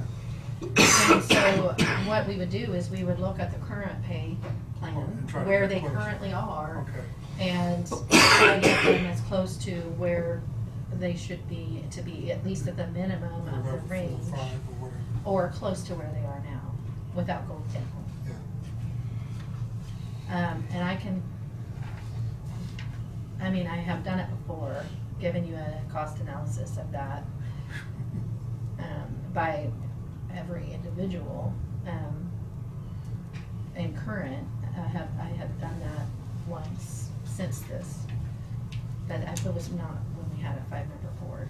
So, whatever if there's other information that you need, or if there's something else or something specific about the plan or the proposal that you don't think is workable or that you don't like, that maybe we could adjust. Do you see this a lot better than the old one? Do you see the new plan better? I think that the expansion of the size of it is good. I like that they have updated the position titles. I think that's needs to happen. Yeah. You'll notice that, we still have a low level here, and it's, let me see, some positions.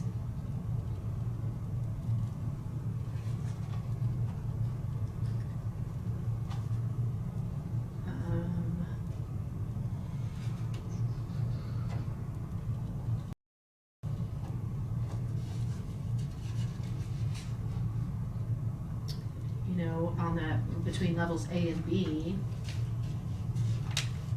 your data collector has moved from the lower level to the second level. There's not a huge change. It's not huge increases for people. Gotta be somewhere. Well, hey, it adds up. It's different times. You know, It adds $10 up there, when you got $10 there. 120-some employees. No, it's just, I looked up. Data collector down at the bottom, vacant. Well, it's something to think about too, which They're not even on they scale. discussed quite a bit when they were here during the conversation. It wasn't necessarily what was written down, but they talked about what your turnover costs you. Because you spend time, and you spend time investing, just even the time to train them, let alone the schools or training that you're having to send them to. And the supervisor's time to train those people, or whoever's training them, is valuable too, and it's being diverted from their regular everyday duties. So that is if you really looked at that cost, I think it would be pretty high. What's that, $40,000? Okay, so they did address it somewhere. Yeah, somewhere. Yeah. I think I read that. And I don't see that getting any better anytime soon. No, with the new person I hired, he's been working for a month now, and he hadn't made any money. Yeah, It's short training. right, It's not his fault. right. It just, all of that takes Hopefully time. he makes up next month. Well, just teaching and learning. Just, a lot of departments that have to get different certifications and things like that. Yeah. Once you lose one of those persons, you're talking about thousands of dollars to get them. Well, and some of these are not certifications that you would ever get if you had a private sector job No. either. They're specific to, some of them are specific to. None of our people are certified in county anything, government. Yeah. So I'm not out of education. Not paying for any class. Yes, I'm out of education, but It's the time of training and Yeah, so procedures. So soft costs that we like Joe tend to has forget classes, about. you gotta send his kids to. Right. I think overall, if you consider all of that, You want to try and keep somebody. you're spending money now. Whether you see it or not. Like the election official, you have to train now, and that's. The probably thing not- is, not a simple job. the public does not see that. All they say is, you're gonna give somebody a 4% increase? See what the paper says. Well, and What are that's you gonna do not about it? exactly what we're doing though, because you're looking at, because the ones that are gonna be moving and getting the larger increase are the ones that are so far down right now that Yeah. everybody else is almost gonna be, as much as possible, just a lateral move onto the Right, schedule. Right. So how do they get moved up the next pay grade then? This plan? Well, the way this Right. plan works, that it would be at a set time every year, you would either do it by cost of living, or you would do it, and if that's the case, the ranges move, or you would do it by merit, and that's how they move. So their start of employment, and then they move to a department that pays better. Then they move up into that next level, or down, I guess, because these are going With the down. job title. But they wouldn't. But they would stay in the same step, or they would go, They wouldn't go back to the beginning. it does say they go to the beginning, but it can't be in here it says they go to the beginning of the next pay grade, except for it needs to be within 3%, or wherever it is, the closest to that 3% increase. So, depending on where they are now, like if jumping up in that position would not give them at least a 3% increase, they wouldn't start at the bottom, they would start higher. Does that make sense? Right. That's the way I understood it when I read it. The way it should be. I was looking at, on F, I believe, the appraiser's 2 GIS assistant. And then I just went down the list there and looked down here, appraiser's 2 GIS assistant. It's 1373 is what, on this scale, is what we're paying on currently, but that would automatically raise them to 1468 if you went to the bottom scale. Right, or you could implement some sort of a temporary lane to try to get them halfway there, or, you know what I mean? I was actually looking at the same thing, but not what was it? Just had it. So I was looking at the personal property coordinator, 1248. And over here, it looks like you step them up to 1331. Personal property, where you at? Appraisers? Appraisers. Yeah, but I mean, personal property, okay. Now, where's it at on this page? It is on D. G? No, D. D? D is in dog. You go to 1331 for the bottom one. 1248, so there's another, roughly $1. Yeah. Is what a lot of them move up.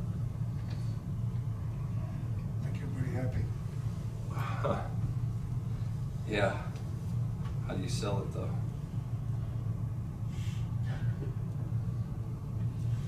Do you do it this way? Do you take and do a 50% lane first year and then go to the second year for the other 50%?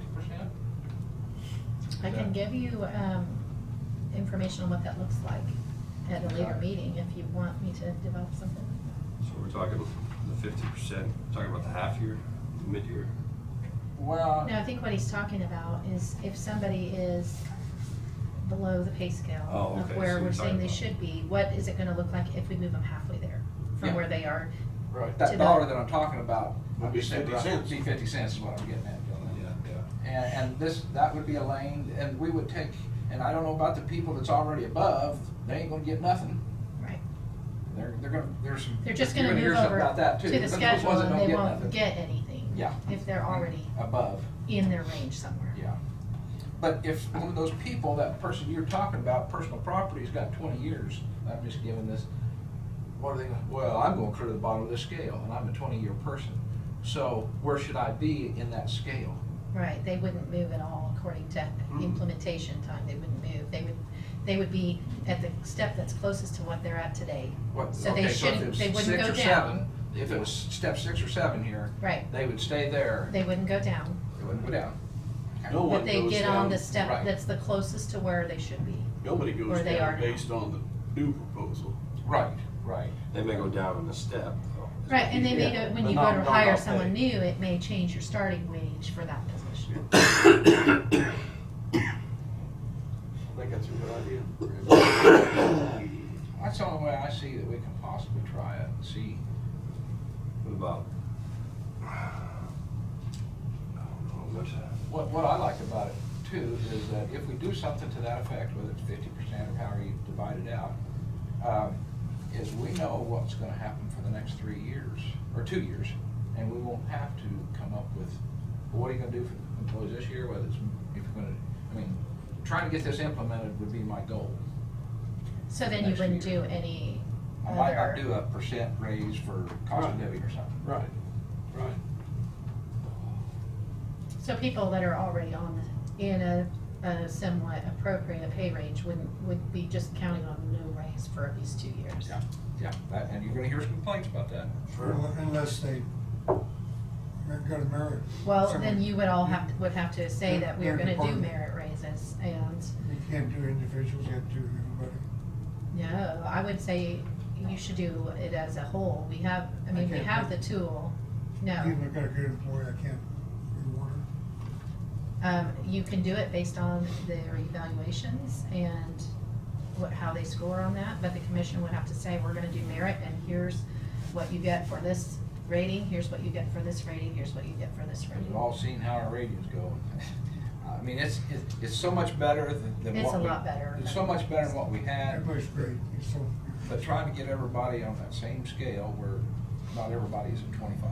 Yeah, how do you do that? Yeah, I don't know. You go for 10 years, and I think you're doing great. well, yeah, throw this out. Can we look at what that 50 cents or halfway mark on anybody that is 37,500 or less? So you're helping out that bottom tier. I think that we have a lot of people that are gonna fall into that, but we can definitely look at that. Yeah. I'm happy to provide that. I mean, 37 is, if you're single, you have a house. So 37 and a half or less a year. Yeah. And then, so Benchmark. give you some ideas of how many that is and Is that what the it will poverty cost. level? Huh? Is that poverty level? No, but it's, I mean, if you think about it in your own. Well, I mean, If you think about it in It's your own not, life, I mean, it's it makes it a little rough if you I don't think they have. still call that middle income, but it's very. very small amount, yeah. Yeah, I think it fits in the middle income, because if you get married and somebody makes 20,000, then you hit that 55 median. So are you saying anybody's 37 and a half or less, we would look at the halfway there, or are you looking at all the way there? What did you say? Halfway, like that person that we just talked about, that coordinator cost $1, and 50 cents was the middle to reach the goal. He's at, I believe the way I understood it, he would ask that we'd look at all those people, put that and see what that cost us for this 1 year, and then next year maybe the other half. Yeah, I was thinking anybody above 37.5 doesn't need the immediate attention that somebody below the 37.5 does. So maybe to help persuade the sale and it gets people some pay raises, we ought to be looking at that lower tier. Okay. Get back, we get. Well, I'll prepare it in a way that Yeah. gives you a little bit more information. I'll try to not make it too overwhelming to look at or too confusing, but I'll try to put it in a way that you can, Vote for it. you can, no, that you can see what you're looking at and Right. understand it. And I understand there's probably a good majority of the staff is probably in there, but. It may not be much different than the number here. Yeah, and we have been, I mean, we've had the issues with the very bottom paid people ever since I've been on the commission and addressed it. Every time I've ever run into somebody that's got a problem with their pay, I couldn't give them $10 an hour to make them happy. It wouldn't, I mean, $10 extra wouldn't have made them happy. Their financial situations are their financial situations. Yeah. They get themselves in there. Tina, I thank you for trying to want to do that. I guess I'd like to see it, what that would do, Okay. and give it a chance, because, we're getting criticized for sitting here and not doing nothing, so. We hired him to do a job, and I think Kent's described it pretty well. I mean, that's the backbone of our organization. If we don't take care of them, we're not gonna have anything. Okay, so I think I understand that you want. some kind of up-to-date costing information if you implement it in that kind of a way over a potentially two-year period. Try the midpoint of a dollar, you know, if somebody's 60 cents, would give them 30 cents or something like that to move their position up to where the. Well, I'll see how far away from the lowest end of the pay scale they are right now. And I'll give you that so that you see that. Okay. And I don't expect it next week. Okay. Yeah. That's my next question is, when do you want to revisit this again? Review time to do that. Yeah. Well, I, Couple weeks. okay, What so do you think? March. First week of March. Potentially. What do you guys feel about comp time? I don't like it. I mean, I'd rather pay overtime. Sneaks up and bites you. my theory is that overtime's better because it rewards a guy for staying out all night to work.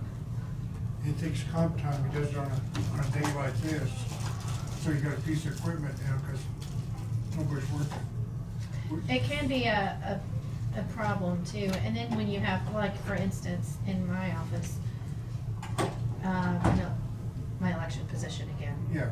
There are certain times of the year where that person is basically devoting a lot of their life right here, and they're not getting anything extra. Yeah, they get time off they can take later, but it's not their immediate reward. But you know the reason that we do it as a public agency is because of the dollars involved. Yeah. And just, you know, Yeah, your health right. insurance already paid for, vacation's already paid. It doesn't cost you that much money. And the only election officers, you can't leave until after the general election. Yeah, that didn't go over very well What? with the department that wants to hire. Because, you know, you gotta He said pay- December would be You great. got a person and a huge learning curve and a general national election. Yeah, it's gonna be a challenge, but it'll be okay. We'll get through it. That's very inconsiderate, actually. You happen to have a way of punching the payroll clerk up and saying, okay, how many hours of comp time did we pay this year? And figure that out and see what kind of, just so you know that this may be another 100,000 at you, or 200,000. I don't know. You mean how much was earned, where How much where was you earned. would have had to pay overtime? Where we had to pay overtime. Well, what's the cost for that gravel truck to set because the driver took off today? Well, We don't I have- understand He's that. just talking about direct Yeah. costs. Yeah, I'm just talking about direct costs. I know what you're saying, Dave, and I agree with you. Well, you It's just. do it with your gas company. A crew goes out, it's a 6-man crew, and you probably gotta have 6 men to get the job done. Well. If 5 didn't show up. Yeah. And so I just, I mean, I agree with the overtime pay.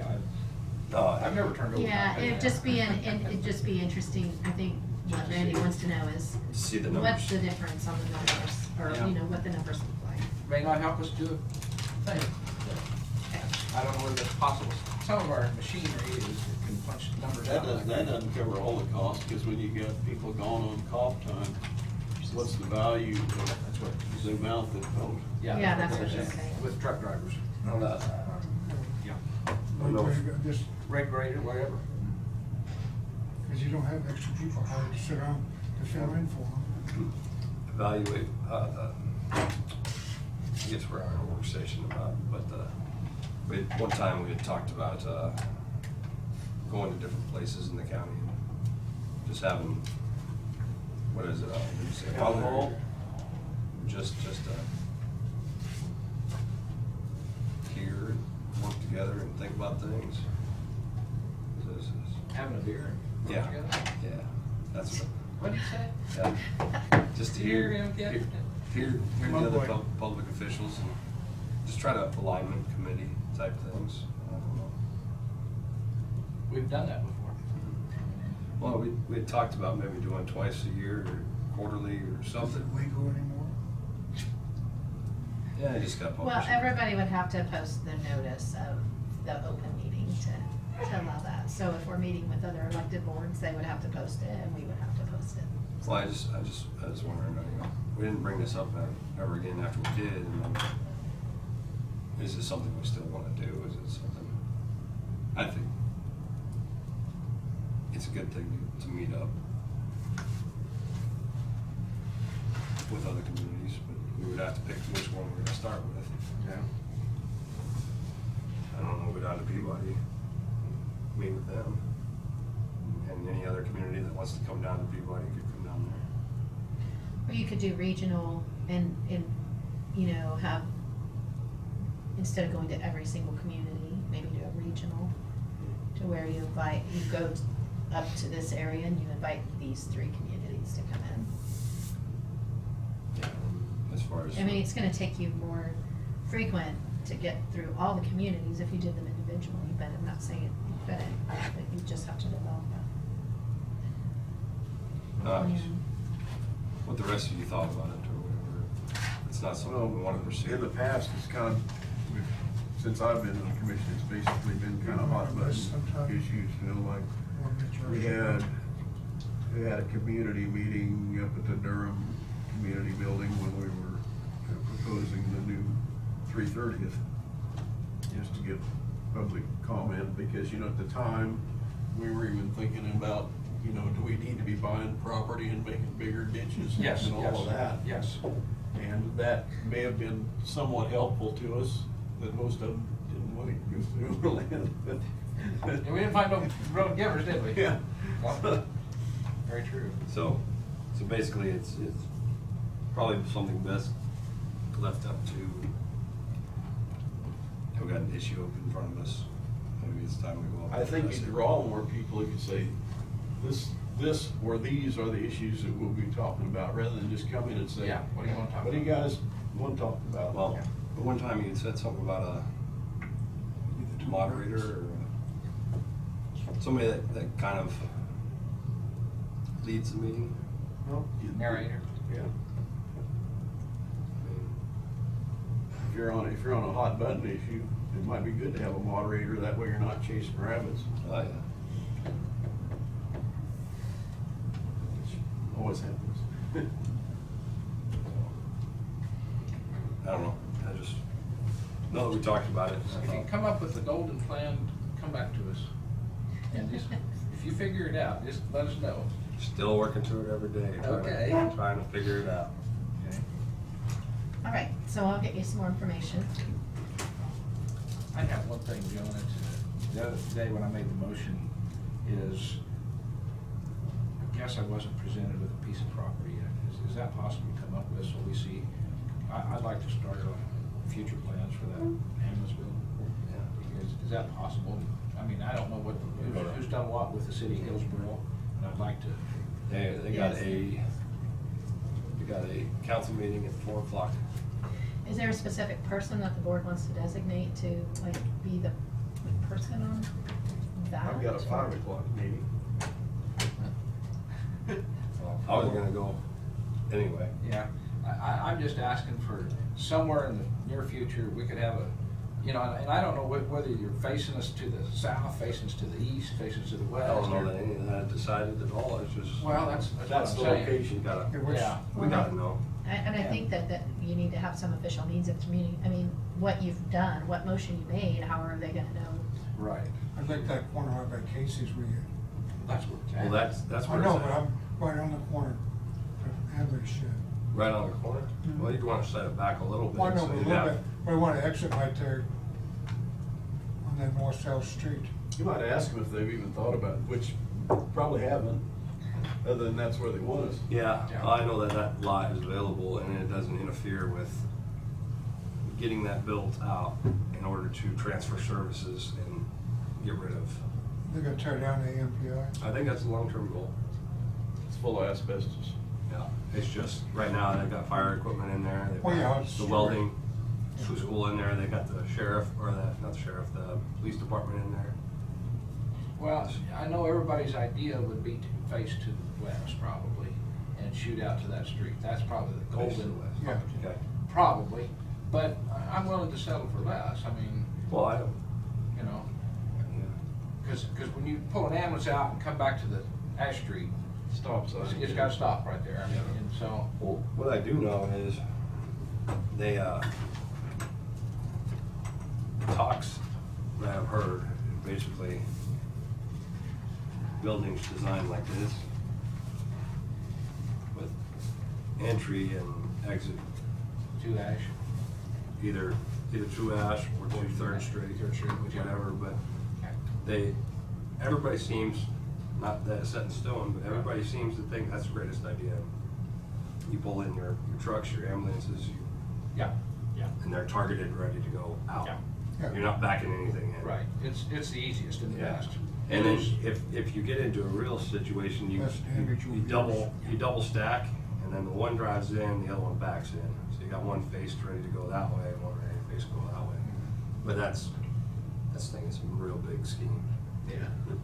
Well, and that's, I want to keep it moving ahead because I want to get something accomplished. Well, and time's gonna move fast. I mean, Yeah. if you're thinking you're gonna build a building in 2021. yeah. right, So it's a year. Yeah, so Yeah. 10 months, and that's what I'm saying, you know, and we'll be budgeting here within the next 3 months, Yep. coming up, 5 months. Yeah, if they can give us their intent. Well, just a legal, Also about a legal pad. basically a legal description, and this is the lease amount. That would lock it in for us, Yeah. so. And then we can do it.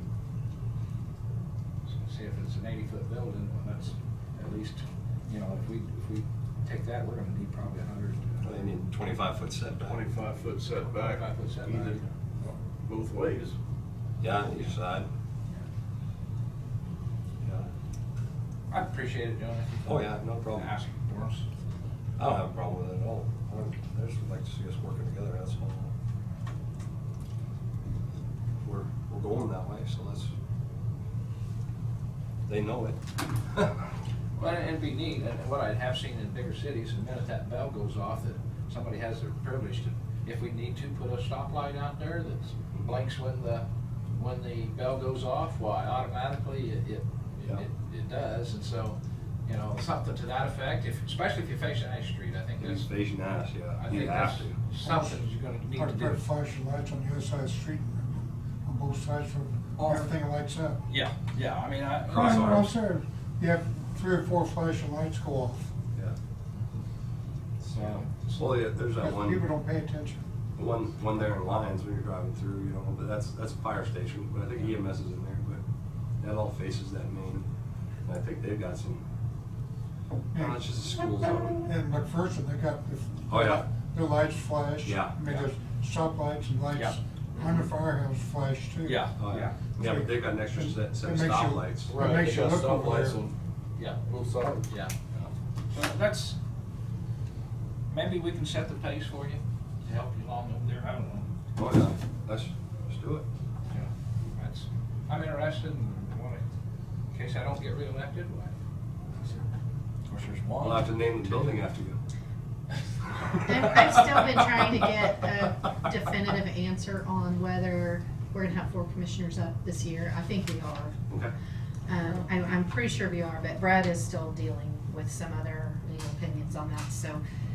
Is that the Secretary of State? Yeah. I almost had lunch with him yesterday. Another He was 2 issue tables that away I'd this like to yesterday. continue to I almost pursue wanted to is- ask him about that. I figured he wouldn't know shit about it. Oh. Getting tired of it every time Rebecca comes in. I always remember it's been now 3 years. Storage building, yeah. So I continue to maybe try to move forward on a storage building. Oh, yeah. You know, and she's gotta keep all the records from 1881 over here. Well, there's other alternatives too, I mean, I know I don't wanna ruffle the boat too much, but, you know, we could always do something different with the commission. Give this up for storage. I mean, this You're could be my election You're gonna room. need a lot more storage than this. Yeah. Well, I'm just saying, I don't know. The attorney can fill this, mhm. let alone her. Yeah, I mean, there's, If we do that, then I lose my election yeah. on election Yeah. night too. Yeah. I'm just saying. And all your so, information. This is like Tina's See? second office, you can't take that And away that's, from her. and that's just, you know, and that's how I do things, I throw stuff at the wall and you tell me if it sticks or not. I ought to buy the Suffield old building over here, you know, Skid ought to give that to the county. I don't use the roof. Needing a roof, is it? Oh, I'm sure. It's flat roof. What building in town doesn't? Well, that's what one commission has done, and we got away from it already, and we're catching it for the Bowman building. Sorry I brought it up. Well, storage is probably the cheapest thing to do. It doesn't require all the glitz and glam of housing people. Right. But it would have to be. A portion of it would have to be climate climately controlled. Fire sprinkler system in it too, as county. We'll just build one of them, them little pod rental places, you know, where you store your own stuff for $50 a month. That Hey, way- we that looked way- at some of that stuff. That way every department can, Well, let's just get a couple of shipping containers then. every department can, Yeah, those are cheap, can really, keep for their stuff storage. separate. We But- actually priced those out at one time. And I think maybe as commissioners, this is something we need to look at too, is what's the price of all we're doing, the health department building, the rent we pay, we're paying Right. rent over here, we're paying rent everywhere. I know. And that's something that if we could shirk, somewhere we have to try helping the future commissioners. I mean, that's sort of my goal, is to try helping them. And that building that's spaced over there could put a health department on the south end of it. Even, we've got about 100, More building? well, the space over here right beside By the the jail, jail. on the east side of the We jail. own there. that lot already, You could put right? 100 and some foot of building there by 80 wide. There's quite a bit of building space there. It's just a big old building. The steel building, if that's okay. I mean, Yeah, that's what we expected. That's exactly what we Steel expected. building gives you a shell, and then that allows you opportunity to build sections off later. Later. Or And I finish, think or the start. finish off the inside. Yeah. That's the beauty of it. It stands alone. If you want to put a 10 by 10 over here, you can just build it. You know, it's I love metal buildings. But All better. all right, anything else? No. Entertain a motion to adjourn. Second. Oh, okay. I made the motion to adjourn. Okay, you gonna vote? You did it. Yep, me. Aye. You gonna Yeah. vote? All in Yeah. favor? Aye. Aye. Thank Sorry. you. That's all right. That adjourning thing, you know, I seem to always forget to call for the vote. It's like, I'm out. See ya. Goodbye. Randy, you go to the planning and zoning meeting, so you can see how the new regulations. March 5th.